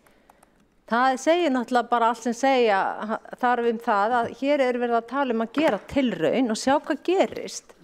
Og það einmitt þannig sem að við lærum og bara áttum okkur á hver þörfin og ef að segjum sem svo að þetta myndi breyta miklu, að bara vagnarnir myndi fyllast, að þá segir það okkur heilmikið. Mér finnst það spennandi, það er hægt að gera líka tilraunar, bara svona tilraun í mjög stuttan tíma, því að þetta eru náttúrulega að vega og meta fjárhagsleg áhrif af svona verkefni. En mér langar að nota tækifæri til þess að ræða þessum Strætó. Ég vil styrkja Strætó. Við verðum að hafa almenningssamgöngur og Strætó til. Við erum öll alin upp við Strætókerfið og ég held að framtíðin hljóta að vera að styrkja þetta kerfi, gera þetta þannig að þetta verði bara helst sem flestir geta nýtt sér Strætó og þá þarf að skoða bara mjög margar hliðar, ekki síst hvað kostar í Strætó, en líka að þetta virki og því miður það bara ekki alveg þannig núna. Það eru mjög margir sem langar til þess að nota Strætó en þetta tekur svo langan tíma og vagnarnir ekki að fara nógu mikið inn í hverfin og ferðir ekki nógu tíðar og svo náttúrulega vandamál til dæmis að fólk fer að skemmta sér og ætlar ekki að vera á bíl, að þá á það bara engan séns að komast heim núna líka þegar leigubílarnir fer fækkandi og það bara orðið mjög erfitt fyrir fólk sem að fara kannski út að skemmta sér eða ætlar að drekka áfengi að komast heim nema bara það sé búið að gera ástæðan með einhver ættingi sæki eða eitthvað slíkt. Þannig að nætur Strætó þarf að komast á og það svo margt sem þarf að breytast með þetta. Þetta þarf að vera tíðari ferðir, Strætó þarf að fara meir inn í hverfin, einfalda kerfið einhvern veginn þannig að hægt að komast frá A til B og svo þurfa að skipta vagn og ég ger mér alveg fulla grein fyrir að þetta ekkert einfalt. Þetta flókið og allt kostar þetta En það getur verið að þurfi bara að skoða að breyta systeminu þannig að byggðasamlagið og sveitarfélögin sem að þessu standa þurfa að leggja meira fjármagn í þetta. Þannig að þetta virki og við græðum öll á því að strætó virki og hann sé mitt fullur af fólki alveg allan sólarhringinn helst. Þetta klappdæmi sem kom þannig inn og hefur að því að ég heyri frá ýmsum ekki verið að virka nógu vel.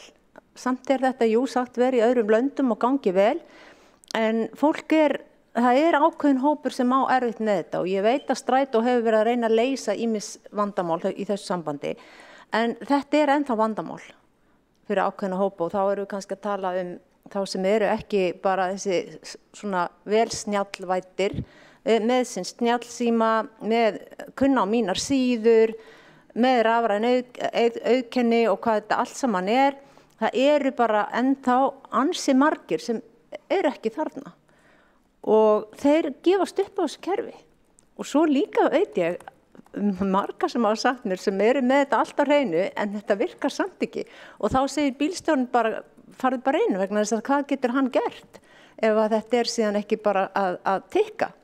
Þannig þetta ótrúlega búin að vera erfitt dæmi og ég hefði viljað sjá, sérstaklega því að strætó berst í bökkum, við vitum auðvitað að það urðu tekjuskerðingar vegna COVID og allt það, að þá hefði strætó átt að geyma að fara í klappið. Það bara lá ekkert á þessu klappi. Hitt var auðvitað meira mói með miða og pening og hvað það var, en hvað með það? Ég held að þetta hafi verið mistök á þessum tíma að fara í þetta og ekki nógu vel úthugsað. Og á sama tíma verið að endurnýja flotann svo munar og þar erum við náttúrulega ekki að tala marga metanvagna í viðbót, allavega eru fleiri rafmagnsvagnar heldur en metanvagnar, sem líka önnur mistök og yfir höfuð það mjög mikil mistök að nýta ekki metanið sem við framleiðum hérna ofgnótt af og við höfum oft rætt þetta. En við í Flokki fólksins, við viljum gjarnan hlúa að strætó. Við sjáum fyrir okkur að þetta mitt okkar eina almennilega samgöngu græja allavega næstu árin því að hvað svo sem verður með borgarlínu verkefnið að þá ennþá 3 ár í fyrsta áfanga og við erum nú bara verðum að taka einn dag í einu í þessu.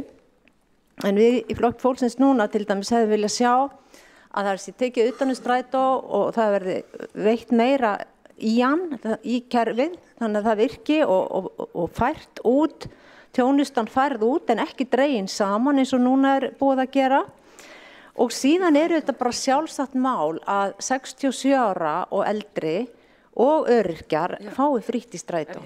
Það svo sjálfsagt mál. Eldra fólk notar strætó heilmikið. Ég ekki að segja að það sé einhver stæðsti hópurinn en sko þeir fá einungis helmingsafslátt ef keypt árskort og nýlega hækkaðu árskortið.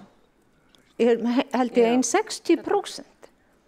Þannig að ég vil virkilega að ef við myndum vera hérna saman eitthvað áfram sem náttúrulega enginn veit, að þetta því skoðað og þessi hópur fengi bara frítt í strætó og auðvitað áttu við líka miða við 12 ára og yngri. Það var alveg óþarfa að taka ekki þetta ár þarna frá 11 til 12 ára líka með. Það allan að fyrsta skrefið. Í svona draumaveröld þá ættu þetta að vera bara frítt í strætó fyrir alla. En það þetta kostar. En samt gæti það líka verið að spara á öðrum sviðum. Við gætum verið að sjá þá fækkun bíla, það möguleiki og líka bara yfir háveturinn þegar þeir sem hjóla allar sínar ferðir gætu vilja skjótast inn í strætó oftar. Og fólk sem ekki að nota strætó almennt séð myndi hugsanlega bara já, ég hendi mér hérna í strætó og þetta gæti algjörlega, við gætum grætt á þessu uppi staðið á svo mörgum öðrum sviðum. En núna staðan ekki rosalega góð og stjórnarformaðurinn situr hér, borgarfulltrúinn Hjálmar Sveinsson og ómögulegur yfir því þegar verið að gagnrýna þetta kerfi. Það enginn þannig að tala þetta held í beint niður. Það ekki máli hér. Að því ég held við viljum öll finna lausnir á þessu máli. Viljum öll finna lausnir og síðan það líka bara þannig að verandi stjórn fyrirtækis eins og þessa að þá verður fólk að geta tekið gagnrýni. Það ekki bara alltaf halleluja í sambandi við allt hérna. það vandamál með þetta fyrirtæki núna, það berst í bökkum og ég held að það hafi verið gerð þarna mistök með að sama tíma og svona erfiðleikar að þá farið í að fjárfesta, verið að endurnýja flotann sem vissulega þarf, en þetta hefði mátt algjörlega fara í einhverja aðra forgangsröð. Og að gera tilraun í einhvern smá tíma með eitthvað nýtt, eins og bara þá að byrja kannski á öryrkjum og 67 ára eldri, þetta bara mjög sniðugt og sjá hvað gerist, hvort að fólk taki við sér og nýti strætó betur en gert núna. Þá hefur borgarfulltrúinn Kolbrún Baldursdóttir lokið máli sínu og næst hefur óskað eftir að taka til máls borgarfulltrúinn Hjálmar Sveinsson.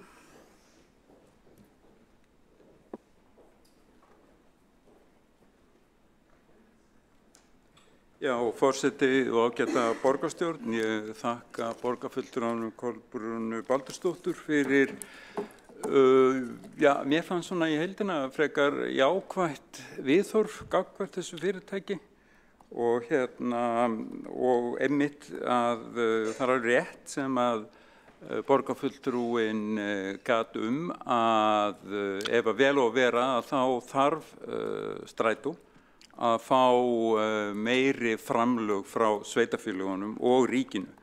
Og það má nú geta þess að í nágrannalöndum okkar var það þannig að í COVID að þá var það þannig að ríkisvaldið kom inn með verulegri fjárfestingu til þess að bæta þessum fyrirtækjum upp gríðarlegt tekjutap sem að skapaðist af því að hið opinbera setti á samgöngubann þannig að fólk gat ekki á tímabilum ferðast með strætó og tekjurnar voru því engar og í þeim tilfellum könnuðust opinberir aðilar við sína ábyrgð á þessu ástandi. Því miður var ekki því til að dreifa hér. Ég hef rætt áður að tap strætó á árunum 2020 og 2021 nemur 1,5 milljörðum.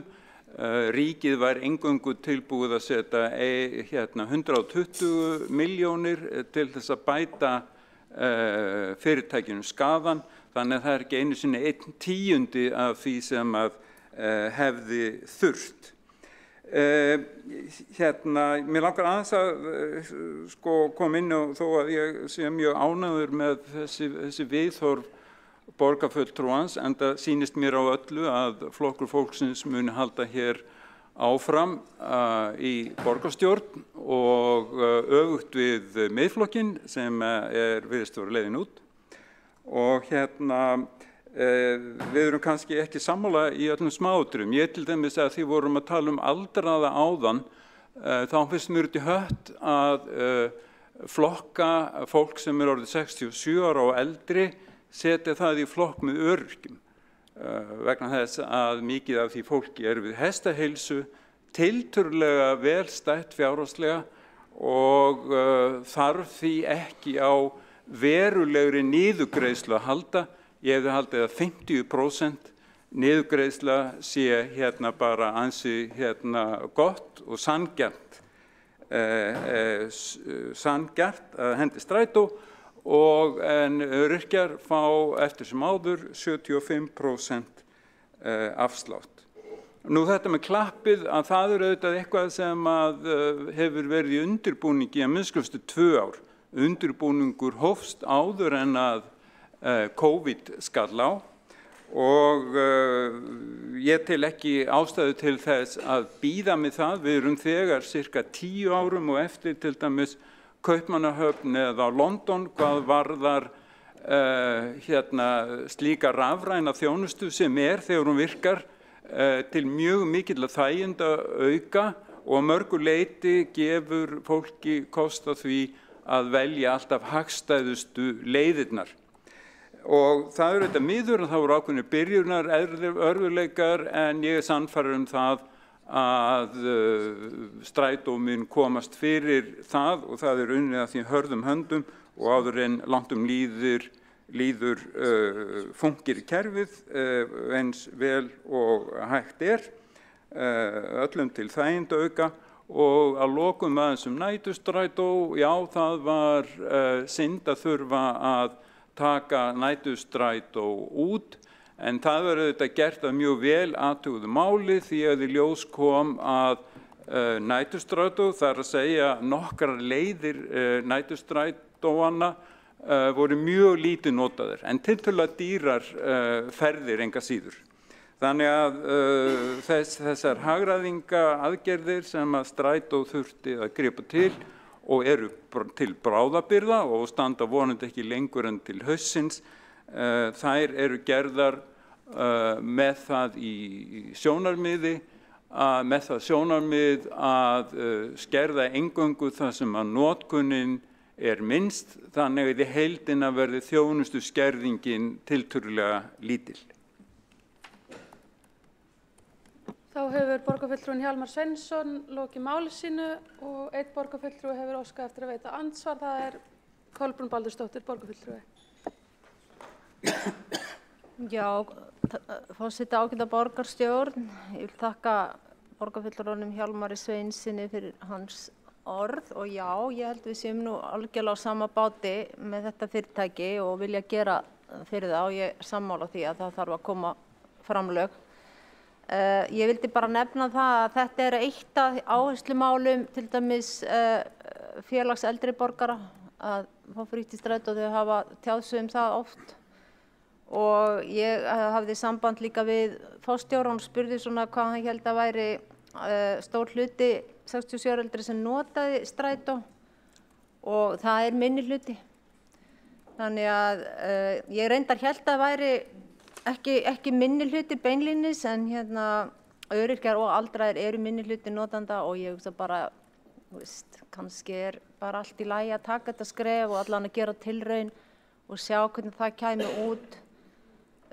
Þannig að já, en erum að sjálfsögðu kannski ekki að gera það á þessu kjörtímabili þar sem að lítið eftir að því en þetta eitthvað sem að ég myndi vilja sjá að verði skoðað.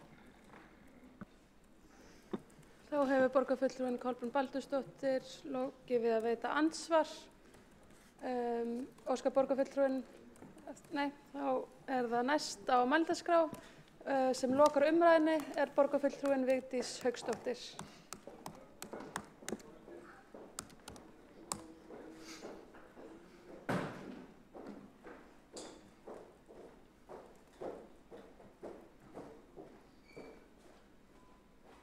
Virðulegi forseti, ágæta borgarstjórn og tilheyrendur.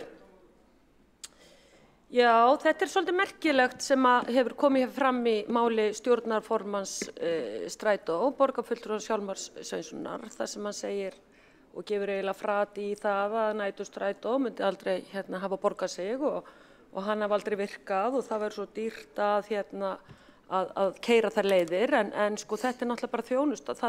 Hann talaði sjálfur að ykkur í samfélaginu myndi líta þannig á að þeir sem þyrftu að nota strætó væri eitthvað minniháttar. Ég hef aldrei sagt það og ég styð almenningssamgöngur, ég styð allar samgöngur, þannig það sé sagt. En það nú akkúrat unga fólkið okkar kannski sem nú helst á ferðinni niður í bæ þegar skyggja tekur og hefur nú kannski ekki efni á leigubílum heim af skemmtunum eða af djamminu og ég líti ekki unga fólkið okkar sem minniháttar fólk, alls ekki, þó að borgarfulltrúinn líti svo á. En það að taka út næturstrætó, það mjög mikil afturför að mínu mati og eins og ég minntist hér á áðan að Vinstri grænir í borginni virðast vera sammála mér að því leyti að í þeirra stefnuskrá fyrir kosningarnar núna sem eru eftir örfáa daga, þá kemur þar fram með leyfi fundarstjóra. Strætó grunnþjónusta og lykilleiðir eiga að ganga lengi og vera tíðar. Endurvekjum næturstrætó, tilvitnun lýkur. Þannig að þar kom að því að ég og borgarfulltrúinn Líf Magnúsdóttir yrðum sammála. Það var þá allavega hér á mínu síðasta fundi fyrir kosningar. En þá skulum við fara í sama leik og meiri hlutin grípur svo oft í og þá sérstaklega borgarstjóri þegar ykkur mál í gangi. Við skulum fara aftur í júní til 2013. Þar var hér í þessum sal flutt tillaga borgarfulltrúa Vinstri grænna sem hljóðar svo með leyfi forseta: borgarstjórn samþykkir að fela bílastæðasjóði og Strætó að útfæra samkomulag að viðskiptir bílastæðahúsa geti ferðast með Strætó án endurgjalds á meðan bifreiðum lagt í bílastæðishúsum, og það var samþykkt af allri borgarstjórn samhljóða með 15 atkvæðum að vísa tillögu undir borgarráðs. Þannig að við erum ekki svo langt hvor frá annarri þó hún treystir sér ekki til þess að samþykkja þetta tilraunaverkefni hér í dag. Alveg reynt með ólíkindum hvernig fólk getur skipt skoðun og flokkanir stefnu bara ef að það þarf að halda saman meirihluta. En það er ágætt skilaboð til kjósenda flokkana sem að telja sig alltaf vera að tala fyrir munn lítilmagnans, eins og borgarfulltrúinn Hjálmar Sveinsson sagði hér áðan að væru þeir sem að myndu nota Strætó, að kjósendur viti það þá bara núna vel fyrir borgarstjórnarkosningar að hvorki Samfylkingin, Vinstri grænir, Píratar eða Viðreisn vilja fara í þetta tilraunaverkefni að hafa frítt í Strætó til þess að finna út hvort það sé hægt að auka tíðnina, auka ferðirnar og fjölga í Strætó. Það er verið að leggja það til að þessi tillaga verði felld. Það er gott að kjósendur viti þetta hér fyrir kosningar. En forseti, ég ætla að fá að lesa hérna upp bókun mína því hún er tilbúin með leyfi þínu, með leyfi forseta. Tillögu minni að fara í tilraunaverkefni að hafa gjaldfrjálst í Strætó og felld af meirihlutanum. Borgarstjóri og meirihluti treystir ekki að fara í þetta nauðsynlega verkefni að hræðslu við að farþegum fjölgi ekki. Farþegafjöldin var 4% 2012 af heildarnotkun af öllum umferðamáta. Farþegafjöldin er 4% árið 2022, sem sagt engin aukning. Nú hefur Strætósamningur við ríkið verið framlengdur til ársins 2035. Heildarkostnaður ríkisins er þá orðinn 23 milljarðar á jafnmörgum árum með við daginn í dag. Meirihlutin vill ekki fara í tilraunaverkefni vegna þess að þau vita að farþegum kemur ekki til með að fjölga í Strætó. Bylting hefur orðið í gangandi og hjólandi umferð með stór aukningu á hjóla- og göngustígum borgina. Það hljóta allir að sjá að fleiri tugir milljarða og síðar nokkura hundruða milljarða í það sem kallað borgarlína er algjört feigðarflan peningalega þegar viðskiptavinina vantar. Engin vilji til þess að finna út hver raunnotkun í almenningssamgöngum með því að hafa þjónustuna ókeypis í 1 ár. Ég þakka fyrir góðar umræður og mér finnst það merkilegt hvernig á að meðhöndla þessa tillögu vegna þess að það hér í þessum sal vantar kjark til að fara í þetta tilraunaverkefni. Þá hefur borgarfulltrúinn Vigdís Hauksdóttir lokið máli sínu. Ekki hafa fleiri kvatt sér hljóðs undir þessum lið og þá er gengið til atkvæðagreiðslu.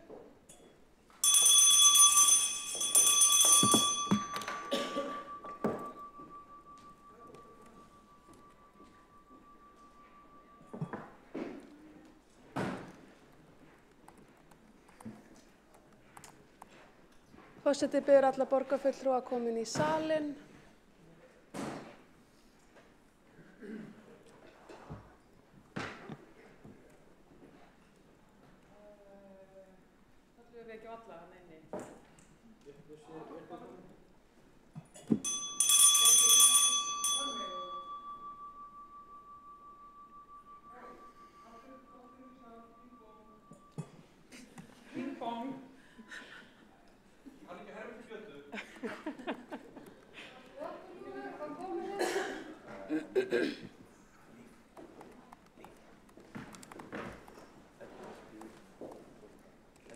Þá er gengið til atkvæðagreiðslu.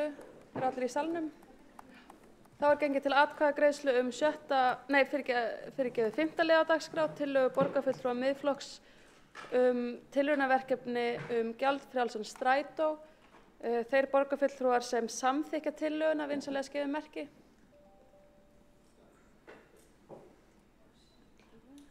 Þeir sem á móti kunna að vera.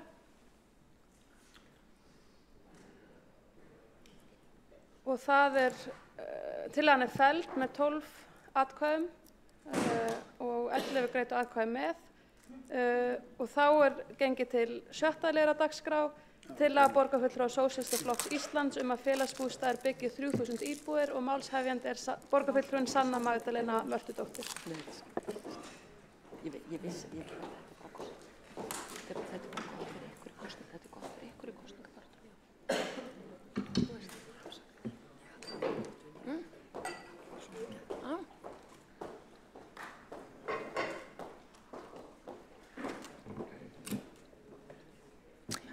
Forseti, borgarstjórn, borgarbúar. Lagt til að félagsbústaðir byggi 3000 nýjar íbúðir sem allra fyrst og nýti góða eiginfjárstöðu sína til uppbyggingar. Félagsbústaðir hafa efni á þessu. Eigið fé félagsbústaða var 67,3 milljarðar króna síðustu áramót. Það meir en 53% af eignum félagsins. 29,4 milljörðum meira en nauðsynlegt má telja og ef við skoðum fasteignafélög á markaði eins og Reitir, Reginn og Eik þá eru þau með 30% eiginfjárhlutfall. Eigið fé félagsbústaða umfram þessi mörk gæti því staðið undir byggingum íbúða fyrir hátt í 100 milljarða króna. Með því afli var hægt að byggja 3000 íbúðir án nokkurs erfiðis. Félagsbústaðir geta fjármagnað uppbyggingu íbúðana, skuldabréfaútboð félagsbústaða hafa gengið vel, enda nýtur félagið ábyrgðar borgarsjóðs og auk þess með frábær veð, íbúðir lágtekjufólks sem ekki líklegt til þess að færa sig og greiðir leiguna. Og ýmsar aðrar fjármögnunarleiðir eru félagsbústöðum opnar. Reykjavíkurborg ætti að beita sér fyrir því að lán vegna almennra íbúða megi vera til lengri tíma en 50 ára en nú gildandi lög hafa slíka takmörkun. Með lánum til lengri tíma þá má lækka húsaleigu en hjá félagsbústöðum umtalsvert. Borgin, hún getur sjálf byggt íbúðirnar. Reykjavíkurborg á lóðir og á félagsbústaði sem hafa fjárhagslegt bolmagn til húsbygginga. Borgin þarf því ekki að bíða eftir neinu, ekki að bíða eftir að verktakar byggi íbúðir til að geta keypt þær með ríkulegri álagningu. Reykjavíkurborg getur byggt þessar íbúðir sjálf, sett á legg byggingarfélag Reykjavíkur eins og sósíalistar hafa lagt til. Það þörf á þessum íbúðum. Mikill fjöldi fjölskyldna og einstaklinga eru föst á óregluvæddum leigumarkaði og greiðir þar allt of háa húsaleigu sem þrýstir þessu fólki niður í fátækt. Biðlistar eftir íbúðum félagsbústaða segja aðeins hálfa söguna og varla það. Skilyrði til að fá íbúð hjá félagsbústöðum eru mjög ströng. Það ekki nóg að fólk sé fátækt, heldur þarf það að hafa orðið fyrir áföllum, vera veikt eða standa að öðru leyti illa umfram það að vera með lágar tekjur og þurfa að borga óheyrilega háa húsaleigu. Þetta mun tryggja félagslega blöndun innan félagsbústaða en borgaryfirvöld hafa óttast að hröð uppbygging félagslegs húsnæðis geti valdið því að félagsleg blöndun í hverfum verði ekki nóg, að of margir fátækir búi á of litlu svæði. Þetta viðhorf einkennist af fátækrar andúð. Borgaryfirvöld hafa engar áhyggjur af ónógri félagslegri blöndun í auðmannablökkum við Skúlagötu, en með því að fjölga almennum íbúðum innan félagsbústaða og rúmum 2000 í rúm 5000 munu skilyrði fyrir að fá íbúð lækka og íbúðarnir verða sjálfkrafa blandaðri, komur ólíkum hópum. Uppbyggingin hún mun tryggja félagslega blöndun í borginni. Það þarf að gera stór átak til að tryggja félagslega blöndun í hverfum borgarinnar. Það til dæmis allt og lítið af félagslegu húsnæði á Melónum og Högunum, í Fossvoginum, í Laugarásnum og víðar.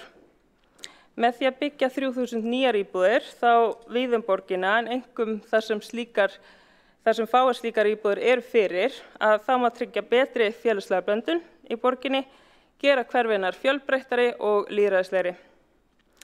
Og þetta mun gera borgina betri. Húsnæðiskreppan það einstaka fyrirbrigði sem hefur haft verst áhrif á lífskjör í borginni.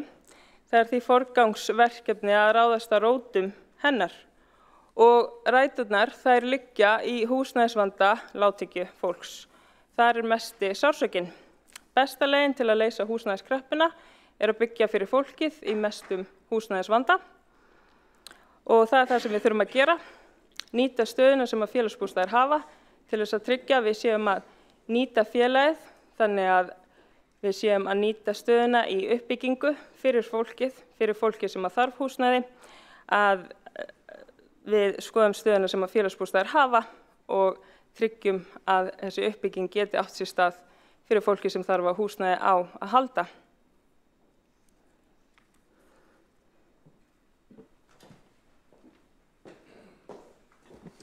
Borgarfulltrúinn hefur þá lokið máli sínu og næst hefur það til máls borgarstjóri Dagur B. Eggertsson. Forseti, ágæta borgarstjórn, hér eru í raun nokkrar tillögur í einni. Það er að segja annars vegar að félagsbústaðir tvöfaldi íbúðaeign sína. Í öðru lagi að stofnað verði byggingafélag Reykjavíkurborgar til þess og borgin nýti styrk sinn til þessara verka. Í stuttu máli að þá erum við stödd í einhverju mesta uppbyggingarátaki varðandi húsnæðismál, sérstaklega félagslegt húsnæði í sögunni. Núna eru íbúðir á vegum félagsbústaða kringum 3000. Þegar Reykjavíkurlistinn tók við að þá voru þar innan við 1000, þar voru tæplega 900 raunar. Þannig að þeim hefur fjölgað mikið og sérstaklega á síðustu árum. Til viðbótar hefur bæst á síðustu árum íbúðir á vegum þeirra óhagnaðardrifnu félaga sem borgin hefur unnið með til þess að mæta stöðu húsnæðismála, sérstaklega fyrir þá sem hafa lægri tekjur, minna á milli handana og voru raun skilin eftir án lausna eftir að verkamannabústaðakerfi var lagt niður síðustu aldamót. Þetta er einhver bestu verk síðustu ára að mínu mati og hafa virkað í mörgum skilningi. Það hefur stundum verið kallað eftir átaki eins og efnt var til við byggingu Breiðholtsins þegar 1250 íbúðir voru byggðar. 1000 í samvinnu við verkalýðshreyfinguna og 250 félagslegar íbúðir af hálfu borgarinnar.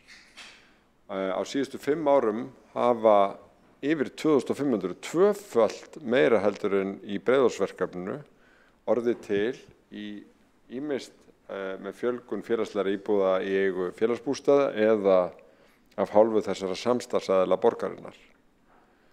Þetta er ekki jafn sýnilegt eins og uppbygging í einum hverfi á einum stað, en það er líka miklu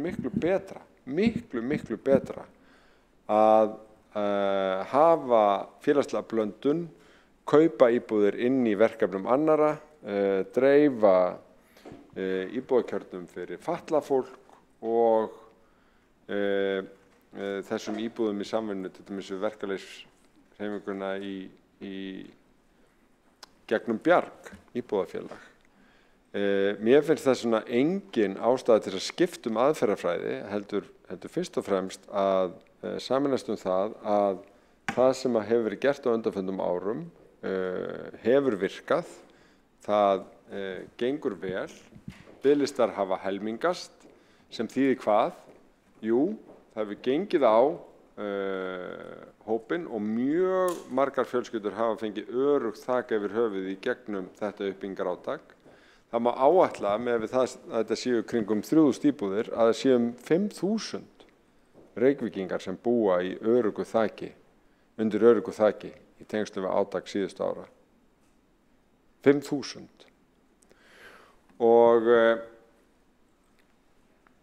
það er kostur að þú getur ekki farið í eitthvað eitt hverfi og bent á hér þetta.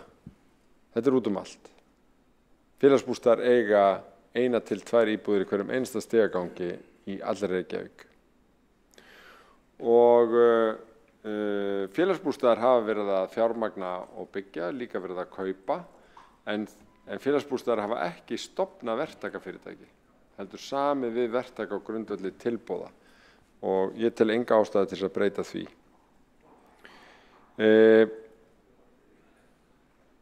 Þess vegna held ég að ég geti dregið þetta saman þannig að tillagan lögð fram á góðum hug gagnvart fólki sem á erfiðast með að fóta sig á húsnæðismarkaði. Við höfum séð gríðarlega mikla uppbyggingu í þágu þeirra á undanförnum árum. Almenna íbúðakerfið með stofnframlögum ríkis og borgar hefur verið að virka. Það sem hefur vantað að önnur sveitarfélög gerir svipað, þá myndum við ná tvöfalt hraðar utan um þetta, en það ekki tilefni til að stofna byggingafélag Reykjavíkurborgar, það ekki tilefni til þess að hætta að fá verktaka að verkunum þegar félagsbústaðir að láta byggja fyrir sig, og það ekki ástæða til þess að hætta að kaupa íbúðir inn í verkefnum annarra til að tryggja þessa blöndun. Þetta alveg skýrt í mínum huga og ég legg þessna til að tillagan vegna svona felur í sig svona margar tillögur verði felld.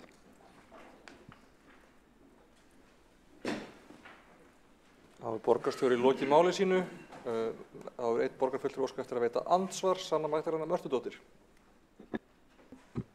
Forseti og borgarstjórn, við þurfum fleiri félagslegar leiguíbúðir, það staðreynd. Það eru 938 samtals á öllum biðlistum hjá Reykjavíkurborg sem að bíða eftir því að komast í öruggt skjól þegar við skoðum almennt leiguhúsnæði, þegar við skoðum alla hina biðlistana, þá þessi biðlisti til staðar.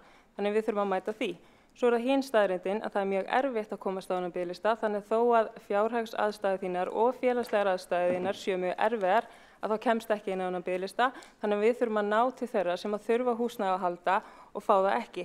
Þannig já, þessi leið ekki að virka, við þurfum aðra leið sem að nær til fólks í þessari stöðu og við þurfum líka að taka með inn í reikningin viðkvæma stöðu Reykvíkinga eins og til dæmis að 860 búa í atvinnuhúsnæði hér í Reykjavík, það áætlun. Atvinnuhúsnæði meðal annars út af því að þeir komast ekki inn í öruggt húsaskjól á leigumarkaði af því það allt of hátt verð.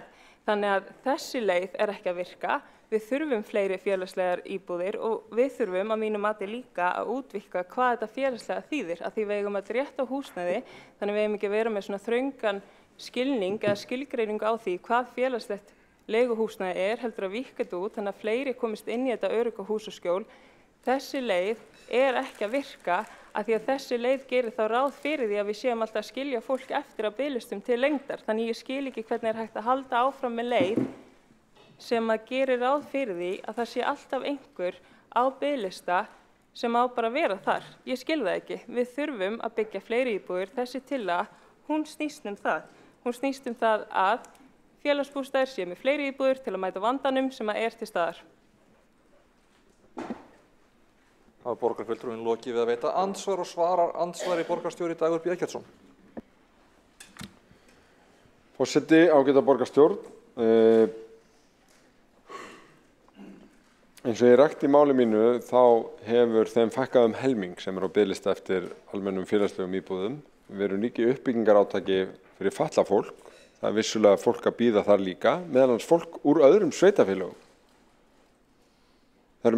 Það fjórðungur þeirra sem á biðlista eftir búsetúröðum fyrir fatlað fólk í Reykjavík með lögheimili í öðrum sveitarfélögum vegna þess að heimilt að skrá sig þannig.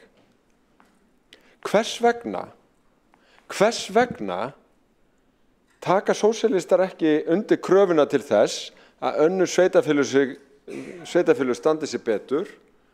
Við erum með húsnæðisáætlun sem gerir ráð fyrir fjölgun félagslegra íbúða. Við erum með húsnæðisáætlun sem gerir ráð fyrir að við höldum áfram átaki í uppbyggingu fyrir fatlað fólk. Það ekki hægt að segja í borg, þar sem biðlistar hafa dregið saman helming á 3 árum, að það sé ekki að virka sem við erum að gera. Það hægt að hvetja til þess að við höldum áfram eins og við ætlum að gera, en mér finnst algjört lágmark að viðurkenna líka það sem vel gert og kalla eftir því með okkur að önnur sveitarfélög gangi takt, nýti það lausnir sem hafa sannarlega gefist vel í Reykjavík og við vinnum að þessu verkefni eins og samfélag. Þá að geta verið og á að vera það best fyrir okkur öll að þessi félagslega blöndun allstaðar, að önnur sveitarfélög séu líka að byggja örugg búsetúrræði fyrir fatlað fólk, að við tökum á þessu risaverkefni saman. Það þessna sem ég búin að vera að tala fyrir húsnæðissáttmála. Við erum með samgöngusáttmála, hann hefur gefist vel, hann var réttarsvarið í samgöngumálum, húsnæðissáttmáli skiptir máli fyrir höfuðborgarsvæðið í heild til þess að jafna byrðunum og til þess að tekjulágt fólk eigi líka vonum öruggt húsnæði í nágrannasveitarfélögunum, ekki bara í Reykjavík. Þá hefur borgarstjóri lokið við að svara andsvari og veitir þá andsvar öðru sinni borgarfulltrúin Sanna Magdalena Mörtudóttir. Forseti og borgarstjórn og borgarbúar, mér finnst algjört lágmark að við tölum að virðingu við þá borgarbúa sem að við höfum skyldum að gegna gagnvart og við höfum það ábyrgð að veita fólki hús og skjól sem að býr hér í borginni, hefur búið í borginni lengi og á okkar ábyrgð að veita þeim hús og skjól sem að geta það ekki sjálfir og við erum þar með ábyrgð sem við erum ekki að uppfylla og eigum að uppfylla. Það tala hér félagslega blöndun. Félagslega blöndun hefur ekki verið að virka vel í öllum hverfum. Það verkefni sem við þurfum að leysa því við getum ekki hér verið að vera með millitekjuhópa eða ríkt fólki á ákveðnum hverfum. Þannig að það er líka spurning sem við þurfum að leysa og var fjallað í þessari tillögu. Þannig að við þurfum að koma inn með ríkari og sterkari hætti en það er ljóst að það er ekki að fara að gerast hér í dag sem er miður. Þannig ég held bara áfram. Þá hefur borgarfulltrúin lokið við að veita andsvari öðru sinni og svarar andsvari öðru sinni borgarstjóri Dagur B. Eggertsson. Forseti, ágæta borgarstjórn. Segjum að sósíalistar myndu komast í meirihluta í Reykjavík og í kjölfarið myndu biðlistar eftir félagslegu húsnæði minnka helming. Myndu sósíalistar halda þá ræðu að ekkert verið að virka og verið ekkert verið að gera? Nei. Yrðu væntanlega stoltir af þessu og vildu halda áfram á sömu leið.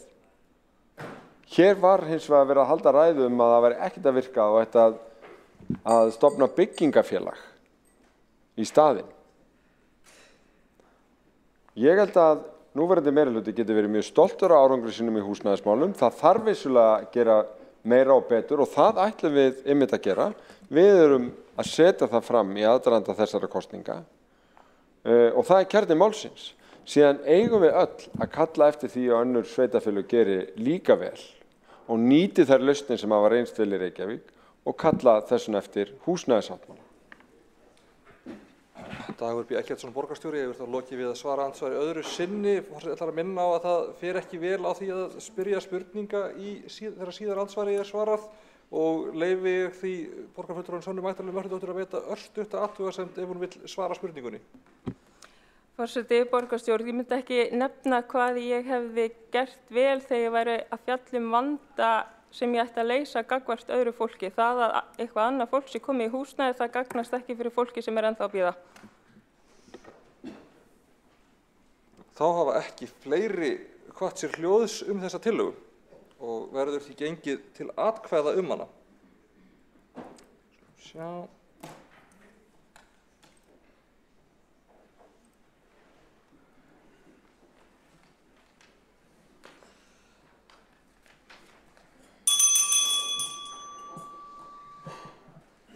Eru allir í sal?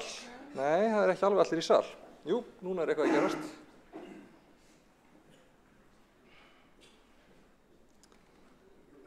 Þá er gengið til atkvæða tillögu borgarfulltrúa Sósíalistaflokks Íslands að félagsbústaðir byggi 3000 íbúðir. Þau ykkar sem hafa verið samþykk þeirri tillögu gefið þess merki og þau sem á móti kunna vera.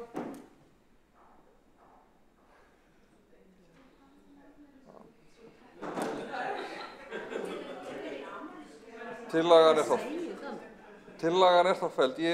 Ég myndi kannski gefa einhverjum hluti í íbúðin, aldrei 3000 íbúðir í afmælisgjöf. Það voru 21 sem að kussa á móti og 2 sem kussu með. En já, þá skulum við vinda okkur í næsta lið. Það er tillaga borgarfulltrúa Flokks fólksins samræðu við samtök sveitarfélaga á höfuðborgarsvæðinu og fyrst tekur til máls borgarfulltrúin Kolbrún Baldursdóttir.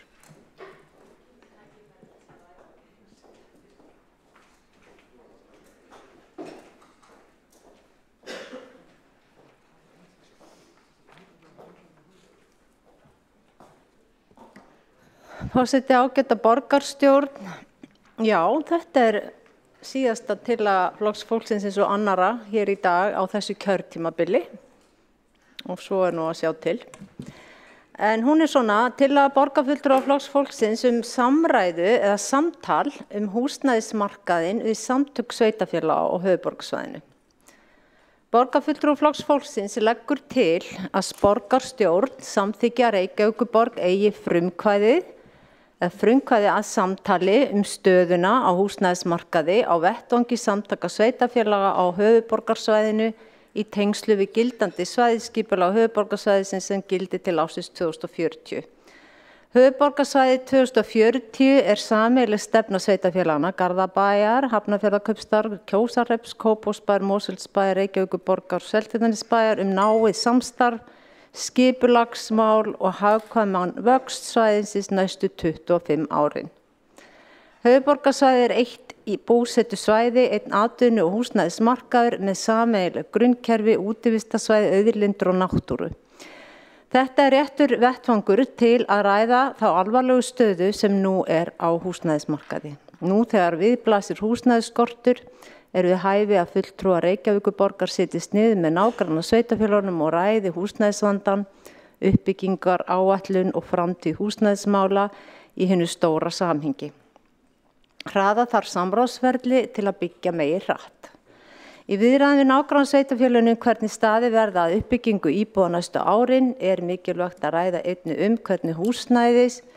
hvernig sveitarfélögin hyggist deila ábyrgðinni á uppbyggingu félagslegs húsnæðis og hagkvæms húsnæðis fyrir fyrstu kaupendur, námsfólk og efnalítið fólk. Fram til þessa hefur Reykjavík borið hitann og þungan á uppbyggingu félagslegs húsnæðiskerfis meðan önnur nágranna sveitarfélög sitja hjá.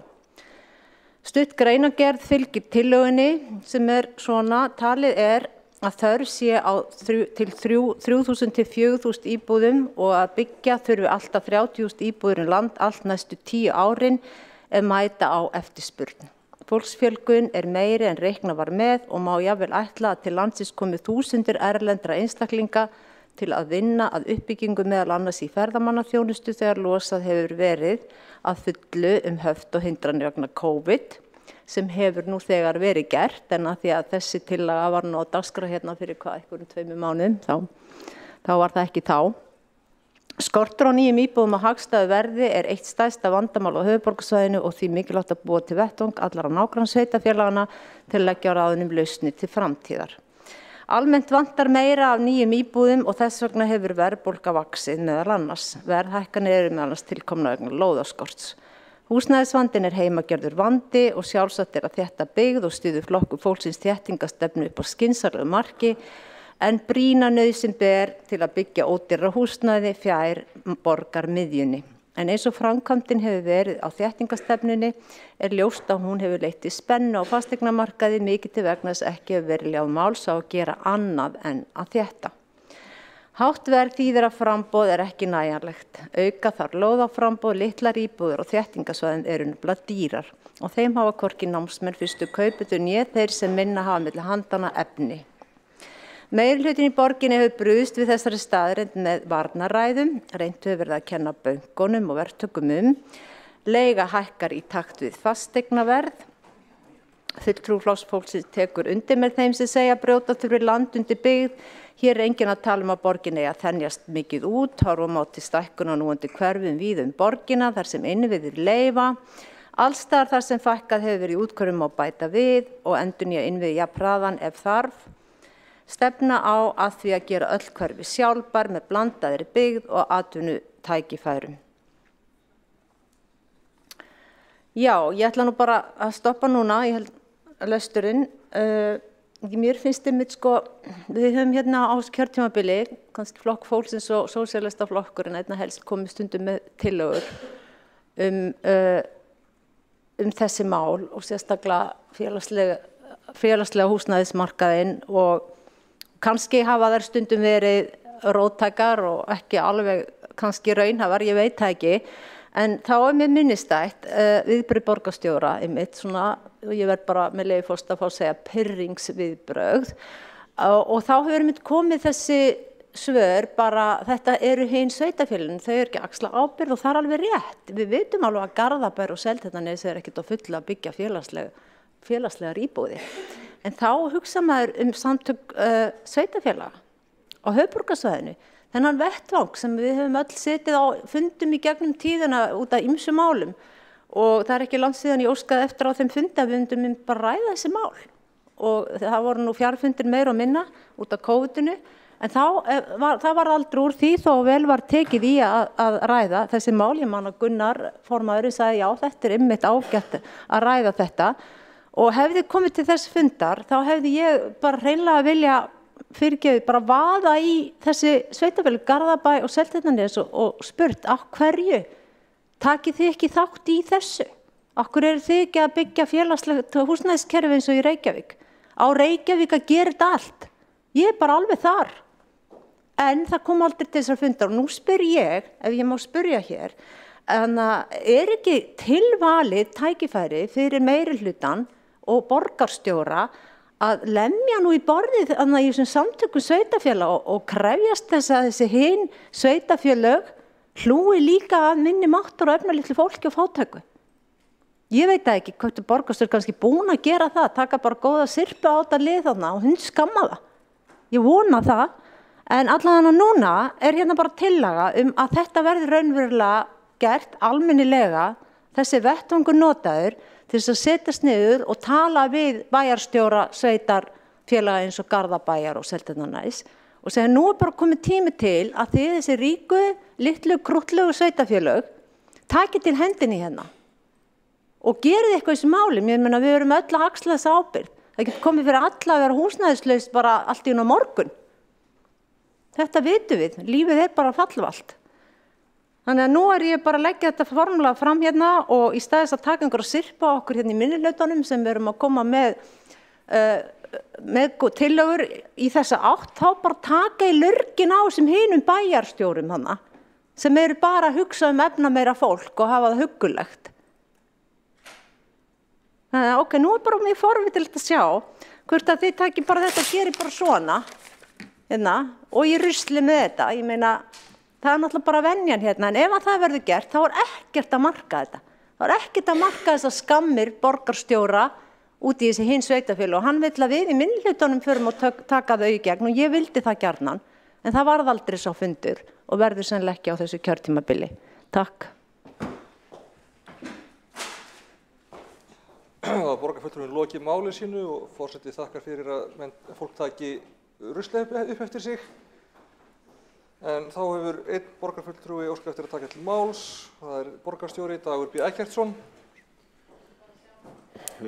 Forseti ágæta borgarstjórn, ég vil byrja á því að þakka fyrir ágæta tillögu og ágæta ræðu. Ég hef eins og borgarfulltrúnum kunnugt kallað eftir því nokkra ára skeið að það verið svona samfelldara eða samhentara átak í uppbyggingu í húsnæðismálum á höfuðborgarsvæðinu og eftir því sem árin hafa liðið að þá hefur munurinn auðvitað orðið skýrari á hvað er verið að gera í Reykjavík og hvað er verið að gera annars staðar. Það er reyndar rétt að halda þetta til haga að með breyttum lögum og skyldu sveitarfélaga til þess að gera húsnæðisáætlanir að þá birtist þessi áherslumunur líka dálítið skýrar og ég held að næsta skref núna að því að svona það að kalla eftir þessu hefur ekki skilað þeim árangri sem að ég hefði viljað sjá að þá þurfi að gera einhvers konar heildarplan fyrir allavega höfuðborgarsvæðið og þá er spurning hvað maður skilgreinir það vítt. Þetta hefur reynst vel til dæmis í Finnlandi og ég hef kallað þetta húsnæðisáttmála í umræðunni og mér finnst það væri gott skref og góð nálgun að gera einhvers konar samkomulag á grundvelli húsnæðisáætlana við sveitarfélög, milli sveitarfélags og ríkis þessa hluti.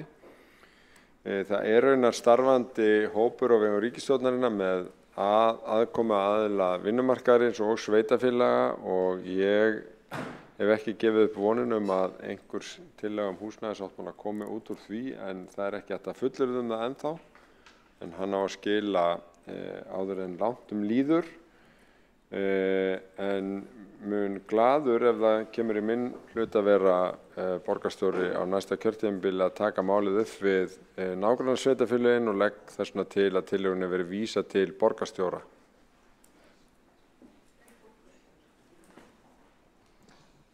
Þá hefur borgarstjóri lokið máli sínu og ekki hafa fleiri óskað eftir að taka til máls undir þessum lið. Göngum við því til atkvæða.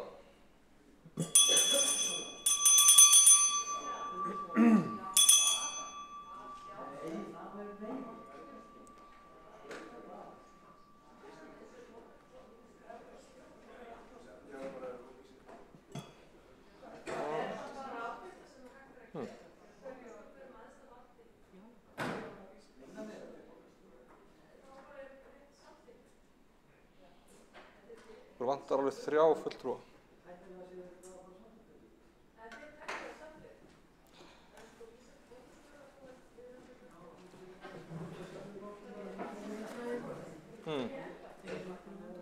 Ég sé það.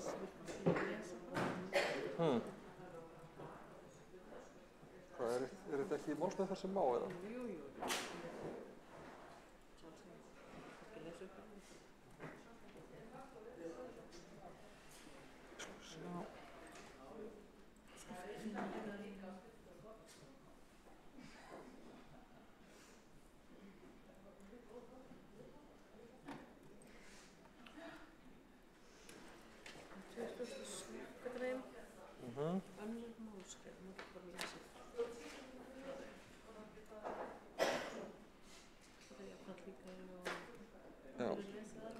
Þarna allir borgarfulltrúar komnir í sal, virðist vera.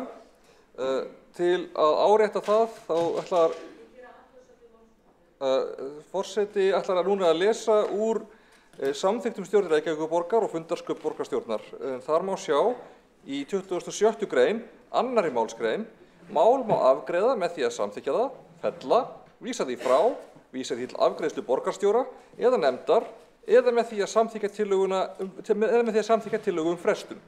Forseti ákveður í hvaða röð og með hvaða hætti slíkar tillögur eru teknar til afgreiðslu í samræmi við almennar reglur fundarsköp. Forseti sker úr því hvernig atkvæðagreiðslum tillögur skuli hagað.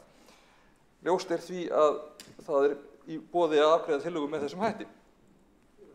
Þá einn borgarfulltrúi óskað eftir að tjá sig fundarstjórn.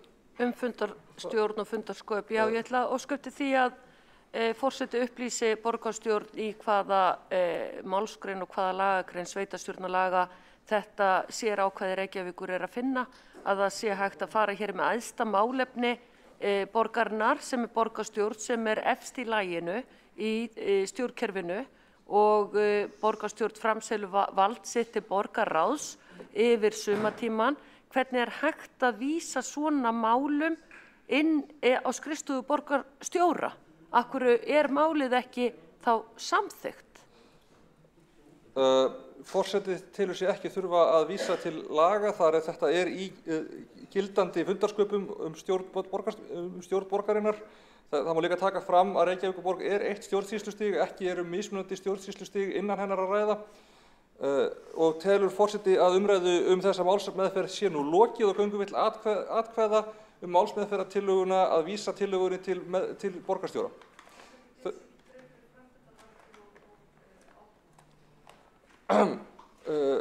Umræðu þetta lokið og minnir forseti á að Reykjavíkurborg telst öll vera hluti af framkvæmdavaldinu. En já, þá verður gengið til atkvæða og þau ykkar sem samþykkið málsmeðferðartillöguna gefi þess merki. Og þau sem á móti kunna vera. Ég held að það var allir komin inn, var eitthvað farin aftur?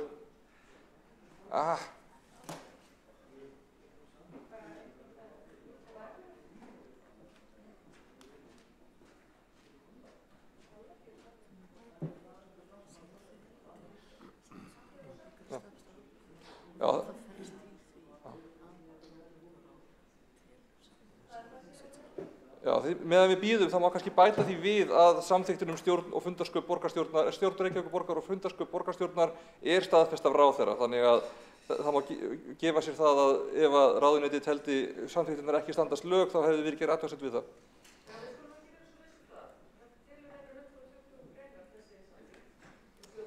engu að síður staðfest af ráðherra og gildandi fundarsköp borgarstjórnar. En já, þá skulum við endurtaka atkvæðagreiðsluna, þau ykkar sem samþykkið að vísa tillögunni til borgarstjóra gefið þess merki. Og þau sem á móti kunna vera. Sú málsmeðferð því samþykkt. Þá þessum lið lokið og verður þá gengið til 8. liðar, það fundargerð borgarráðs frá 28. apríl. Þar þurfum við að staðfesta sérstaklega 9. lið, viðaukar við fjárhagsáætlun Reykjavíkurborgar 2021, 12. lið sem Hof á Kjalarnesi, eignarnám á Landspildu og 29. lið sem aðgengisstefna Reykjavíkurborgar. Einhver sem vill taka til máls undir þessum lið? Það verður 1 borgarfulltrúi óskað eftir að taka til máls. Það Þorkell Heiðarsson og næst hefur það til máls Þorkell Heiðarsson, borgarfulltrúi. Og svo var það hvað? Kolbrún og ég sá ekki fleiri. Voru fleiri? Okay.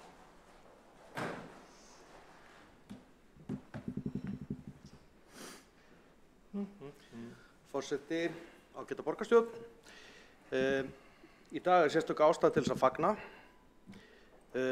og ég ætla að fagna því að nú loksins komin fram aðgengisstefna fyrir höfuðborg landsins. Aðgengi grundvallarréttur og sjálfsögð mannréttindi og við erum auðvitað það flest sammála. En engu að síður það nú svo að það bara gleymist þessi þáttur, aðgengisþátturinn, hann gleymist mjög oft, bæði þegar hlutir eru hannaðir og skipulagðir. Í aðgengismálum þurfa allir að vera á tánum, alltaf. Það gott í þessu sambandi að hugsa líka til þess og minna á það að aðgengi snýst ekki bara aðgengi fyrir fólk sem nota hjólastól, að byggingum, sem kannski það fyrsta sem kemur upp í hugan þegar maður hugsar aðgengismál. Aðgengi snýst svo margt annað. Aðgengi að öllu því sem okkur þykir almennt sjálfsagt í samfélaginu, húsnæði, svæðum, viðburðum og þjónustu. Mér finnst sérstaklega ánægjulegt á þessum tímamótum að stýrihópurinn sem vann stefnuna ákvað að vinna stefnuna á vettvangi hinna nýju aðgengis- og samráðsnefndar í málefnum fatlaðs fólks. Í nefndinni sitja nefnilega fulltrúar hagsmunasamtaka sem hafa þekkingu á málaflokknum, sem grundvallaratriði eða vinna sem þessi á að skila árangri. Það var því sérstaklega gaman að vinna þessari stefnu, en það var líka mjög lærdómsríkt fyrir okkur sem tókum þátt, svona á pólitíska sviðinu. Ég ætla samt að segja að niðurstaðan ekki fullkomin, frekar en önnur mannanna verk. En það kannski bara ekki aðalmálið í þessu tilfelli. Það skiptir mestu máli að leggja fram stefnu og hefja síðan handa við að vinna eftir henni. Síðan má lagfæra hana eftir því sem á líður, aðlaga hana að síbreytilegu raunveruleika, kröfum og hugmyndafræði. Þessi hlutir eru ekki fasti og hvernig við lítum á aðgengismál alltaf að breytast. Mér langar jafnframt til þess að þakka öllum þeim sem koma því að koma þessari fyrstu aðgengisstefnu okkar á flot. Egill Þór, Ragnhildur Alda, Dóra Björt, gott og gefandi samstarf, bjóst ekki við öðru. En síðast en ekki síst, þá langar mig til þess að þakka fulltrúum hagsmunasamtakana sem sitja í aðgengis- og samráðsnefnd málefni fatlaðs fólks fyrir ómetanlegt og óeigingjarnt starf við þessa stefnu. Og ég held að stefnan væri ekki hér í dag til staðfestingar nema fyrir starf þessara fulltrúa. Takk. Borgarfulltrúin hefur lokið máli sínu og næst tekur til máls borgarfulltrúin Kolbrún Baldursdóttir.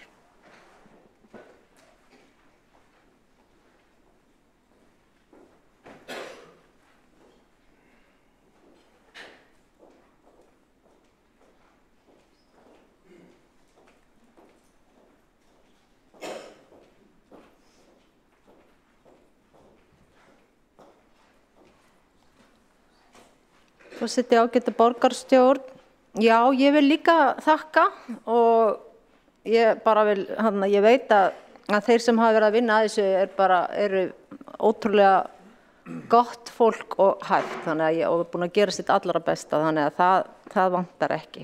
Og það er alveg rétt og mér finnst gott líka það sem tekið fram að þetta er náttúrulega ekki fullkomið og kannski á þetta bara að vera einmitt lifandi plagg og vera í sífelldri endurskoðun. En mér langar að kannski samt að nefna nokkur atriði sem að þarf að skoða. Og kannski númer 1 að það þarf kannski að skýra betur og skilgreina hlutverk aðgengis- og samráðsnefndar Reykjavíkurborgar og tryggja að eðlilegt og reglulegt samráð sé haft við nefndina þau málefni borgarinnar, stofnana hennar og sviða sem nefndinni er ætlað að fjalla og þá líka yfir sumartímann þegar framkvæmdir einmitt oft í hámarki og síðan að þarf að tryggja það á öllum stundum að virt samráð sé við heildarsamtök fatlaðs fólks allar, ekki bara næstum allar, heldur allar ákvarðanir og framkvæmdir varða hagsmuni þess. Ég held kannski til þess að nefndin geti almennilega beitt sér, þá þarf þetta bara að vera algjörlega fullkomlega, þetta í rauninni grundvöllurinn einhvern veginn og svo myndi bara allt hitt raðast þarna inn og held ég bara ganga mjög vel upp og ég held að við séum alveg sem borgarstjórn á góðri leið og það mikið gerst á þessu kjörtímabili í átt að einmitt samráði og samvinnu við hagsmuna aðila og það er gott. En svo kannski svona eitt og annað sem mætti líka nefna, það eru biðstöðvarnar, aðgengi að þeim. Það ennþá alveg bara 10 ef ekki 100 biðstöðvar sem þarf að laga og það gengur of hægt. Og svo bara eftir því sem ég heyri frá þessum hópi að þá eru bílastæðamálin, það ekki sátt p-merktu stæðin. Þau eru að fá og þau við vitum hvar þau eru náttúrulega ekki lengur eins og göngugötum, það má ekki leggja þar. Þetta í hliðagötum og fólk að lenda í vandræðum að komast frá hliðagötunum að einhverjum dyrum. Það líka talað að borgin sé ekki alveg að sýna nóg gott fordæmi sjálf með sínar eignir sem þjónusta. Það sé aðgengi ekkert endilega til fyrirmyndar allstar þó að það sé eitthvað í áttina. Þetta verður að borgin að sýna gott fordæmi í þessu. Og svo þetta með innleiðinguna líka. Það alltaf bara, þegar maður með stefnu í höndunum, þá hugsa maður alltaf bara hvernig gengur innleiðingin. Þetta fara að gerast og hver tímalínan og hvenær á að byrja og svo framvegis. Nú, ég geti sagt mikið meira en ég ætla að láta þetta duga og ég vil þakka fyrir þessa vinnu vegna þess að eins og ég segi að ég veit að þetta var í góðum höndum og það var reynt að gera eins vel og hægt var og ég trú á að þetta bara eftir að batna. Takk.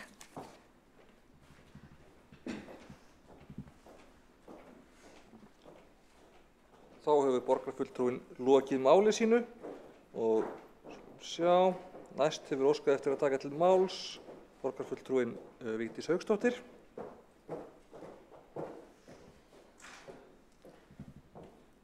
Virðulegi forseti, ágæta borgarstjórn og tilheyrendur. Ég kem hér undir þessum dagskrárlið til að ræða eins hér það sem fór fram á þessum borgarráðsfundi sem hér undir þessum 8. dagskrárlið borgarstjórnar.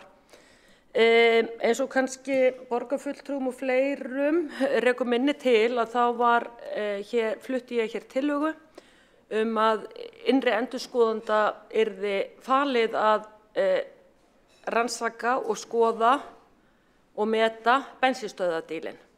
Þegar borgarstjóri fór fram með það að gefa útvöldum aðilum lóðir sem undir bensínstöðvunum liggja.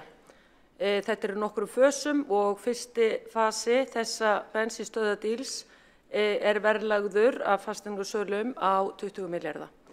Það var verið að gefa frá sér byggingarétt og þar með tók borgarstjóri fullan þátt í því að umbreyta þessum félögum í fjárfestinga- og fasteignafélög. Það ekki Reykjavíkurborgar á engan hátt og getur aldrei verið að taka þannig þátt í orkuskiptunum að það sé verið að gefa frá sér gæði borgarinnar, auðlindir okkar, eins og gerðist þessum tíma. Þessi tillaga var samþykkt með vísunartillögu, kemur engum óvart, hér ekki neitt samþykkt nema að vísa því aftur inn í kerfið, vísunartillögu inn í borgarráð, að innri endurskoðandi yrði falið að skoða þessi mál.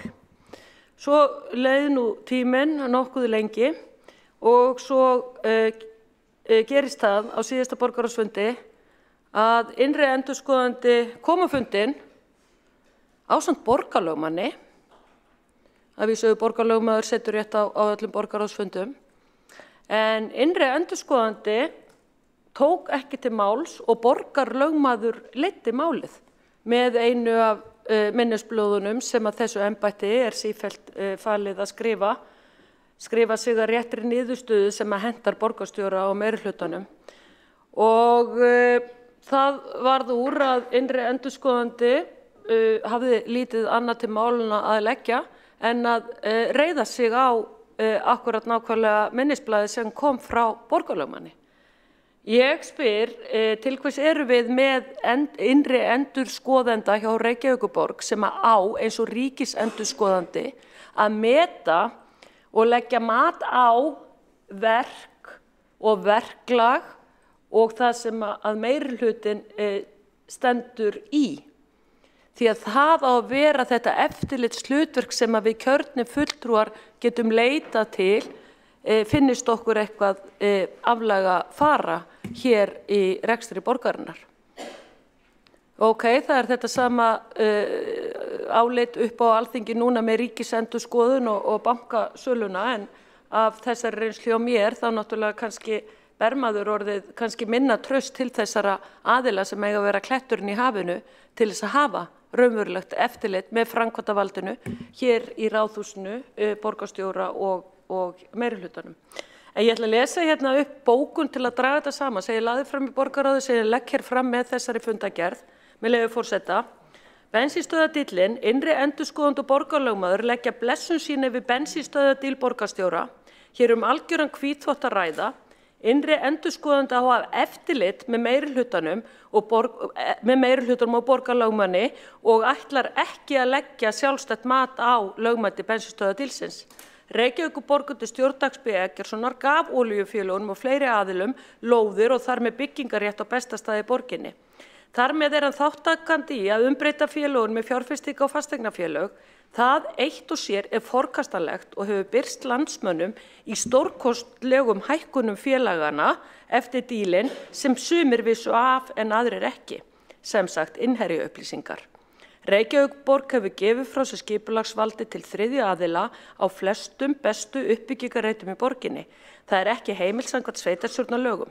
Eins og fyrr hefur verið reifað í bókunum hér að ræða samninga sem þegar eru komnir til framkvæmda upp á 20 milljarða auk framtíðar samninga lóða sem bensínstöðvarnar eru á og liggja í vegstæði hinnar svokölluðu borgarlínu.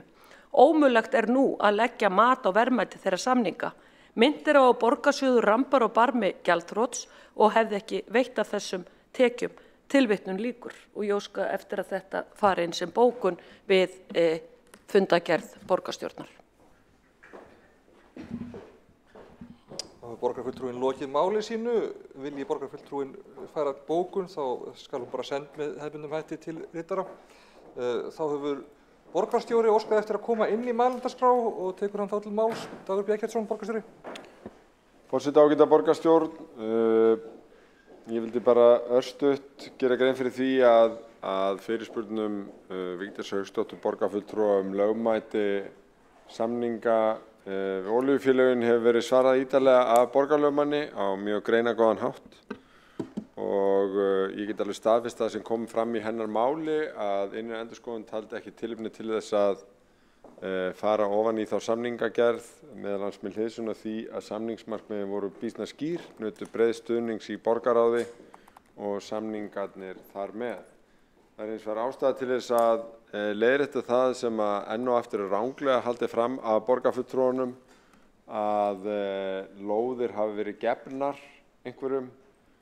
Lóðum var á sínum tíma úthlutað sem atvinnulóðum og það gerði lóðalegu samningar og núna hefur verið gefinn kostur á því að í stað lóðaleigusamninga atvinnulóðir að þá verið gefnir út lóðaleigusamningar íbúðalóðir eða blandaðar lóðir atvinnuhúsnæðis og íbúða. Það er í samræmi við loftslagsstefnu Reykjavíkurborgar og stefnu þéttingu byggðar. Reykjavíkurborg á landið alveg jafn mikið, hvort sem að lóðaleigusamningurinn atvinnulóð eða sem blandaða lóð atvinnuhúsnæðis og íbúðarhúsnæðis eða sem hrein íbúðarhúsnæðislóð. Í öllum tilvikum lóðaleigusamning að ræða. Ég vil bara taka þetta fram vegna þess að borgarfulltrúunum tamt að tala einhvern gjafagjörning í þessu. Það þvert á móti var sett niður stefna að fækka bensínstöðvum. Það var sett niður samningsmarkmið sem að lutu að því hvað olíufélögum væri gefinn kostur á að gera á lóðunum ef að stöðvar væru lagðar niður. Og síðan náðu samningar við ekki 1, ekki 2, ekki 3, heldur 4 og raunar 5 olíufélög ákveðnar lóðir, alls ekki allar. Þetta þriðjungur lóðanna. Ef þetta væri svona frábært, þá hefði vantarlega lagt niður bara alla stöðvarnar í einu, en þarna voru tekin mjög ákveðin skref í að gera hverfin betri. Við stofnbrautir verða áfram ýmsar bensínstöðvar, en hverfin fá íbúðauppbyggingu, hverfistengda þjónustu og betri borgarbrag. Samningagerðin stóðst að sjálfsögðu lög og var ekki ákveðið eða að neitt tilefni væri til þess að skoða það frekar. En auðvitað hefur innri endurskoðun allar heimildir til að skoða hvað sem og gerir sérstaklega endurskoðunar áætlun fyrir hvert einasta ár. Þannig og allt besta mál með það. Þá hefur borgarstjóri lokið máli sínu og hefur einn borgarfulltrúi óskað eftir að veita andsvar, það borgarfulltrúi Vigdís Hauksdóttir. Já, geti forseti borgarfulltrúar og tilheyrendur, já, það ágætt að skoða sjálfa sig. Það hefur stundum reynst vel að skoða sjálfa sig og senda öll þau appurödd sem til þess að reyna að búa til hvítþvotta skýrslur. Borgarstjóri segir hér að innri endurskoðandi sé heimilt að skoða hvað sem Það reyndist nú ekki vel í braggamálinu á sínu tíma, því að þegar var komið að því sem þurfti að skoða að til dæmis borgarstjóri var búinn að eyða öllum sínum pósti út úr tölvunni hjá sér og annað sem kom þar í ljós og þegar átti að fara að elta reikningana þá stoppaði embættið við að skoða það og þar voru 500 milljónir sem fóru út í loftið eða í ykkur bárujárshús, ykkur stóra landinu eða sumarbústað eða hvaða kvittar hafa nú fokið. Varðandi þetta sé alveg heilagt með þessu og að þessi bensínstöðvar díll sé vottaður og heilbrigðisvottaður af borgarlögum þá stenst það heldur ekki því að það var náttúrulega einhver utanaðkomandi að skoða þessi mál. Ég minni á það að þetta voru nú ákveðin ákvæði í megninu af þessum samningum sem fóru út í fyrsta dílnum eins og til dæmis Egilsgata 5 sem var ákvæði að ætti að renna til Landspítalans, herra borgarstjóri og læknir, Landspítalans. En þessi lóð var gefin olíufélaginu sem þar stendur á og þar á að fara að byggja upp íbúðir. Ekki verða að hugsa Landspítalan, þjóðarsjúkrahúsið okkar og eins var það með Hringbraut 12. Sú lóð átti líka samkvæmt samningum að falla í skaut Landspítalans, ef mig minnir rétt.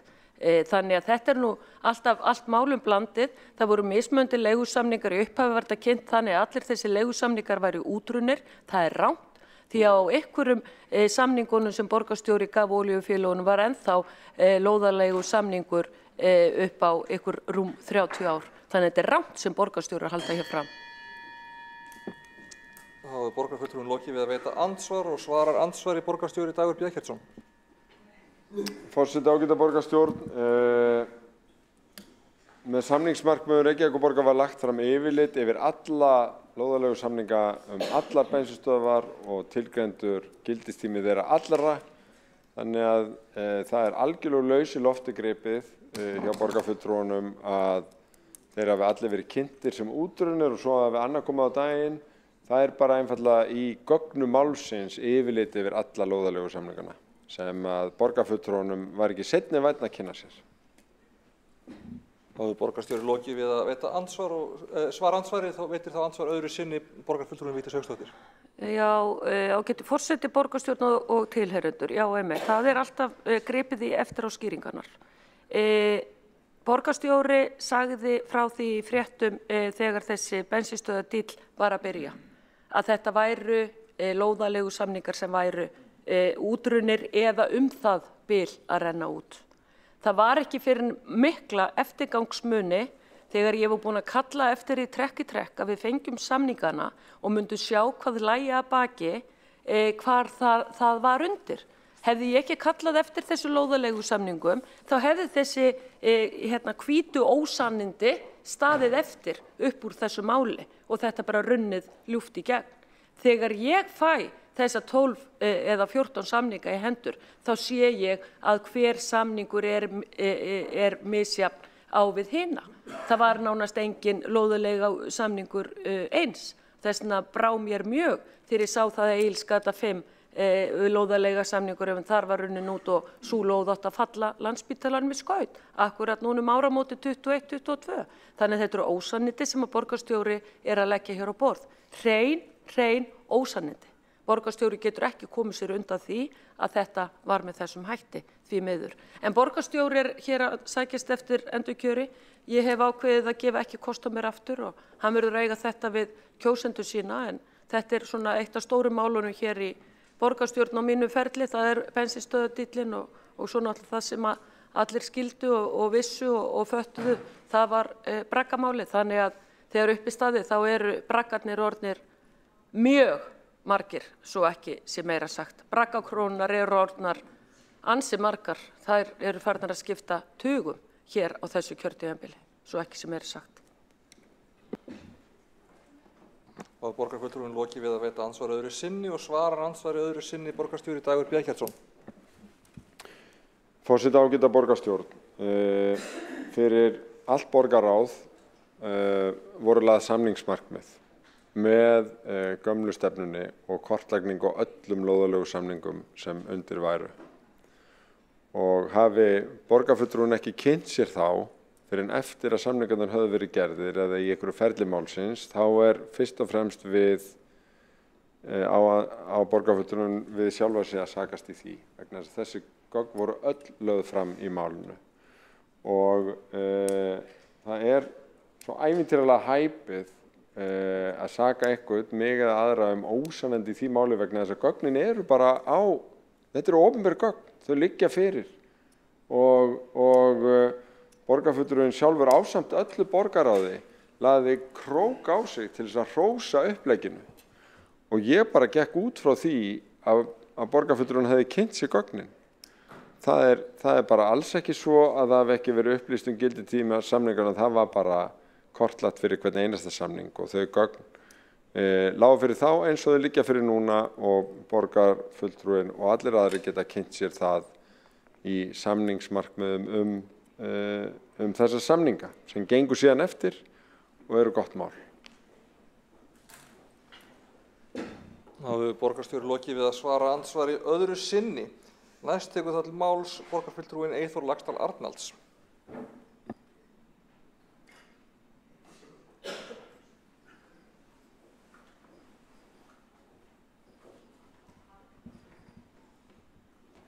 Já, forseti ágæta borgarstjórn og tilheyrendur, ég að koma hann undir 8. lið þar aðgengisstefnunni, fagna henni og vil bara brýna borgarstjórn að fylgja henni eftir með framkvæmdum. Það svo gríðarlega mikilvægt og aldrei of ítrekað að framkvæmd stefnanna kannski það sem skiptir mestu máli. Nú, aðgengismálin eru alltaf í endurskoðun. Við erum alltaf sem samfélagi að gera meiri kröfur og nýjar kröfur í aðgengismálum. Við vitum það að aðgengi þarf að bæta í stofnunum borgarinnar. Við vitum það að í gömlum skólum þá þetta ekki í lagi. Þó svo að í nýjum verkefnum þá sé passað upp á þetta, þannig að það þarf að fara í að laga aðgengið sérstaklega í eldri byggingum og er þetta nefna mörg dæmi það og ólangt mál að telja það upp. En ég vil nefna líka aðgengi til dæmis sjónskertra að það sé í lagi og það er víða í borgarlandinu sem að eru vandamál bæði fyrir þá sem eru hreyfahemlaðir og sjónskertir. Við nefnum sem dæmi gangstéttir eða stígar sem eru þröngir með skiltum stundum inn á gönguleið. Þetta getur mjög hættulegt. Stundum eru skilti sem hafa verið fjarlægð og það er stubbar eftir, skildir eftir sem að geta valdið slysum. Sums staðar eru það misfellur, sums staðar eru það slit á hellum og annað, þannig að það er ekki bara aðgengi í skipulagi, heldur líka í viðhaldi. Þegar það getur myndast slysagildrur, þar sem eru hólur eða hellufarnar og annað. Þetta er mjög víða sérstaklega þegar við erum með misgengi út af frosti og þíðu í Reykjavík. Þannig að veðurfarið gerir þetta erfitt og við erum víða með göngustígar sem eru bara með þunnum hellum og sandi. Þetta er bara svona praktískt mál. En víða í Evrópu erum við með kannski grjót, granít eða annað og sem að hreyfist lítið. Þannig að það kom oft upp ný aðgengismál. Við vildi bara flagga því og bara rýna fyrir þeim sem að fara með þessu mál að fylgja stefnunni vel eftir. Takk fyrir.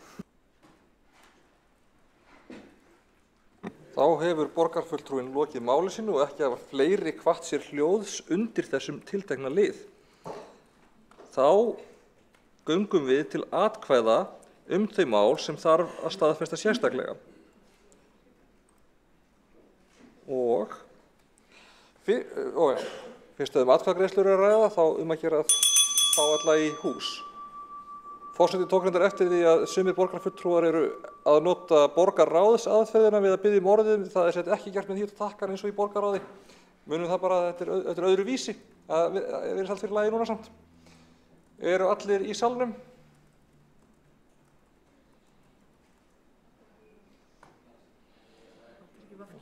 Jú, það er ótrúlega lítið af Vinstri grænum í herberginu.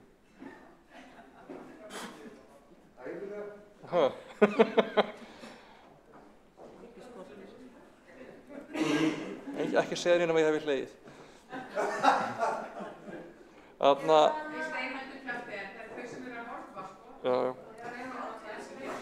Já, nei, þetta komið út í glens.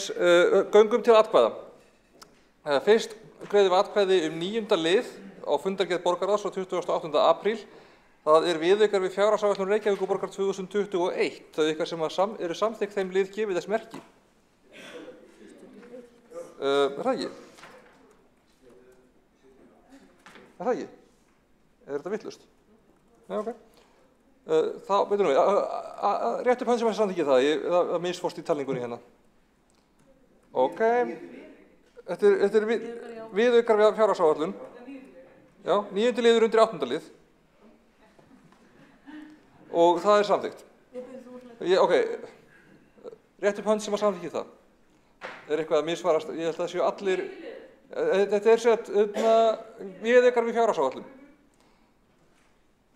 Ég held að það hafi verið samþykkt af öllum nema Sjálfstæðisflokknum og Miðflokknum. Kolbrún Baldurs, hvernig kýr... Já, ok, mitt. Þetta eru viðaukar við fjárhagsáætlun. Já, mitt. Ok, þá er það komið. Sú tillaga, þau sem á móti kunna vera, afsakið. Ok, það er samþykkt. Þá er það 12. liður á fundargerð borgarráðs 28. apríl. Það er Hof á Kjalarnesi, eignarnám á Landspildu. Þau ykkar sem eru því samþykkt gefið þess merki.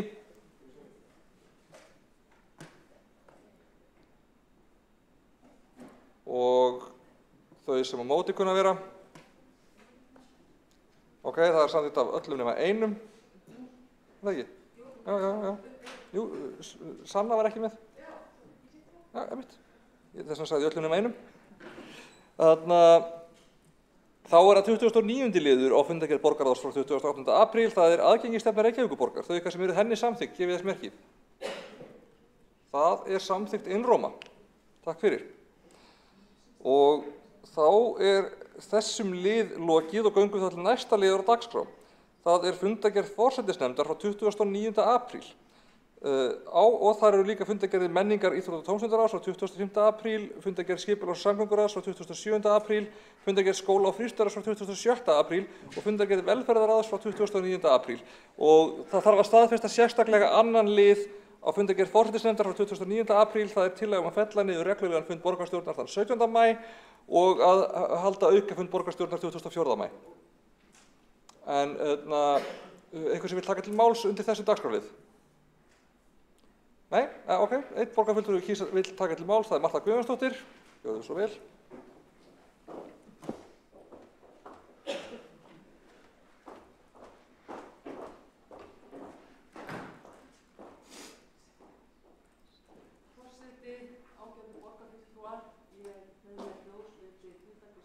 Samgönguráðs frá 27. apríl þar sem fjallað var deiliskipulagsbreytingu fyrir Starmýri 2. Það komur dálítið spánst fyrir sjónir að sjá þennan dagskrárlið á þessum umrædda fundi vegna þess að það urðu mikil mótmæli við þessari uppbyggingu og þessum uppbyggingaráformum við Starmýri 2 í upphaflega þegar var verið að ráðgera að hafa þarna 3 hæða byggingu. Og mér finnst það svona eins og að strá svolítið salti í sárin að koma svo nokkrum mánuðum síðar með deiliskipulagsbreytingu og ætla að bæta 4. hæðina ofan á. Þrátt fyrir gífurleg mótmæli íbúa. Það er algjör óþarfi. Það er alveg ljóst að þessi meirihluti sem hefur setið þetta kjörtímabil, sem lofaði íbúum Reykjavíkurborgar samráði við helstu skipulagsbreytingar og í öllum lykil ákvörðunum hvað skipulagsmál varðar og alla helstu málaflokka, að það hefur ekki verið staðið við það. Það er vaðið yfir borgarbúa á skítugum skónum. Það er ekki bara þarna. Það er í Skerjafirðinum, það er í Fossvoginum, það er út alla borg. Svona ætlar þessi meirihluti að enda þetta kjörtímabil. Mér þætti svolítið vænt það að borgarstjóri myndi nýta tímann sinn í pallborðinu á RÚV daginn fyrir kosningar og gera borgarbúum grein fyrir því að hann meini ekkert með íbúalýðræði og hann ætli sér að keyra í gegn skipulagsbreytingar þrátt fyrir mótmæli íbúa og gegn vilja íbúa. Þetta hefur borgarstjóri og meirihluti stundað bæði þetta kjörtímabil og önnur kjörtímabil. Við munum undirskriftirnar flugvöllin 70.000. Þær eru enn rykfallnar ofan í skúffu. Það er ekkert hlustað á eitt eða neitt sem borgarbúar hafa að segja byggðaþróun og allar skipulagsþróanir í borginni. Það gengur ekki upp að það séu bara örfáir borgarfulltrúar sem að taki einhliða mjög afdrifaríkar ákvarðanir varðandi skipulag. Eyðileggi náttúrulegar fjörur, gangi á náttúruleg svæði eins og Elliðaárdalinn og svo mætti lengi telja. Næst verður það Laugardalurinn. Ég hvet borgarbúa til þess að kynna sér hvernig þessi meirihluti hefur starfað og farið gegn borgarbúum í hverju málinu á fætur öðru og það mun ekkert breytast eftir kosningar ef að þessi meirihluti heldur velli. Til þess þarf breytingar til þess að hlusta verða á fólkið. Þá hefur borgarfulltrúin Marta Guðjónsdóttir lokið máli sínu. Einn borgarfulltrúi hefur óskað eftir því að veita andsvar og það er borgarfulltrúin Alexandra Brím. Já, takk fyrir forseti. Ég satt nú á þessum fundi og við fórum yfir þetta skipulag og svo vill reyndar til að þegar ég var krakki þá bjó besti vinur minn þarna við hliðina og ég hef mikið verið á þessu svæði og leikið mér þarna og veit það að þetta tiltekna hús er alveg einstaklega stakstætt og fyrir ykkur sem munið eftir myndinni Löggulíf þá er þetta húsið þar sem að sjoppan var sem að gömlu konurnar rændu en þar sem hún rændi meðal annars dúkkum að þeir voru svo góðu verði en þetta er mjög stakstætt hús og það er verið að bæta við hálfri indreginni hæð sem hefur ekki tiltöku áhrif á skuggavarpið ef ég man rétt úr gögnunum. Þá vil ég líka benda á að Sjálfstæðisflokkurinn hefur ekki verið þekktur fyrir að hlusta á raddir íbúa hvorki í landsvísu né í borgarstjórn. við getum alveg farið út í það ef við viljum og ég tek undir hvatningarorð borgarfulltrúans Mörtu Guðjónsdóttur að kynna sér störf borgarstjórnar. Þá hefur borgarfulltrúinn Alexandra Briem lokið við að veita andsvar og svara þá andsvari borgarfulltrúin Marta Guðjónsdóttir. Forseti, góðir borgarfulltrúar, borgarfulltrúin Alexandra Briem kemur inn á sína persónulega skoðun að henni finnist og hún hafi upplifað þegar hún var barn.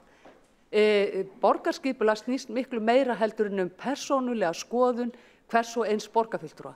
Það snýst nefnilega samvinnu við borgarbúa og það þessi samvinna sem þessi meirihluti hefur hafnað og það það sem ég að biðja borgarbúa að kynna sér hvernig þessi borgarstjórnar meirihluti hér sem hér hefur starfað á þessu kjörtímabili hefur farið gegn vilja íbúa í svo mörgum málum og listinn orðinn langur.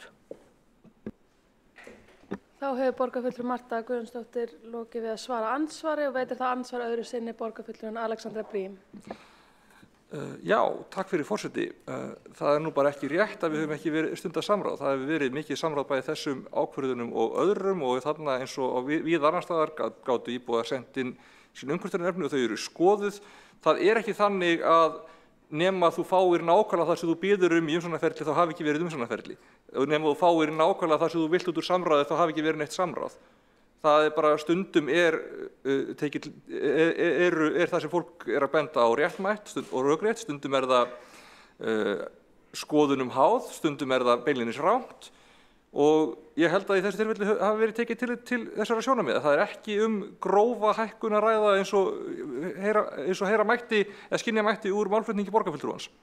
En já, bara hvet fólk til þess að kynna sér hvernig hefur verið starfað á þessu kjörtímabili og bera það þá kannski saman við aðra stjórnarhætti bæði öðrum sveitarfélögum á þingi eða á fyrri kjörtímabilum. Þá hefur borgarfulltrúin Alexandra Briem lokið við að veita andsvar öðru sinni og svara þá andsvari öðru sinni borgarfulltrúin Marta Guðjónsdóttir. Forseti, góðir borgarfulltrúar, það þýðir ekki að vera með einhverja smjörklípu og benda á aðra. Hér til umræðu starfshættir borgarstjórnar Reykjavíkur og starfshættir meirihlutans. Meirihlutinn, hann auglýsir deiliskipulagsbreytingar samkvæmt lögum og fólk getur sendið athugasemdir en sjaldnast tekið mark á þeim. Sjaldnast farið að vilja íbúa. Við getum nefnt eitt dæmi þar sem að tikkað var í box og lítið samráð var haft við íbúa í aðdraganda að deiliskipulaginu og deiliskipulagsgerðinni. Það var nýja byggðin í Skerjafirði. Þar var haft samráð við verktaka, þar var haft samráð við alla aðra en íbúa, varðandi rammaskipulagið og varðandi drögin að deiliskipulaginu og verktökum var heimilt að koma að deiliskipulagsgerðinni meðan íbúum stóð það ekki til boða. Þannig vinnur þessi meirihluti og það þýðir ekki fyrir borgarfulltrúan Alexandru Briem að hafna því.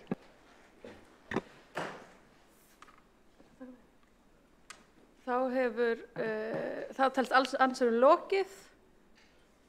Vilt þú fara í atkvæði? Yes. Andsvörum og umræðum þennan lið telst þá vera lokið og verður þá gengið til atkvæða annan lið undir fundargerð forsætisnefndar frá 29. apríl. Það tillaga fella niður reglulegan fund borgarstjórnar þann 17. maí og tek fram að í þeirri tillögu einnig tekið fram að boðað verður til aukafundar borgarstjórnar 24. maí. Þau eitthvað sem við nú við fór.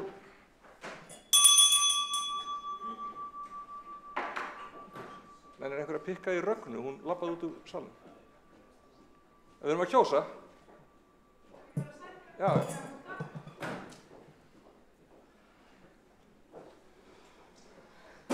Við erum að kjósa annan lið fundargerðar forsætisnefndar á 29. apríl. Það að fella niður reglulegan fund borgarstjórnar 17. maí og boða aukafund borgarstjórnar 24. maí. Þau eitthvað sem eru því samþykkt gefið þess merki. Og það samþykkt einróma. Takk fyrir. Þá ekki fleira á dagskránni í dag. Það vist lúxusvandamál en forseta láðist að gera sér grein fyrir hvað við erum snögg að afgreiða dagskrá fundarins. Og það, já, kannski byrja því að þakka ykkur bara fyrir fundinn. þakka ykkur fyrir mjög lærdómsríkt kjörtímabil. Þetta var síðasti fundur borgarstjórnar á þessu Forseti, áður en á gengi til kosninga. Það er ekki síðasti kjörtímabilinu, en á þessu áður gengi til Áður en slíti fundi, við höfum eftir að lesa eina bókun. Já.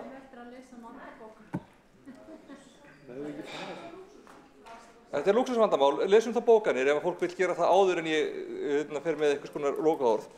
Hver er eftir að lesa bókanir? Þá les bókanir fyrir Flokk fólksins Kolbrún Baldursdóttir. Já, ég var að senda inn bókun fyrir lið 9, forseti, ágæta borgarstjórn.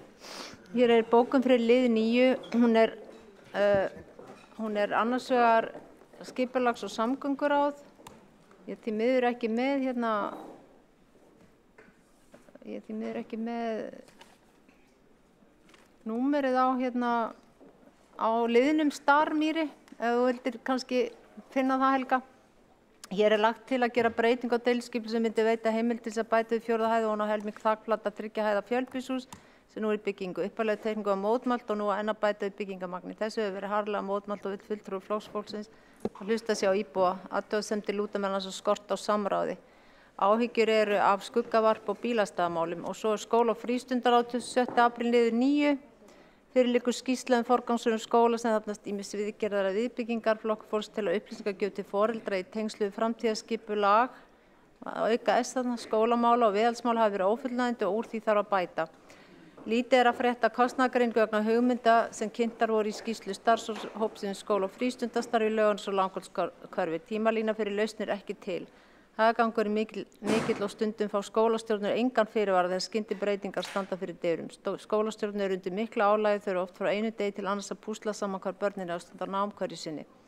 Bæta þarf tengsl og samskipti borgaryfirvalda og yfirstjórnendur í skólunum. Hverfinu er gegnum gangandi þrengsl, mörg börn í litlu rými sem er ólíðandi. Og ég átti eftir 7 líka minni tillögu. Borgarfulltrúi Flokksfólksins lagði til að Reykjavíkurborg ætti frumkvæði að samtali stöðuna á húsnæðismarkaði á vettvangi samtaka sveitarfélaga á höfuðborgarsvæðinu í tengslum við gildandi svæðisskipulag höfuðborgarsvæðis til ársins 2040. Tillögunni er vísað til borgarstjóra. Vonandi verður þessi tillaga til þess að þetta samtal verði og skili tilætluðum árangri. Borgarstjóri hefur kvartað yfir því í sal borgarstjórnar og nágrannasveitarfélögin axli ekki ábyrgð þegar kemur að því að bjóða þeim verst settu félagslegt leiguhúsnæði.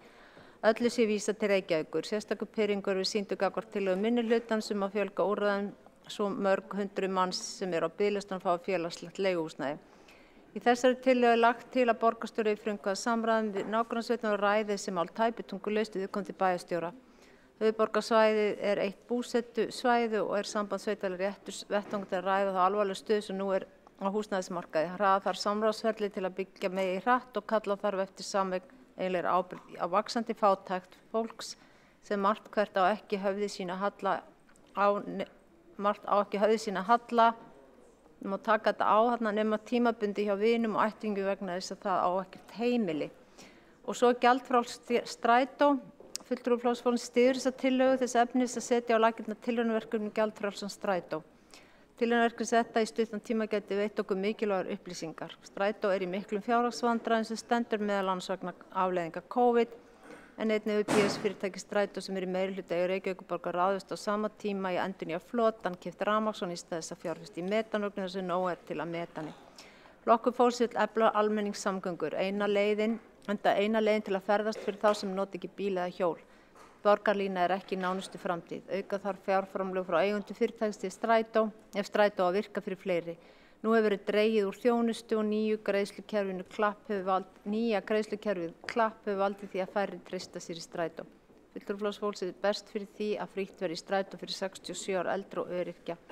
Helst ætti að vera frítt fyrir alla og er það markmið sem stefna ætti að.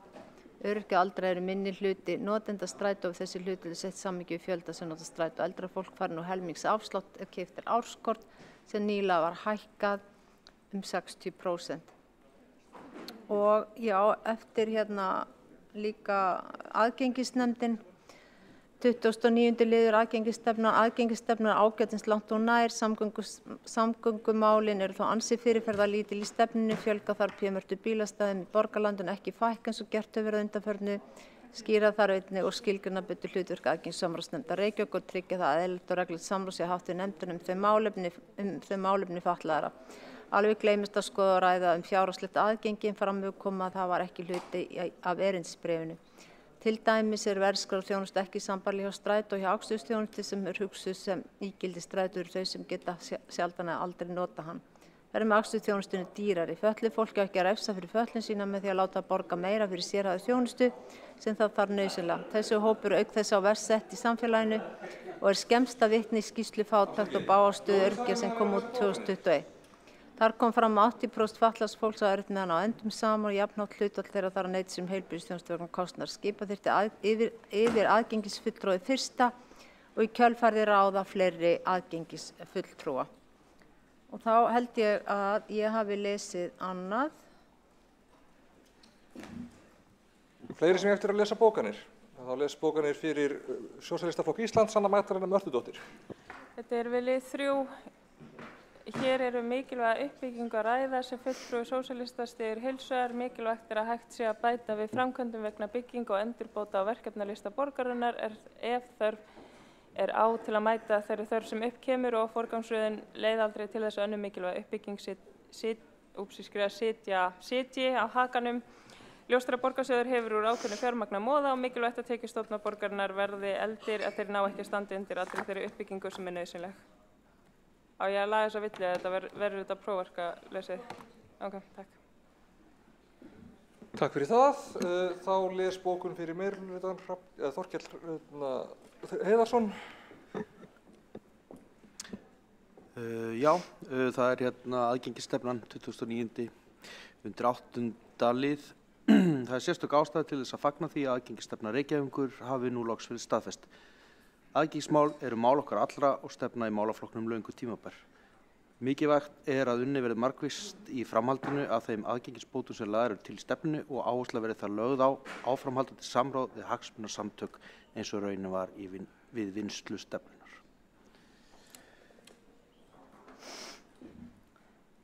Eru fleiri sem eftir að lesa bókanir? Já, það hér Sjálfstæðisflokkurinn undir lið 4. Les fyrir Sjálfstæðisflokkinn Jórunn Pála Jónasdóttir. Heilsuefling eldri íbúa er tímanna tákn. Heilsuefling 65 ára og eldri snýst ekki aðeins styrktaræfingarnar sjálfar heldur einnig að fræða og efla einstaklingana í því að vera meðvitaður eigin heilsu og vita hverju þeir eiga að fylgjast með. Hvetja til umræðu.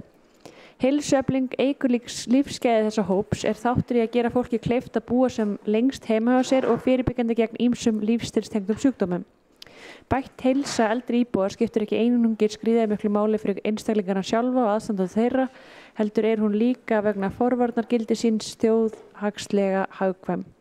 Samkvæmt mannfjöldaspá Hagstofunnar er fyrirsjáanlegt að hlutfall eldri íbúa í Reykjavík mun fara vaxandi á næstu árum.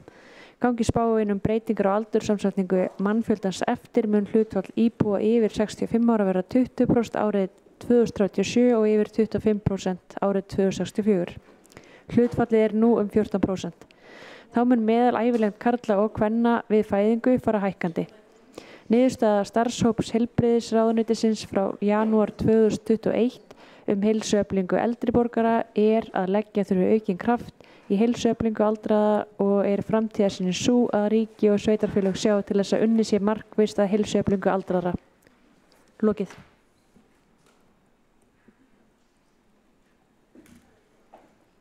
Þá reiknast okkur að búið sé að lesa allar bókanir. Þórdís Lóa, var ekki búið að lesa bókun meirihlutans eigendastefnu? Já, búin. Ok, þá held ég að allar bókanir séu lesnar og í ljósi þess að síðasti borgarstjórnarfundur fyrir kosningar þá að renna sitt skeið. Þá vildi ég þakka ykkur öllum fyrir bara mjög verðumsríkt og áhugavert samstarf. Ég vona bara að við fáum öll nákvæmlega það sem við hefum skilið í kosningunum og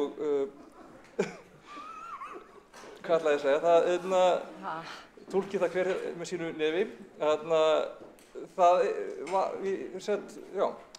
Í rauninni getum við bara kallað þessum fundi þá slitið og bara gangi okkur öllum vel, eða eins vel og við hefum skilið eins og ég segi.